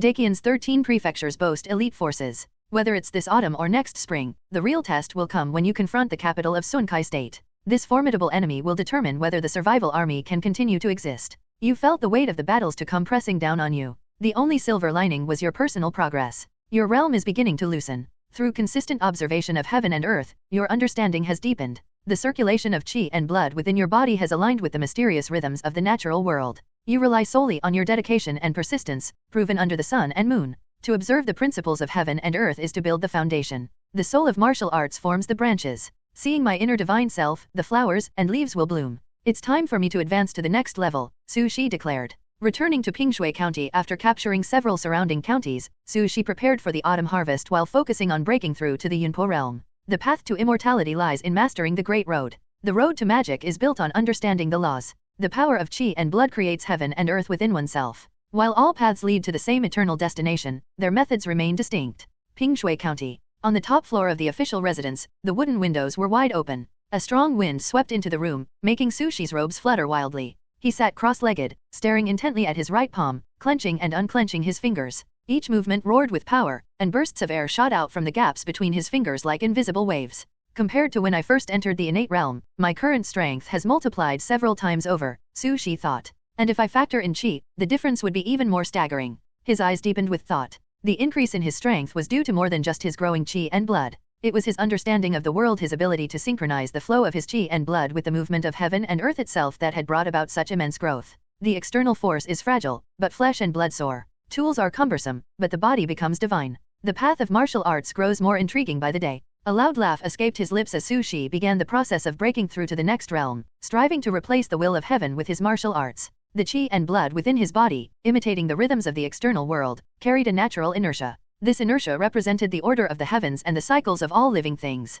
Now, Su Shi's task was to supplant this natural order with his own will, becoming not just the operator but the master of his qi and blood. Awaken for me. His qi and blood surged, roaring like a tidal wave. The force coursed through his body, washing over his internal organs and saturating every fiber of his being. If the step from acquired to innate is relatively simple, requiring only the accumulation of qi and blood, Su Shi thought inwardly, then the transitions between the three innate realms are entirely different. Each transformation not only strengthens the warrior but also requires a deeper understanding of meaning and spirit. I have experience in cultivating immortality and magic, as well as unrelenting persistence. For me, this won't be too difficult. Su Shi raised his hand. The flow of his qi and blood grew more turbulent, rumbling with ever-increasing intensity. Then, suddenly, a series of sharp cracking sounds erupted within his body, like something breaking apart from the inside. This is it. As the flow of qi and blood collapsed, Su Shi exerted precise control over every drop, halting their natural recovery and forcing them into a state of stagnation. Grandmaster of martial arts breakthrough in an instant. Su Shi closed his eyes briefly. When he opened them again, the qi and blood within him surged into motion. They began to rotate, intertwine, and cycle endlessly, forming a self-sustaining world entirely under Su Shi's control. His gaze sharpened like lightning, and the room was bathed in an intense glow. The roaring of his muscles and bones sounded like thunder, and every movement of his body radiated immense, boundless power. This breakthrough feels akin to becoming a great mage in the magic system, he remarked. One controls the elements, while the other controls qi and blood. But they follow entirely different paths. Becoming a great mage grants control over the elements of the external world. Becoming a grandmaster grants control over the heaven and earth within oneself. The profound feeling of mastery filled Su Shi with a sense of endless possibility. He sat for a long time, growing accustomed to the surging qi and blood within him. The changes brought by settling the martial arts soul into his qi and blood world left him in awe. On the top floor, the wind grew fiercer not from outside but from the invisible energy gathering in Su Shi's hands. The sheer force distorted the air, causing objects in the room to shift and sway violently. Whoosh. With a single motion, Su Shi dispersed the powerful energy in his hands, and calm returned to the room. It may lack the versatility of immortality and magic, but in terms of pure physical power, this is beyond imagination, Su Shi concluded. In the observation realm, his innate chi had combined with the 9 thunder swords to form a thunderous blade. Now, having broken through to the soul realm, Su Shi had fully mastered the circulation of chi, blood, heaven, and earth within his body. The once impressive true thunder sword chi had reverted to an unassuming form, a pure state of origin. This wasn't a regression but a reset, the beginning of something far greater. No matter where he was, the chi and blood within Su Shi now burned like an eternal furnace, generating a ceaseless stream of power. His boxing and sword techniques were mere expressions of this overwhelming energy. I've studied the classics, but I've never seen anyone in this realm possess abilities like mine, Su Shi thought. Typically, the chi and blood world of a warrior is closely tied to their individuality. But this, it must be the result of my persistence and dedication to martial arts, he realized. His present strength surpassed the norm, reaching almost superhuman levels. Even without the support of his martial arts entries, the self-sustaining heaven and earth within his chi and blood made him nearly invincible. This realm elevates warriors to unimaginable heights, Su Shi reflected. Even monsters that cover the sky and sun in the 100,000 mountains may not be unmatchable. But why? Since the founding of Dakian, why have criminals always been exiled to the border? And why do the demons of the 100,000 mountains only attack in tides during spring and winter, never venturing deeper into Dakian? Is it a simple understanding or agreement? Or is there a deeper secret? Su Shi descended the stairs, a heavy sense of realization settling over him. Just as the gods of the magical world had sealed away heaven and earth, this martial arts world also hid its own profound mysteries. There's something wrong with this world. Unlike previous simulations, this time when Su Shi broke through to a higher realm, there were no celebratory greetings. Neither his sister nor the witch came to meet him. In this martial arts simulation, everyone had their own responsibilities. While Su Shi was in retreat, Wu Yingxiu managed the army in his absence, and Aniu, along with the other young leaders, carried out their respective duties. Su Shi's retreat had been quiet, and his emergence was equally calm. The only things that greeted him were the warm rays of sunshine and the gentle rustling of leaves in the breeze. And that was enough. I wish this tranquility could last forever, Su Shi murmured as he stepped out of the official residence. Sunlight filtered through the eaves, casting golden beams onto his shoulders. The warmth of the sun felt so alive that even the cold stone bricks and silent roof tiles seemed to glow with vitality. The next day, Su Shi remained in Pingshui County, waiting for the autumn harvest to conclude. Wu Yingxiu, upon hearing the news of his return, rushed over from a neighboring county. Sir, have you grown stronger again? Her voice was lively, brimming with joy and excitement, a stark contrast to the witch's usual calm demeanor. Just a small breakthrough, Su Shi replied with a faint smile. They met at the fields on the outskirts of Pingshui County. Standing side by side, they overlooked the vast golden expanse of rice fields. The swaying ears of rice, moved by the breeze, resembled rolling waves, rising and falling endlessly. Against this backdrop of pure gold, Wu Yingxiu's red and white robe stood out starkly. Her New Year's Eve light green dress had long since been discarded. It wasn't the young princess's preferred style. She had returned to her former image as Ms. Wu Xiao, the demon-slaying warrior revered by all. Sir, how strong are you now? I've improved, but I still have a long way to go before I can match the 3rd stage innate realm or the human immortals beyond that. Well, you're still far ahead of me, she said with a playful grin. Yingxiu, while I was away, were there any issues in the other counties? Don't worry, sir. Everything is under control as long as I'm here. That's good to hear. As they stood along the field ridge, Wu Yingxiu proudly reported on her management efforts. When she finished, Su Shi plucked a blade of grass and handed it to her. Want to try it, Yingxiu? What's this? The children in Qingyu Town call it candy, Su Shi explained, placing one in his mouth and chewing gently. The girl hesitated briefly, then imitated his actions, placing the grass blade in her mouth and chewing. The wind blew, causing the grass's roots to sway. As she bit into it, a faint sweetness spread in her mouth, surprising her. It's sweet. Her eyes widened with amazement. Even someone as bold and straightforward as Wu Yingxiu couldn't resist the brief joy brought by the sweetness. Sir, this is delicious. She continued chewing, savoring the taste, until all the grass Su Shi had was gone. Enjoy it, but don't overdo it, Su Shi advised gently, and Wu Yingxiu nodded obediently. For the rest of the day, the two watched the golden rice fields, discussing the survival army's development and their long-term goals. Their conversation ranged from hopeful aspirations to harsh realities. They spoke of relentless struggles, bloodthirsty demons, cruel oppressors, and weapons that could destroy everything. As the chatter went on, Wu Yingxiu's mood began to waver. Sir, do you think the survival army can really make it to the end? She asked, her voice filled with uncertainty. The young princess, once part of Dakian's elite, understood better than anyone else the vast disparity between their current strength and Dakian's true power. She knew it wouldn't take much for Dakian to annihilate everything they'd built. She looked to Su Shi for reassurance. But his response wasn't what she expected. Yingxiu, do you believe there's such a thing as absolute success or failure in this world? He asked, gazing into her eyes. Probably not, she replied hesitantly, shaking her head. Exactly, Su Shi affirmed. Nothing remains unchanged forever. Dakian may not always be the victor, and we may not always be the defeated, he continued. Our current position is undoubtedly disadvantageous. Even a single one of the 13 states could overwhelm us. But, Yingxiu, some things in this world aren't about winning or losing. Sometimes, even when you know you'll fail, you still have to try. Only then can you see the light of dawn. His voice was calm yet firm, carrying an unshakable resolve. Though he made no promises of victory or a brighter future, his words contained a quiet strength. Wu Yingxiu smiled faintly, recalling the lesson Su Shi had imparted to her. You're right, sir, she said, her spirits lifting. Failure is the mother of success, she declared, her fighting spirit reigniting. Even if we fail, we'll just start over from the beginning. Su Shi, however, sighed inwardly. Can't she get that phrase right? Sir, I'm not afraid of anything anymore. Even if I die tomorrow, I won't flinch. Yingxiu, turn around. Huh? Oh. Before she could react, Su Shi flicked her forehead lightly with his middle finger. Ouch. Wu Yingxiu yelped, covering her forehead and rubbing it with her palms. Don't say such unlucky things, Su Shi scolded gently. I understand, she muttered, though he could tell she'd likely make the same mistake again in the future. Her fiery personality made her both a fierce protector and a reckless risk-taker, often acting on impulse without much thought. Yingxiu, I remember your technique is incomplete, right? Yes. Why, sir? Since you're here, I want to help you develop a new technique to replace the royal one you lost. Really? Can that be done? It's worth trying. I also have some questions about the royal family I'd like you to answer. Wu Yingxiu's martial arts technique is incomplete due to her loss of royal status, which prevents her from accessing the full skill. This limitation hinders her growth in strength. You've decided to use the unique characteristics of your qi, blood, heaven, and earth to create a new martial arts technique for her. This is a bold and ambitious endeavor. With your martial arts insights, you believe it's worth a try. You decide to start with her Azure Dragon Qi, observing and refining it to form a new technique. The girl follows your instructions, releasing her blue arc technique at close range. You watch the lifelike dragon-shaped Qi and fall into deep thought. Azure Dragon Qi was considered one of the most refined techniques of the Dacian Empire. To be more precise, it is an exceptional and unique existence. Qi itself is the result of a warrior's Qi and blood merging and transforming upon entering the innate realm. Its nature and power are heavily influenced by the warrior's chosen techniques.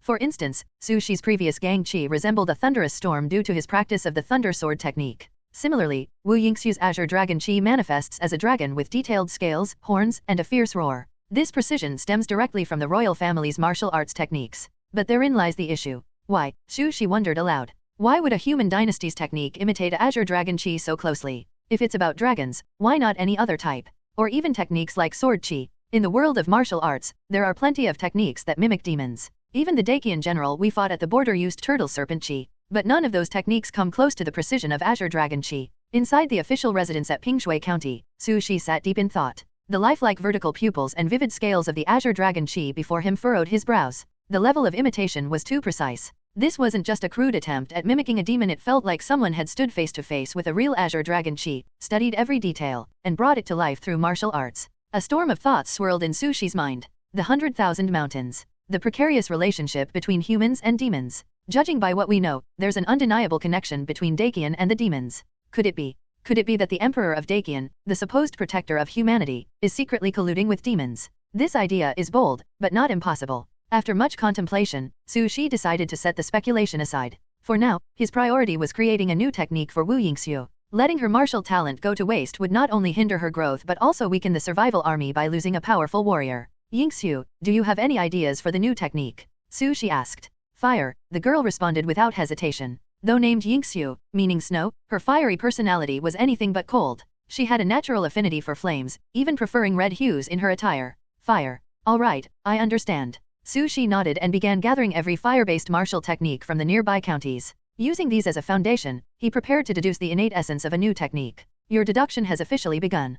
Creating an innate skill from scratch is no easy task. Even with the internal characteristics of the Wangxiang oven, martial arts expertise, and Azure Dragon Qi as references, it remains an arduous process. Your schedule grows chaotic. You often work through the night. Your deep study of fire techniques grants you newfound insights into martial arts creation, slightly improving your understanding. Your prolonged examination of Azure Dragon Qi gives you a clearer grasp of the strengths and weaknesses of royal techniques. Wu Yingxiu grows worried as your relentless efforts exhaust you. You smile and reassure her, urging her not to fret. Creating any technique is difficult, but crafting one that rivals Azure Dragon Qi is far more challenging. Understanding the limits, you lower your expectations, focusing on meeting Wu Yingxiu's training needs first. After 14 grueling days, Su Shi created the prototype of a new technique. It was perfectly tailored to Wu Yingxiu. With fire as its core, the technique gave Qi a scorching, violent characteristic. When the girl tried it, she was immediately captivated. Her spear seemed to blaze with fire, and with each swing, fiery phoenixes tore through the air. You infused elements of the fool's skill into the technique. This addition enables Wu Yingxiu to grow stronger during battle as her fighting spirit rises. It even has a healing effect for injuries. Sir, what's the name of this skill? Wu Yingxiu asked eagerly, her eyes sparkling with joy. I haven't decided yet, Su Shi replied, shaking his head. It's just a prototype for now, not a fully developed technique. Then, Wu Yingxiu's expression turned mischievous. Sir, how about calling it 9 heavens and 10 earths, only I revere the divine power. That's too arrogant, Su Shi responded, sighing. You and Wu Yingxiu spent a long time debating the name. Ultimately, you decided to leave it unnamed for now, planning to give it a proper title once the technique is perfected. With her training dilemma resolved, Wu Yingxiu's progress skyrocketed. She was like a flame, always burning forward, consuming every obstacle in her path. The autumn harvest arrived, and the golden fields shone brilliantly. You remained in Pingshui County to witness the harvest alongside Wu Yingxiu. The members of the Qiwo army laughed and cried as they joyously gathered the rice. You decided to celebrate with a rare indulgence. After the harvest, Su Shi organized a grand meal. Every member of the Qiwo army, every so-called sinner who had escaped the border received a bowl of steaming rice. The portions were meager, barely enough to coat the bottom of the bowls. But the sight of the snow-white grains and the rising steam captivated everyone. Gulp, gulp. The sound of swallowing echoed through Pingshui County. Everyone, eat, Su Shi said with a smile. At his command, people eagerly twisted small handfuls of rice and placed them into their mouths, chewing slowly to savor every grain. White rice, so sweet. I'm eating rice too. Anu, licking his fingers, grinned foolishly. He recalled his previous conversation with Su Shi about how white rice was a luxury for city lords. Now, having eaten rice himself, Anu happily concluded that he must be as noble as a lord. Without hesitation, he poured the rest of his portion into his elderly mother's bowl. Mom, you eat. I'm not hungry, he said, coaxing her to take it. Scenes like this played out across the survival army. Though their bellies remained hungry, their eyes burned with renewed hope. Sir, will our lives get better in the future? Someone asked. Yes, Su Shi answered firmly. The autumn harvest had arrived. This was the result of Su Shi leading the sinners out of the borderlands, step by step, working together with a single purpose. With hoes in their hands, they tilled the earth and planted rice seeds beneath a sky painted in hues of soil and sweat. The fruits of their labor became the hope of humanity, transforming their sweat into a radiant light that illuminated once dim eyes. Su Shi could see it clearly. Those who were once as good as dead had started to come alive again. But ahead lay an even greater challenge, the world itself. A world sick to its core, shrouded in shadows where truth was buried, and life seemed to wither away. Yingxiu, let's go. Yes, sir. The girl grabbed her spear and followed lightly behind Su Shi. Simulation Year 9, Autumn. You and the poor have witnessed a bountiful harvest together. Though each person only received a small handful of rice grains, it was the first time the harvest truly belonged to them. Some cried. Others laughed wildly. The people followed you with a newfound clarity in their eyes, their confusion replaced by purpose. Winter crept in quietly, and the earth was once again blanketed in ice and snow. You kept training daily. Every punch carried the roaring essence of heaven and earth. Your simple, steady chopping strikes seemed to cleave through clouds and skies. With your martial eye, you continued observing the principles of the world, further refining the internal heaven and earth of your chi and blood. Your relentless efforts bore fruit, strengthening your power. Through persistent, unrelenting practice, your martial arts began to unify in ways that defied explanation, resonating deeply with the chi, blood, and heaven and earth within you. Your vigilance about the capital of Sunkai Prefecture kept you on edge, wary of an attack during the harsh winter. But your fears did not materialize. This winter remained as peaceful as the last. As the people celebrated the new year, they did so with more joy, basking in the warmth of their hard-won harvest. Flames from bonfires lit the night, and laughter echoed across the survival army's camps. Su Shi handed Wu Yingxiu a New Year's gift. It wasn't gold or silver. Such luxuries meant nothing in their current circumstances. It wasn't jewelry either. The spirited girl had no interest in ornaments. What he gave her was a simple, yet precious, grass spike. You seemed to like this the most, Su Shi said with a chuckle, holding out the gift. Wu Yingxiu stared at the grass spike, her expression a mix of astonishment and disbelief. Sir, who gives this as a New Year gift? She shouted at him, her tone half accusatory and half amused. You're such a fool. Despite her words, she angrily placed the grass spike in her mouth and began chewing. The familiar sweetness spread through her mouth, and her indignation melted into quiet contentment. Haha, sorry, there are too few candies in the city. This is all I could afford, Su Shi said, laughing as he chewed on a grass spike of his own. The two sat together under the starry sky, savoring the sweetness they had earned through struggle. Simulation Year 10, Spring. You are 25 years old, and Wu Yingxiu is 19 years old. The survival army grew stronger as more refugees, unable to bear Dakian's oppressive taxes, joined your ranks. Many became fools, learning the martial arts that even a fool can practice to survive. Wu Yingxiu expressed her concerns. She worried that spreading the martial arts that even a fool can practice too widely might inadvertently strengthen Dakian's forces. You smiled and reassured her, explaining that those in power would never lower themselves to practice such a skill. The martial arts that even a fool can practice only empowered those seeking survival, those who longed for a choice in their lives. In summer, under your leadership, the Survival Army launched a ferocious campaign through Sunkai Prefecture, capturing over half of its territory. The capital of Sunkai Prefecture finally responded. Scouts reported that state soldiers and border troops had been mobilized, with at least 8 innate realm warriors among their ranks. You knew this battle would be a bloody one. Many lives would be lost. You gave the cowardly an option to stay behind in the county. Your mission had never been to force the people to die for your cause. But no one chose to leave. Brother Su is too honest. What if someone bullies him while we're not around? Exactly. Someone has to protect Brother Su. If Mr. Su and Ms. Wu Xiao aren't leaving, neither are we. Riding donkeys and mules, carrying hoes and kitchen knives, the ragtag group of commoners declared themselves a survival army, determined to stand with Su Shi and fight. As Su Shi looked up at the glaring sun, he found his vision blurring. The sunlight felt particularly harsh that day, making his eyes sting. The war began. It was a gruesome, soul-crushing battle that obliterated life and peace. Faced with elite, armored soldiers on horseback, the Kiwo army's members had no choice but to rely on sheer numbers and raw desperation. They attacked wildly, wielding their hoes and knives until the tools broke apart. They bit down on their enemies with their bare teeth until their jaws shattered. Countless men and women, fearless in the face of death, formed a human wall to block sneak attacks aimed at you. They became an unyielding barrier, sacrificing themselves for the survival of the army. You and Wu Yingxiu fought together, battling the innate realm warriors of Dakian. You unleashed powerful strikes, punching with the force of mountains and rivers, while Wu Yingxiu wielded her spear like a blazing comet. Together, you suppressed the enemy's elite warriors, giving your people a chance. You won. The survival army achieved victory, though it was a devastatingly bitter one. The battlefield resembled a bloody canvas. Bodies lay mangled, weapons buried among severed limbs, and pools of blood formed grotesque lakes. Those who perished were gone forever, and the survivors were barely standing, their strength utterly drained. Su Shi collapsed onto the ground, his sword in hand, his breathing labored. Behind him lay an even more horrific scene of carnage. "Sir, let me carry you," Wu Yingxiu said, though she herself struggled to stand. She managed to lift him briefly before they both fell into the blood-soaked mud, their faces covered in grime and blood. Lying there, defeated and broken, they looked at each other and burst into laughter. Ha ha ha,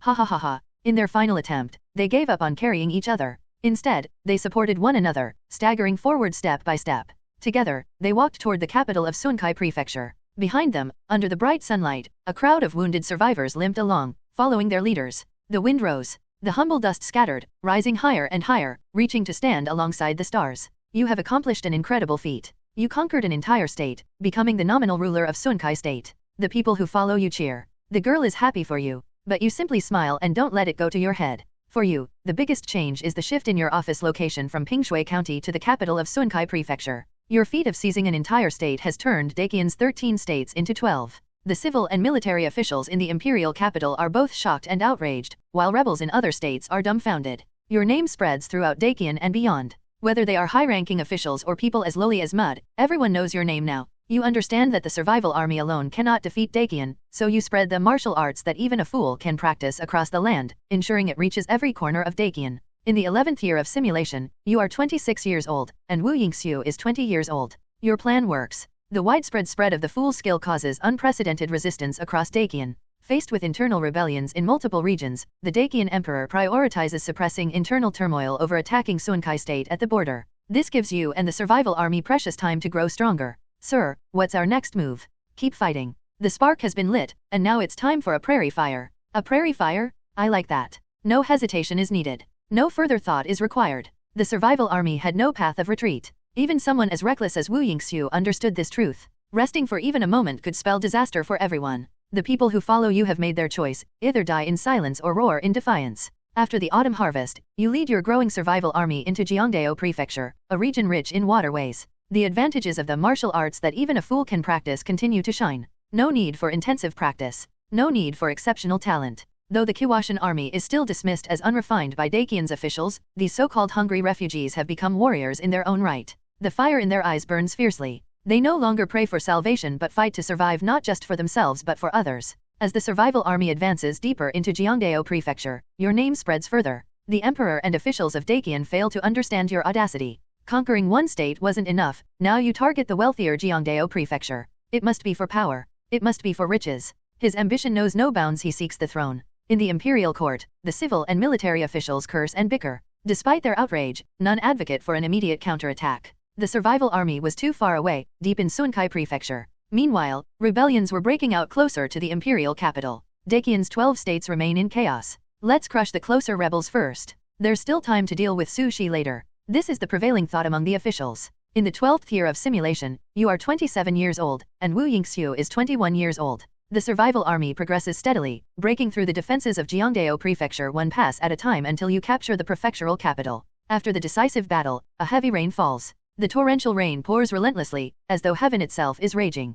Raindrops batter the earth, bursting into small explosions of water on contact, while a fierce wind howls in accompaniment. Wu Yingxiu collapses onto the soaked ground, rainwater dripping from her drenched clothes. Su Shi pulled her to her feet, shielding her from the rain with his qi. Sir, it's raining so hard. The girl clinged to Su Shi's back, arms wrapped around his neck, her eyes fixed on the relentless rain beyond the shield. Sir, I'm so tired. The pounding rain proves too soothing, lulling her into a deep sleep before Su Shi can reply. Her head rests gently on his shoulder, her soft snores mingling with the sound of the storm. Thank you for your hard work, Su Shi murmured in the downpour, his voice barely audible. The survival army lacked many innate realm warriors. Wu Yingxiu's constant efforts fighting tirelessly in every battle never go unnoticed by Su Shi. He had often seen her grit her teeth and endure exhaustion to press on. In the 13th year of simulation, you are 28 years old, and Wu Yingxiu is 22 years old. The survival army has expanded its reach from Sunkai Prefecture to Jiangdao Prefecture. The interconnected waterways of Jiangdao accelerate the spread of martial arts that even a fool can practice across Dakian.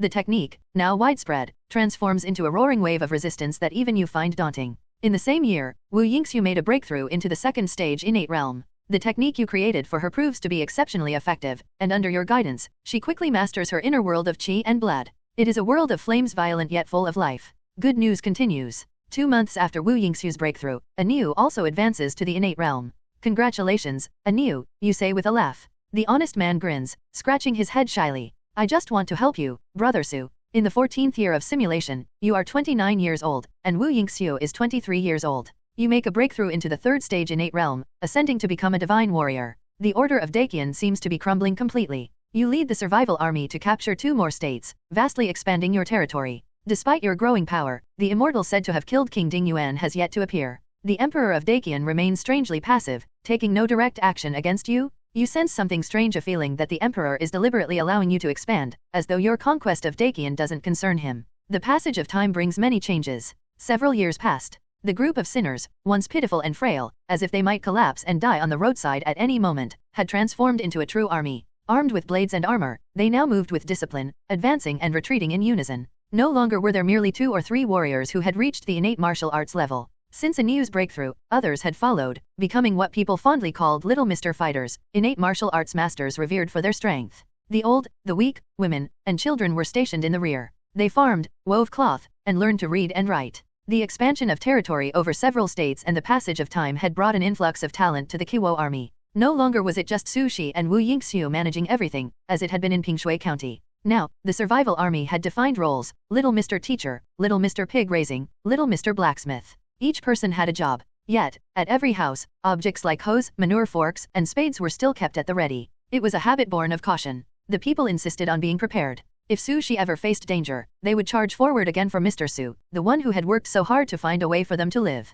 Brother Shi is just too honest. He's so easy to bully. They muttered in frustration, feeling helpless that their leader could not shield himself better. Su Shi found great satisfaction in Wu Yingxiu's remarkable progress. That girl Yingxiu. Since I modified her cultivation technique, her progress has been extraordinary. The quality and quantity of her qi, blood, and inner world are far beyond others at her level. She's almost comparable to the 3rd level of the innate realm. This compatibility is an unexpected surprise. Now, if only she could be a bit more composed. In the newly captured Dianzhou, inside the state capital, Su Shi practiced boxing in a quiet courtyard. His boxing method hadn't changed much since the days in Qingyu Town. It remained simple and straightforward. With fingers clenched into fists, he struck forward. There were no earth-shaking explosions or dazzling light effects. Only a faint breeze stirred when he punched. However, Wu Yingxiu, Anu, and most of the Kiwo army understood the terrifying power behind that seemingly ordinary punch. They had seen it cleave mountains and rivers with ease. Mr. Su is truly terrifying. This is the power of persistence, Su Shi remarked. Leaves swirled in the wind as Su Shi slowly retracted his punching stance. A single blade of grass floated down, landing softly on the stone floor. The 3 realms of the innate level were notoriously difficult to master. Unlike the 5th realm of physical cultivation, which focused on polishing qi and blood, the 3rd innate realm required perfection of the inner world of qi and blood. It was a painstaking and time-consuming process. Ordinary warriors, though exceptional compared to regular humans, found it nearly impossible to reach the heights of creating their own qi and blood world. But Su Shi was different. His persistence, bolstered by the power of entries, allowed him to improve steadily, day by day. His chi and blood world grew closer to perfection with each passing moment. Thus, he reached the stage of seeing his true spirit and perfecting the heaven and earth within him, achieving the pinnacle of the Grandmaster realm. Closing his eyes, Su Shi felt the purity and perfection of his chi and blood circulating within. His every movement resonated with the power of heaven and earth. The third realm of the innate level, seeing the God realm. This realm has two layers of meaning. 1. To see one's true self, to understand the essence of the martial arts one practices. 2. To perceive the spirit of chi, blood, and the inner world, achieving a state of indestructibility.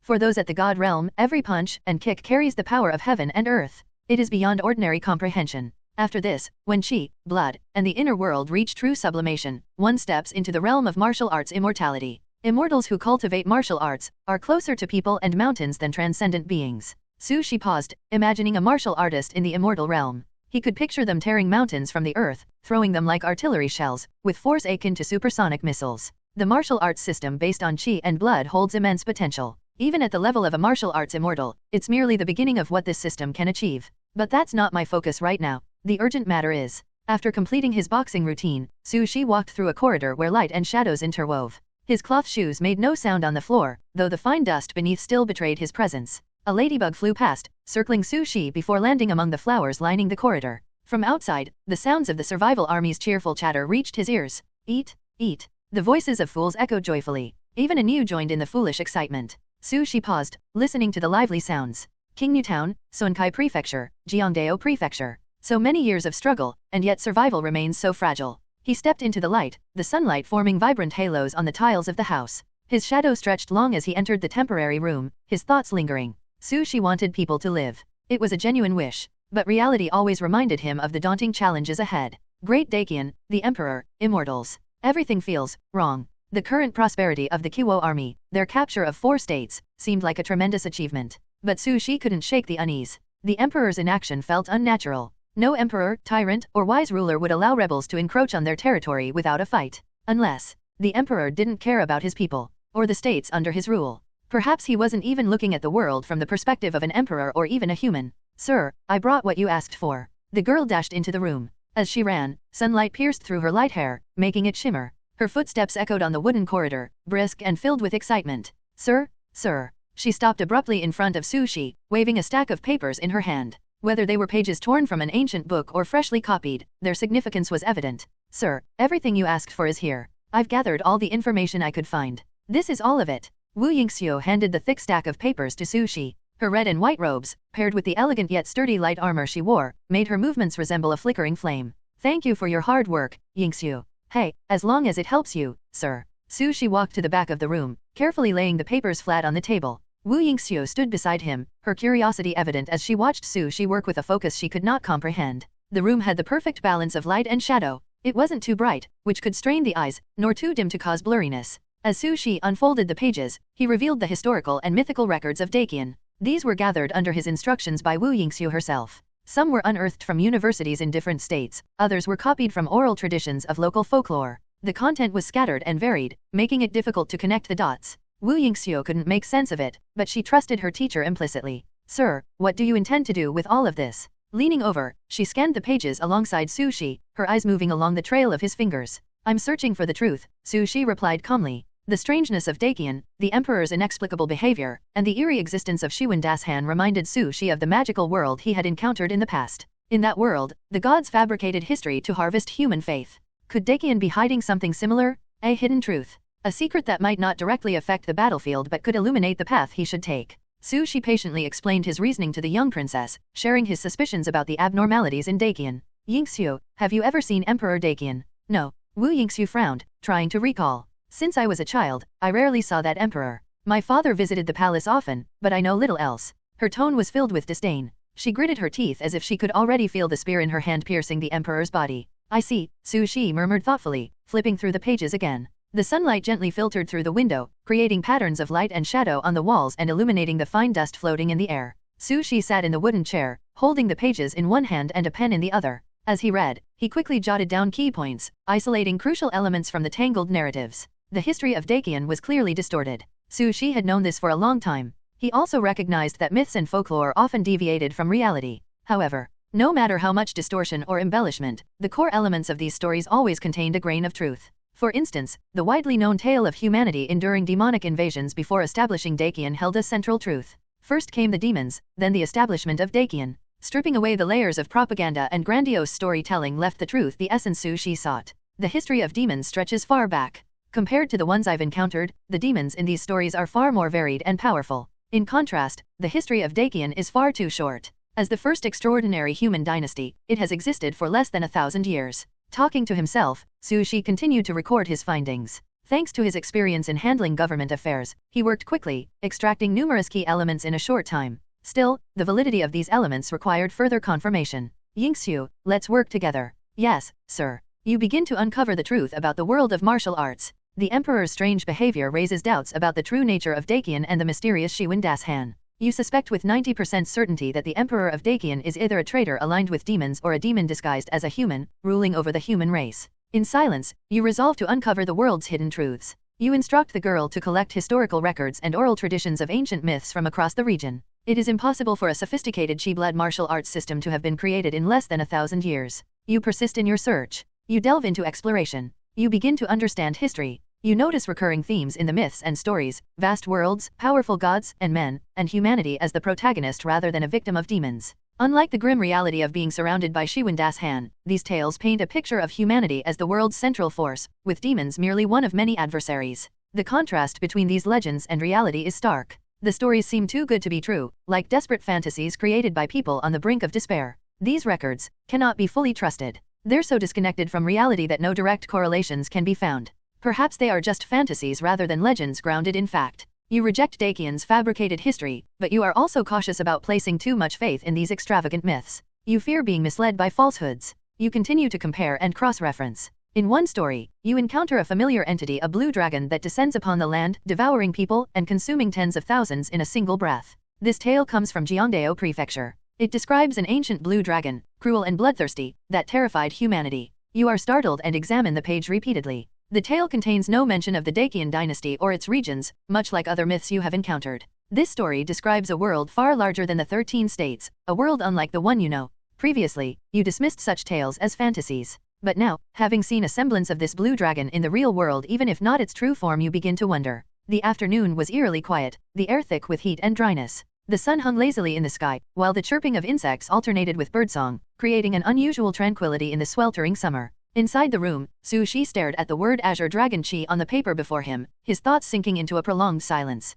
His gaze was fixed, his mind caught in a loop as he reviewed the contents over and over. Azure Dragon Qi, the legend of the human-eating green dragon. Could the two be connected? Su Shi lowered his eyes, recalling the vivid detail of Wu Yingxiu's Azure Dragon Qi. That memory now seemed to provide an answer to the mystery he had pondered for so long. Even if the Azure Dragon Qi isn't unique, it can't exist everywhere. In all likelihood, the Azure Dragon Qi imitated by the royal family's technique is the same as the man-eating green dragon in this legend. The Dakian royal family, protectors of humanity, are cultivating techniques derived from a monstrous demon. The thought was absurd, outrageous even. Yet Su Shi felt no turmoil over this realization. His long-standing suspicion of Emperor Dakian had numbed him to shock. Instead, his focus shifted to the implications of Azure Dragon Qi's existence. The Azure Dragon Qi confirms the existence of the Azure Dragon. And if the Azure Dragon exists, the legends might also be true. Could those fantastical records, those myths of a vast and untamed world, be grounded in reality? But if that were the case, why had no one in Dakian ever witnessed such a world? Why was the world limited to the 13 prefectures?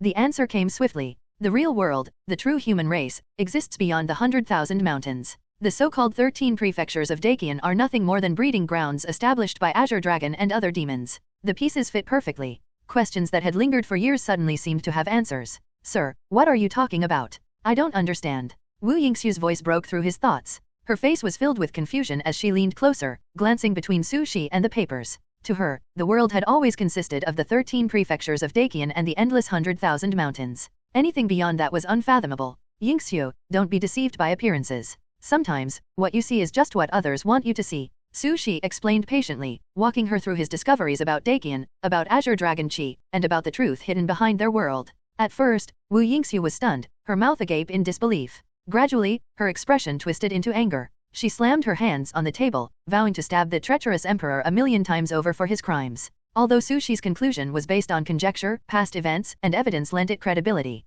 The Emperor of Dacian, sitting high in the court, was likely a demon himself or at least allied with them. Even the mysterious immortal might be a demon in disguise. Damn it! Damn it! Damn it! Wu Yingxiu gritted her teeth furiously. Then, a new question dawned on her. Sir, she began, her voice hesitant, you said the real world is beyond the 100,000 mountains, and that the people of the 13 prefectures are nothing more than livestock for the demons. But what about us? What about King Newtown and the Kiwo army? We've been fighting Dacian for years, suffering countless casualties. Doesn't that go against what the demons want? Her voice trembled with uncertainty. If the demons created Dacian as a human prison, wouldn't uprisings and rebellions disrupt their plans? Before Su Shi could answer, the cheerful voices of soldiers echoed outside the house. Hey, hey, eat, eat. Even through the thick walls, the excitement in their cries was unmistakable. Su Shi raised his hand slightly, letting the sunlight filter through his fingers, illuminating his golden palm lines. Yingxiu, he asked softly, do you think everyone is full now? The girl hesitated, then replied truthfully, they're eating enough. At least they're not starving like before.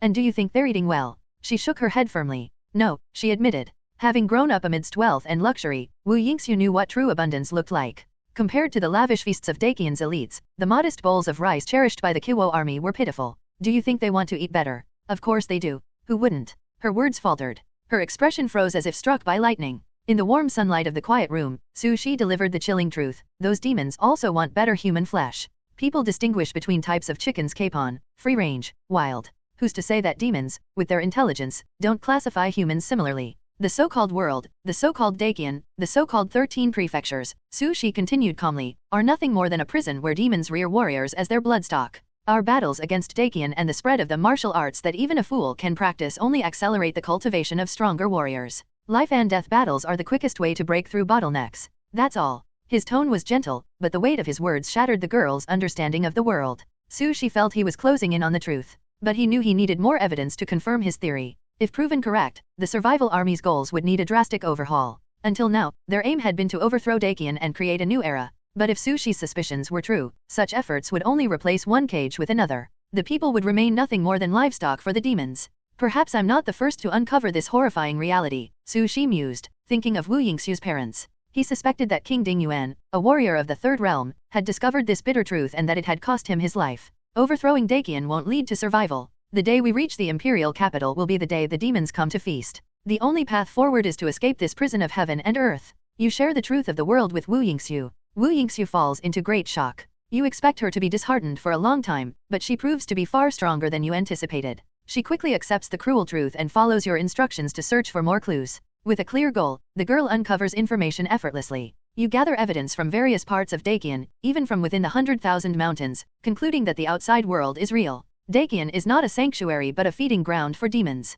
Even the widely circulated primordial energy technique is likely a creation of demons, designed to make the human body more nutritious. Sir, what is it, Yingxiu? What should we do next? Are we really going to attempt breaking through the 100,000 mountains? We have no other choice. There's no second path. For so many years, the people of Dacian failed to uncover the truth. This wasn't just due to the court's tight control over information. It was the terrifying danger of the 100,000 mountains that curbed curiosity. Countless deaths in its treacherous expanse had extinguished people's will to venture out. But now, the Kiwo army had no alternative. Continuing their assault on Dacian would only make them better prey, fine delicacies to be devoured by the waiting demons. Even if they survived, their descendants would live in perpetual fear, repeating the same bloody tragedies. Unless, like the Emperor of Dacian, they chose to submit to powerful demons like Qinglong. But was that truly living? Su Shi didn't think so. Your plans begin to shift. Your primary objective is no longer to capture more states or overthrow Dacian's rule. You understand the futility of this. You will never succeed because the real enemy isn't Dacian, it's the demons in the 100,000 mountains. This is a false world. This is a world of lies. In such a cruel reality, survival seems meaningless. Demons make living unbearable. Even if people surrender, the demons will still devour them. You refuse to watch someone you care about die at a demon's hands. You resolve to change everything. You decide to lead the Kiwo army beyond the mountains, out of the prison of Dacian. The girl is skeptical. She believes the 100,000 mountains are far too dangerous, teeming with endless demons, leaving almost no hope of escape. She complains and calls you a fool again. You smile and immerse yourself in studying how to lead the Kiwo army beyond the mountains. You send scouts to explore the 100,000 mountains, searching for patterns in the demons' movements. You deploy observers to monitor the Dacian imperial palace, tracking the emperor's actions. You slow the Kiwo army's offensive. Your goal is no longer the Dacian empire. Fighting on will only deplete your forces and supplies in vain. If not for fear of drawing the demons' attention, you would halt the offensive completely. For now, you play along, minimizing losses while gaining more intelligence. Day and night, you practice boxing. Your punches grow slower and more deliberate, the winds from your fists becoming softer yet more profound.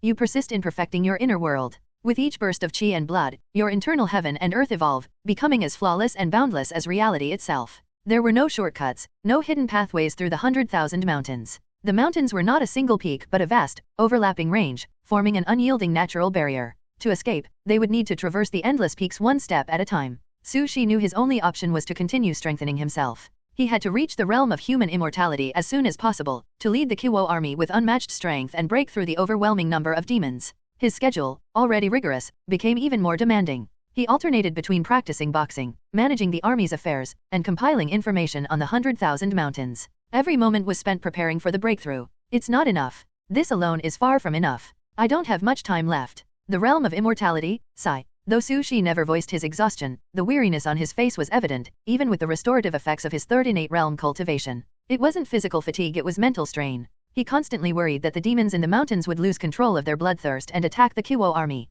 Still, Su Shi concealed his anxiety well. No one around him sensed anything amiss. Let's stop here for tonight. Half a year later, under the silvery glow of the moonlight, Su Shi placed his brush down. He looked at the documents spread across his desk and sighed softly. The information on the 100,000 mountains is still too sparse. I hope we can identify useful patterns and choose the best time to break through. As for strength, the Kiwo army needs more innate realm warriors. Individual power has its limits. Even if I achieve human immortality, I won't be able to protect everyone. The only way to ensure survival is for people to protect themselves. A cool breeze swept through, bringing a chill to the tip of his nose. Su Shi shook his head and decided to rest. Lying down on the hard floor of the room where he handled government affairs, he fell asleep. The moonlight spilled across the room, casting shadows that danced in the corners. The quiet was broken only half an hour later when hurried footsteps echoed through the corridor. Wu Yingxiu entered the room, holding a thick velvet coat in her hands. Sir, it's getting cold. Let me bring you some clothes. Time moved swiftly. As seasons changed, the bitter chill of winter returned.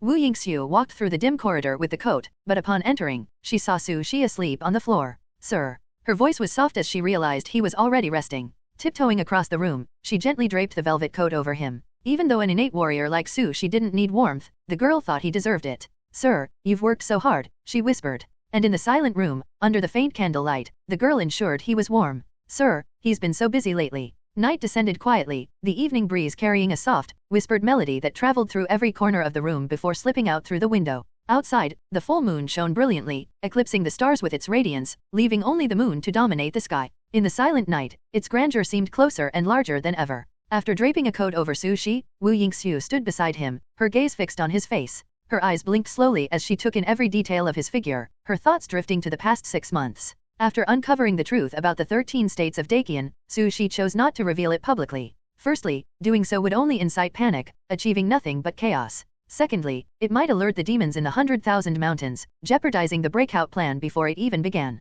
So, for the past 6 months, Su Shi confided only in Aniu and a few other trusted individuals about the demon's true nature. For everyone else, he influenced them subtly, gradually preparing them to accept the harsh reality when the time was right for full disclosure. Silently and invisibly, Su Shi was orchestrating a monumental plan, laying the groundwork for a future escape from the 100,000 mountains. It was an enormous, grueling effort. Wu Yingxiu helped where she could, but she often felt her contributions were insufficient. For most tasks, she relied on Su Shi's guidance to execute them effectively. If I could become stronger, sir, could he finally rest? Wu Yingxiu murmured, her tone tinged with melancholy. The dissatisfaction with her perceived inadequacy pushed her forward. Determined, she sat at the desk opposite Su Shi, picked up a document titled People's Livelihood Farming, and began working on it. Let's see, first this, then that. She read through it carefully, marking notes and corrections, her hand occasionally pausing as she pressed her chin in thought. The hours slipped by unnoticed. When the girl finally lifted her head, she realized she'd been at it far longer than she expected. The feeling was subtle, like water trickling past her fingertips, pooling quietly before she noticed its presence. Is this what it's like for Sir every day? It's not boring at all, she murmured to herself. Setting the pen down, Wu Yingxiu rubbed her cheeks with both hands before giving them a firm slap, trying to shake off her sleepiness. Come on, Yingxiu. Sir works so hard, how can you slack off? With renewed determination, she stretched, twisted her shoulders, and picked up the pen again. Her serious expression as she wrote gave her the appearance of a diligent heroine, immersed in her task. The candlelight flickered, its shadow dancing across Su Shi's face. Wu Yingxiu paused to look at the scene, her thoughts wandering. She thought of the 100,000 mountains, King Yu Town, and the countless moments that had brought her to this point. From childhood, Wu Yingxiu always believed she was special. She thought herself stronger and more capable than most girls, even boys. She worked hard and was talented. Though she never spoke of it, the young princess secretly harbored dreams of becoming a hero who saves the world. She imagined herself revered by the people, celebrated and praised. But those dreams shattered years ago when she became a fugitive wanted by Dakian instead of the savior she envisioned. The rapid shift in her circumstances was too much to process. Even now, recalling it made her chest tighten, her breath catch, as though an invisible hand gripped her throat.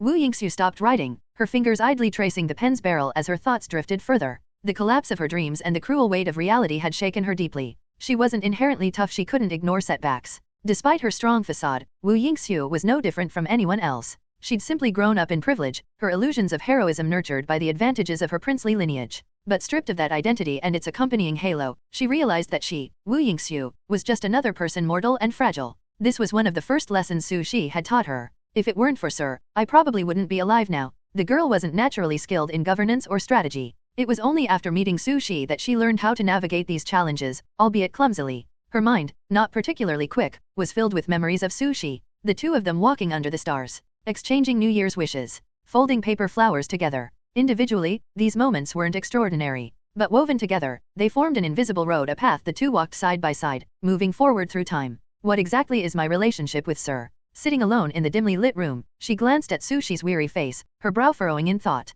Was it a relationship of student and teacher? No, it didn't feel that way. Their dynamic lacked the formal distance typical of such bonds. Then, was it a romantic relationship?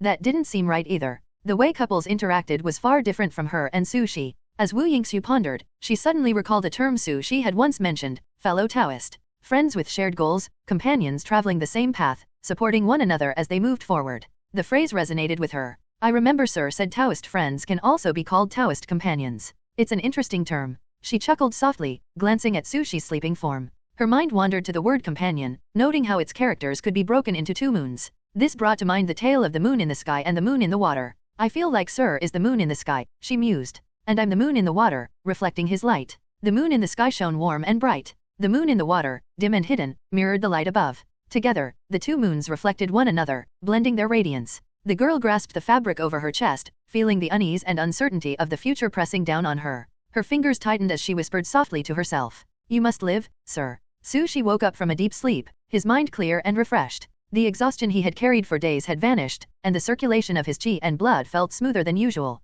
Is it already daytime? The once lit candle had extinguished on its own. The morning sunlight streamed through the windows, brighter and sharper than ever, illuminating every detail of the room. As he inhaled deeply, Su Shi felt the cold, crisp air fill his lungs, bringing him fully into the present. This is. He lifted the velvet coat draped over him. Did Yingxiu leave this for me? Turning his gaze, he saw the girl slumped over the desk, fast asleep.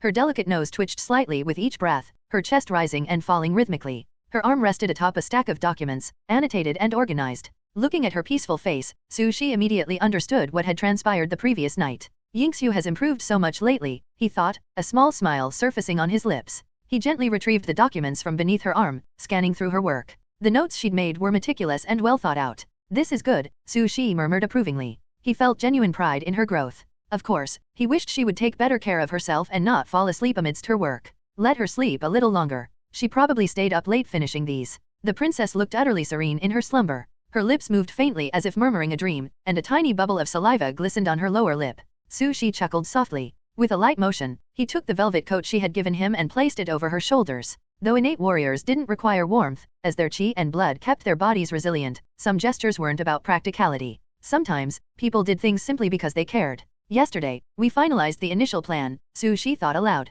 Starting today, everyone in the Kaiuhuo army must focus on martial arts training. They need the strength to defend themselves when we cross the 100,000 mountains. He mentally ticked through the list of preparations. We'll also need to stockpile more food, weapons, armor, herbs, and tools for the journey. Pushing the door open, Su Shi stepped outside. The winter morning greeted him with a chill. Though the sun shone brightly, its rays failed to warm the frosty air. Dead branches swayed in the wind, and a light dusting of snow fell, covering the world in a gentle white veil. The scene was tranquil and beautiful, but Su Shi had no mind to appreciate it. As he stood there, surveying the snow-blanketed landscape, his thoughts raced. How do we escape the 100,000 mountains? How do I save as many people as possible? Sir, I brought you some clothes. The sound of the door opening must have woken her. Wu Yingxiu appeared, clutching the velvet coat and rushing to his side. Without waiting for an explanation, she draped it over him. The coat was a deep brown, contrasting with the white snowflakes that clung to it. Thank you, Yingxiu, Su Shi said, brushing snow off her head. Go back inside and get some more rest. Obediently, Wu Yingxiu yawned and trudged back, rubbing her eyes as she went. Simulating the 15th year, you are 30 years old, and Wu Yingxiu is 24 years old. Your qi and blood keep your body at its peak. Time has left no mark on your face. To everyone, you're still the honest brother they cherish and worry about. To prepare for breaking through the 100,000 mountains, you've completely restructured the survival army. Some people are puzzled. Others are confused. But no one doubts you. Your prestige is unmatched. The people trust you unconditionally and believe there is a deeper purpose behind every action you take. Under your guidance, the survival army transformed. Everyone from the young warriors to the elderly at home worked diligently. They practiced martial arts, stockpiled food, and prepared for the inevitable journey ahead. Martial arts that even a fool can practice remains the most effective way to enhance strength, but it requires substantial food supplies to avoid the dangers of autophagy. To maintain the illusion of an army still intent on overthrowing Dacian, Yu and Wu Yingxiu led separate campaigns, swiftly raiding 2 Dacian states and seizing their grain reserves. Simulating the 16th year, you are 31 years old, and Wu Yingxiu is 25 years old. Your explorations into Shiwen-Han yield surprising discoveries. Venturing deep into the mountains to find a safer path, you face immense danger. Even at your level, the 3rd realm of Xiantian, you feel a constant, looming threat. This threat peaks in spring and winter. You deduce that the tides of demons during these seasons aren't solely for hunting humans but are driven by something deeper. The weak devour the weak. The fittest survive. That's the law of demons, Su Shi realized. They're not afraid of humans. They fear stronger demons. You theorize that during spring and winter, the strongest demons dominate Shiwen-Han, forcing weaker ones to the borders. To avoid them, the best time to break through is midsummer when these apex predators temporarily retreat. Meanwhile, rebellion across Dacian intensifies. Though your survival army has stopped expanding its territory, the widespread adoption of martial arts that even a fool can practice has sparked numerous uprisings. Rebel factions emerge, each vying for control, with chaos erupting across the empire. Some rebels mock your inaction, dismissing you as a fool for letting others claim victory. You notice malicious forces watching the 13 states of Dacian. I'm furious. What's wrong, Aniu? Brother Su, those people are insulting you? I can't let that go. It's fine, Aniu. Don't waste your anger on the dying. Simulating the 17th year, you are 32 years old. Though your face remains youthful, your martial arts stagnate at the 3rd stage innate realm. The bottleneck of the human immortal realm proves stubborn. But there's no more time, Su Shi decided. This year, we must break through the 100,000 mountains. Any delay could spell disaster. The imperial capital and Shiwen-Han would soon drop their facades of peace, revealing their monstrous nature. Brother Shi, just say the word. Yes, we'll follow you. Before Su Shi stood a sea of faces. Their voices united in unwavering determination. 2 simple words echoed louder than any others. Seek to live. Su Shi no longer hid anything. He revealed the truth about Dacian to everyone. The common people were shocked by such a terrifying revelation, but more than anything, they were numb. These sinful people, driven to the borders, had long been accustomed to the cruelty of demons. They had witnessed their friends and family members perish tragically under the sharp teeth of these monsters. The poor were well aware of the dangers of the 100,000 mountains, a true hell, a sea of death and blood created by heaven and earth itself. But Brother Shi said he would take everyone out of the 100,000 mountains. He had promised. And so, they picked up their hoes and crude tools once more, forming a vast, endless crowd, following the Su clan out of the state and past the border. A handful of people, newcomers to the survival army, hesitated and stayed behind. They didn't know Su Shi well enough to place their lives in his hands. The reputation of the 100,000 mountains was too fearsome. Sir, how can those people not believe you? It's outrageous. Wu Yingxiu exclaimed angrily. This is normal, Yingxiu, Su Shi replied calmly. The crowd surged forward like a tide, dense and endless. From a distance, they resembled an unending black dragon. At the forefront of the sea of humanity were Su Shi and Wu Yingxiu. The girl clenched her fists in frustration, still indignant over those who had chosen to stay behind. Su Shi smiled faintly. I am not a god. I can't be loved by everyone. It's normal for some to doubt me. Besides, this escape is indeed dangerous. It's natural for them to be afraid. Looking back, Su Shi saw countless feet trudging forward, flattening the dusty road beneath them. Some wore mended cloth shoes, others wore simple straw sandals.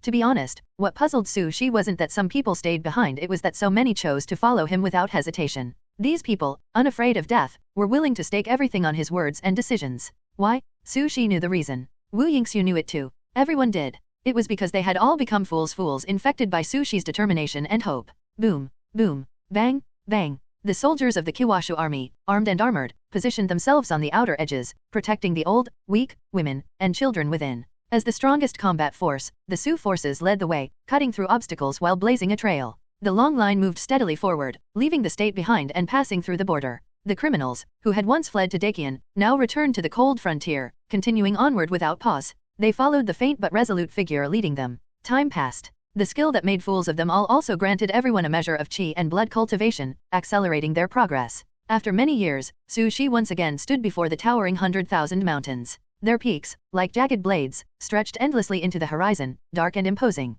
The mountain tops pierced through the clouds, forming a vast, otherworldly cage. 100,000 mountains, Su Shi muttered. This time, when we leave, there will be no returning. If we succeed, a broader world awaits us. If we fail, we die here. He gazed at the rugged peaks ahead, their sharp ridges like scales embedded in the earth. Memories of his first year in King Yu Town surfaced of staggering into town and witnessing the familiar faces lost to the tide of demons. This world is truly wretched, he said softly. Farewell, cage. Meanwhile, across Dakian, rebellions erupted everywhere, drawing the emperor's attention. The absence of summer's most fearsome monsters in the 100,000 mountains presented a narrow window of opportunity. It's time to escape, Su Shi declared. I'll take the lead and clear the path, handling the first wave of monsters we encounter, he instructed. Yingxiu, you'll guard the flanks. Make sure no monsters break into the group to harm the young or old. Understood, sir. Wu Yingxiu replied resolutely. Aniu, you'll guard the rear and provide support. I understand, Brother Su, Aniu said, scratching his head with rough fingers and grinning.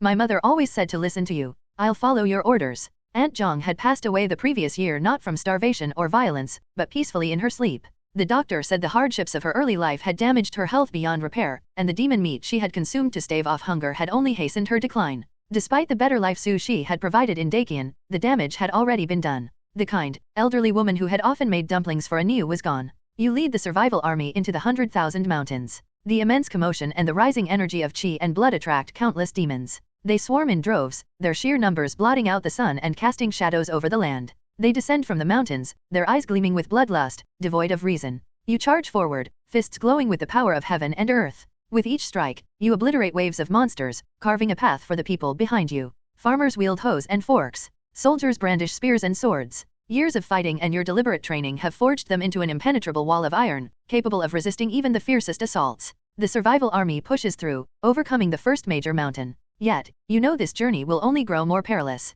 Your preparations were meticulous. You left behind weapons, tools, and strategies to counter any threats, even anticipating pursuit from the Emperor of Dakian. Days pass. The monsters grow stronger. Innate level demons appear with increasing frequency. Casualties rise. Despite your best efforts, you cannot save everyone. Each loss weighs heavily on you, fueling your determination. Your qi and blood surge, forming sword light that cuts through mountains and skies alike. You long to break free of the 100,000 mountains and lead as many people as possible to safety. The 15th day after leaving Dakian. In the survival army, many have fallen forever along the way, but those who remain continue moving forward, following your lead and pursuing the future you envision. You punch in silence, slaying countless demons. Each battle sharpens your skills and grants real improvement. You've mastered the weaknesses of demons, and with the mysterious power blessing you, your attacks are now even more devastating. The 20th day after leaving Dakian, the survival army advances quickly but also slowly. Compared to ordinary people, their pace is swift. Compared to innate warriors, however, it is undeniably slow. To protect the elderly and children, you tirelessly fight off demons, shielding the army from danger. Their gratitude toward you grows. The 24th day after leaving Dakian, you suddenly turn back, sensing an ominous disturbance from the rear of the group. It's not about Aniu or anyone else. It's the oppressive vibration echoing from the distant mountains that triggers your warrior instincts. Is it the Emperor? No, it might be the so-called human immortal. Such a strong sense of crisis. So, they've finally noticed the survival army's escape. Su Shi stopped, looking back as if his gaze could pierce the mountains and reveal the events unfolding in Dakian's imperial capital. He imagined rebels being slaughtered, ruins collapsing, and the emperor's shock and fury upon discovering that the Kiwashu army had fled. We need to move faster, Su Shi said, refocusing on the path ahead. He channeled his qi and blood, summoning the power of heaven and earth to carve out a safer route. The current breakout barely suffices to handle the dangers of the 100,000 mountains. If Dakian's forces pursued them and they were caught between two fronts, the survival army might not make it out alive. The 30th day after leaving Dakian, under your leadership, the army has traveled far. Weapons are broken, armor is incomplete, and tools like hoes and forks have shattered from constant use. You've fought to the point of exhaustion, your body drenched in demon blood, dirty and foul from countless battles. Wu Yingxiu, concerned for your condition, suggests leading the charge herself, but you refuse. The deeper you go, the more terrifying the demons become. Demons equivalent to the second stage innate realm now appear frequently, posing threats even Wu Yingxiu cannot handle alone. That same day, you sense your backup plan being triggered by an unknown entity. This was a setup meant to mislead pursuers, buying you and the survival army more time to escape. But now that it has been activated, you know the pursuers are drawing closer. The mounting sense of crisis forces you to push your limits once again, squeezing every ounce of qi and blood within you. For warriors, combat was exhilarating. Whether bold or timid, the circulation of chi and blood awakened a desire for battle that few could resist. But no matter how much a warrior enjoyed the thrill of life and death, relentless fighting would take its toll. Su Shi had been fighting for too long. Clearing the way while battling demons had left him weary. His fists shattered countless hideous heads, the blood and flesh splattering around him highlighting the tension on his face. Dakian's pursuers were close. Perhaps even demons with the strength of martial immortals were among them. With this thought, Su Shi couldn't afford to stop. He fought tirelessly to open the path forward, only pausing briefly when night fell. Sir, I made you a bowl of hot soup. The dense canopy of trees obscured the stars and moon, leaving only the flickering bonfires to light the night. Wu Yingxiu approached, still dressed in her red and white attire, carrying a bowl of broth. She handed it to Su Shi with care. Thank you for your hard work, Yingxiu. Su Shi accepted the soup and took a sip. It was simple, a mix of wheat bran, salt, hot water, and bits of dried demon meat. The flavor was bland, even strange, but in these dire circumstances, it was a rare comfort. How does it taste? The girl asked eagerly. It's good, Su Shi replied with a faint smile. Wu Yingxiu seemed pleased, her expression playful. She fetched another bowl of soup, sat beside Su Shi, and drank with him. For a moment, they shared a rare respite. Her legs swayed lightly as she sat, her movements graceful, like jade branches bending in the wind. She chatted with Su Shi, her words light-hearted and endless, but the fatigue on her face eventually surfaced. Before long, she fell asleep, leaning against Su Shi. Silly girl, Su Shi murmured, glancing at her sleeping face. He could see how worried she was for him, but she was clearly exhausted. Carefully, he laid her down and ensured she had a stable place to rest. Rising, he began patrolling the camp, checking on the bonfires and ensuring everything was in order. Wherever he went, people greeted him with respect, calling him Brother Shi. Eventually, Su Shi reached the back of the group, where he found Anu sitting alone, seemingly keeping watch but lost in thought. What's on your mind? Su Shi asked, sitting beside him. Actually, I was thinking about something you said before, Anu replied hesitantly. You always say that we eat to survive. Yes, that's right. What about it? Well, if we eat to survive, then what's the purpose of living? Su Shi was momentarily stunned. Anu, who was always straightforward, was now pondering the meaning of life. Have you figured it out yet? Su Shi asked, amused. I just want to eat lots of good food, Anu admitted shyly. But is that wrong? Su Shi shook his head and looked toward the dark mountains. No, Anu. As long as you're happy, that's enough. Anu seemed to understand something as he stared at his rough hands, a small smile forming on his face. The ground was soaked in blood, staining everything in sight a deep red. The sharp claws of ferocious beasts and broken weapons were scattered across the mountainous terrain. The sun rose again, shining brightly on the soil, now darkened by blood. The survivors of the army trudged through the sticky mud, each step bringing them closer to the world beyond the mountains. This journey was not a heroic one, nor was it a pursuit of grand ambitions. It was merely a desperate attempt to survive a struggle to stay alive. It's time to move on, Su Shi declared as he walked to the front of the group. The chi and blood within him surged, his body operating like a perfectly tuned machine, pushing the limits of its power to carve a path forward. Su Shi didn't know how far they had to go, he only knew that he must keep fighting, slaying every demon in his way to open a new road. Dad? Mom? Damn monsters, I'll fight you to the death. Brother. Gauden, don't scare me. Wake up. The road to survival was paved with tragedies and heartbreak. Blood and flesh mixed with shattered bones formed its foundation. Each person walking this path endured unimaginable pain. Su Shi had once asked the people if they blamed him for leading them into the 100,000 mountains, but their answers were unwavering. Brother Shi would never lie to us. He's a good person. How could he harm us? Even as their hearts were torn apart by endless suffering, they chose to believe in him. They believed that, under Su Shi's leadership, they could survive. Hearing their trust and seeing the sincerity in their eyes, Su Shi said nothing. He only tightened his grip on his blade. Kill. Kill again. Rage churned within him as he fought, his chest burning with the desire to protect. Amid the flash of swords and the shadow of blades, life was more fragile than a candle in the wind. In mere moments, countless lives could be extinguished forever. Half a month later, Su Shi fought with even greater ferocity. He pushed himself to the brink, even using the martial arts that even a fool can practice to burn his energy and spirit, maximizing the power of his chi and blood. This wasn't just because the breakout had reached a critical point, with a great demon equivalent to the third stage innate realm appearing, but also because of the looming danger behind them. The backup plans Su Shi had left behind were being triggered one after another at alarming speed. This meant that the Dakian pursuers, including the so-called human immortal, were closing in. It's not enough, Su Shi muttered hoarsely, his voice raw from days of shouting. Amid the foul stench of demon blood, his bloodshot eyes burned with determination. He fought tirelessly, trying to create a safe path for the survival army before the human immortals caught up. He knew that once the pursuers reached this area, they would be caught between demons and Dakian forces. The survival army would be trapped with no escape.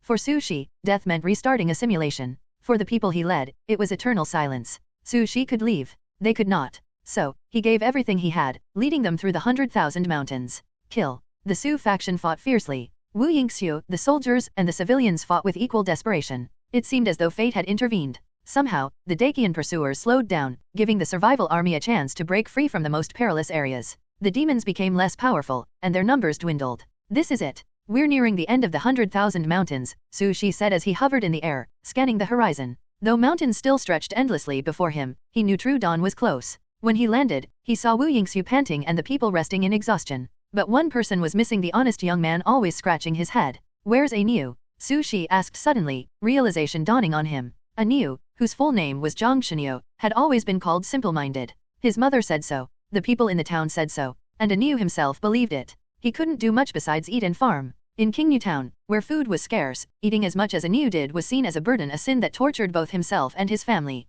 But Anu had one thing others didn't: luck. Brother Su had come, bringing demon meat to the town. It wasn't delicious, but it meant no one went hungry. During the monster tides in winter, the abundance of demon meat even allowed Anu to eat his fill, a rare joy. As he walked the blood-soaked road, Anu licked his dry lips, recalling the satisfaction of a full stomach. He really wanted another meal of demon meat. If it could be paired with sweet white rice, he'd be even happier. But he doubted he'd get the chance. Anu turned and walked in the opposite direction of the survival army. Soon, he encountered the most terrifying monster he'd ever seen. The creature wore dragon-patterned robes and exuded an overwhelming aura that made Anu tremble. Still, despite his fear, Anu raised his fist, meeting the monster's surprised gaze. "Aren't you afraid of me?" the demon asked. "Yes," Anu replied honestly, his body shaking uncontrollably. He wanted to run, to roll away in the mud and escape. But he bit his lip and forced himself to stay. "You want to delay me?" the demon asked, its curiosity piqued. Anu nodded silently. "What did he give you?" Anu knew the demon was referring to Su Shi. "Food," he answered. "That's it? I could give you 100 times more if you join me." "No, your rice smells sour." The demon sighed, almost disappointed. "Is that so? Then there's nothing I can do." It raised its hand, which expanded into a massive claw covered in thick dragon scales, reaching toward Anu. Hello, everyone! As we wrap up this video, I want to share a quick note. I have a Patreon account. If you'd like to support me and enjoy on-demand audiobooks, you can become a Patreon member. Alternatively, you can check out my Google Drive link, which has 500-plus novel audiobooks available through my Ko-fi or Patreon shop. I appreciate your support.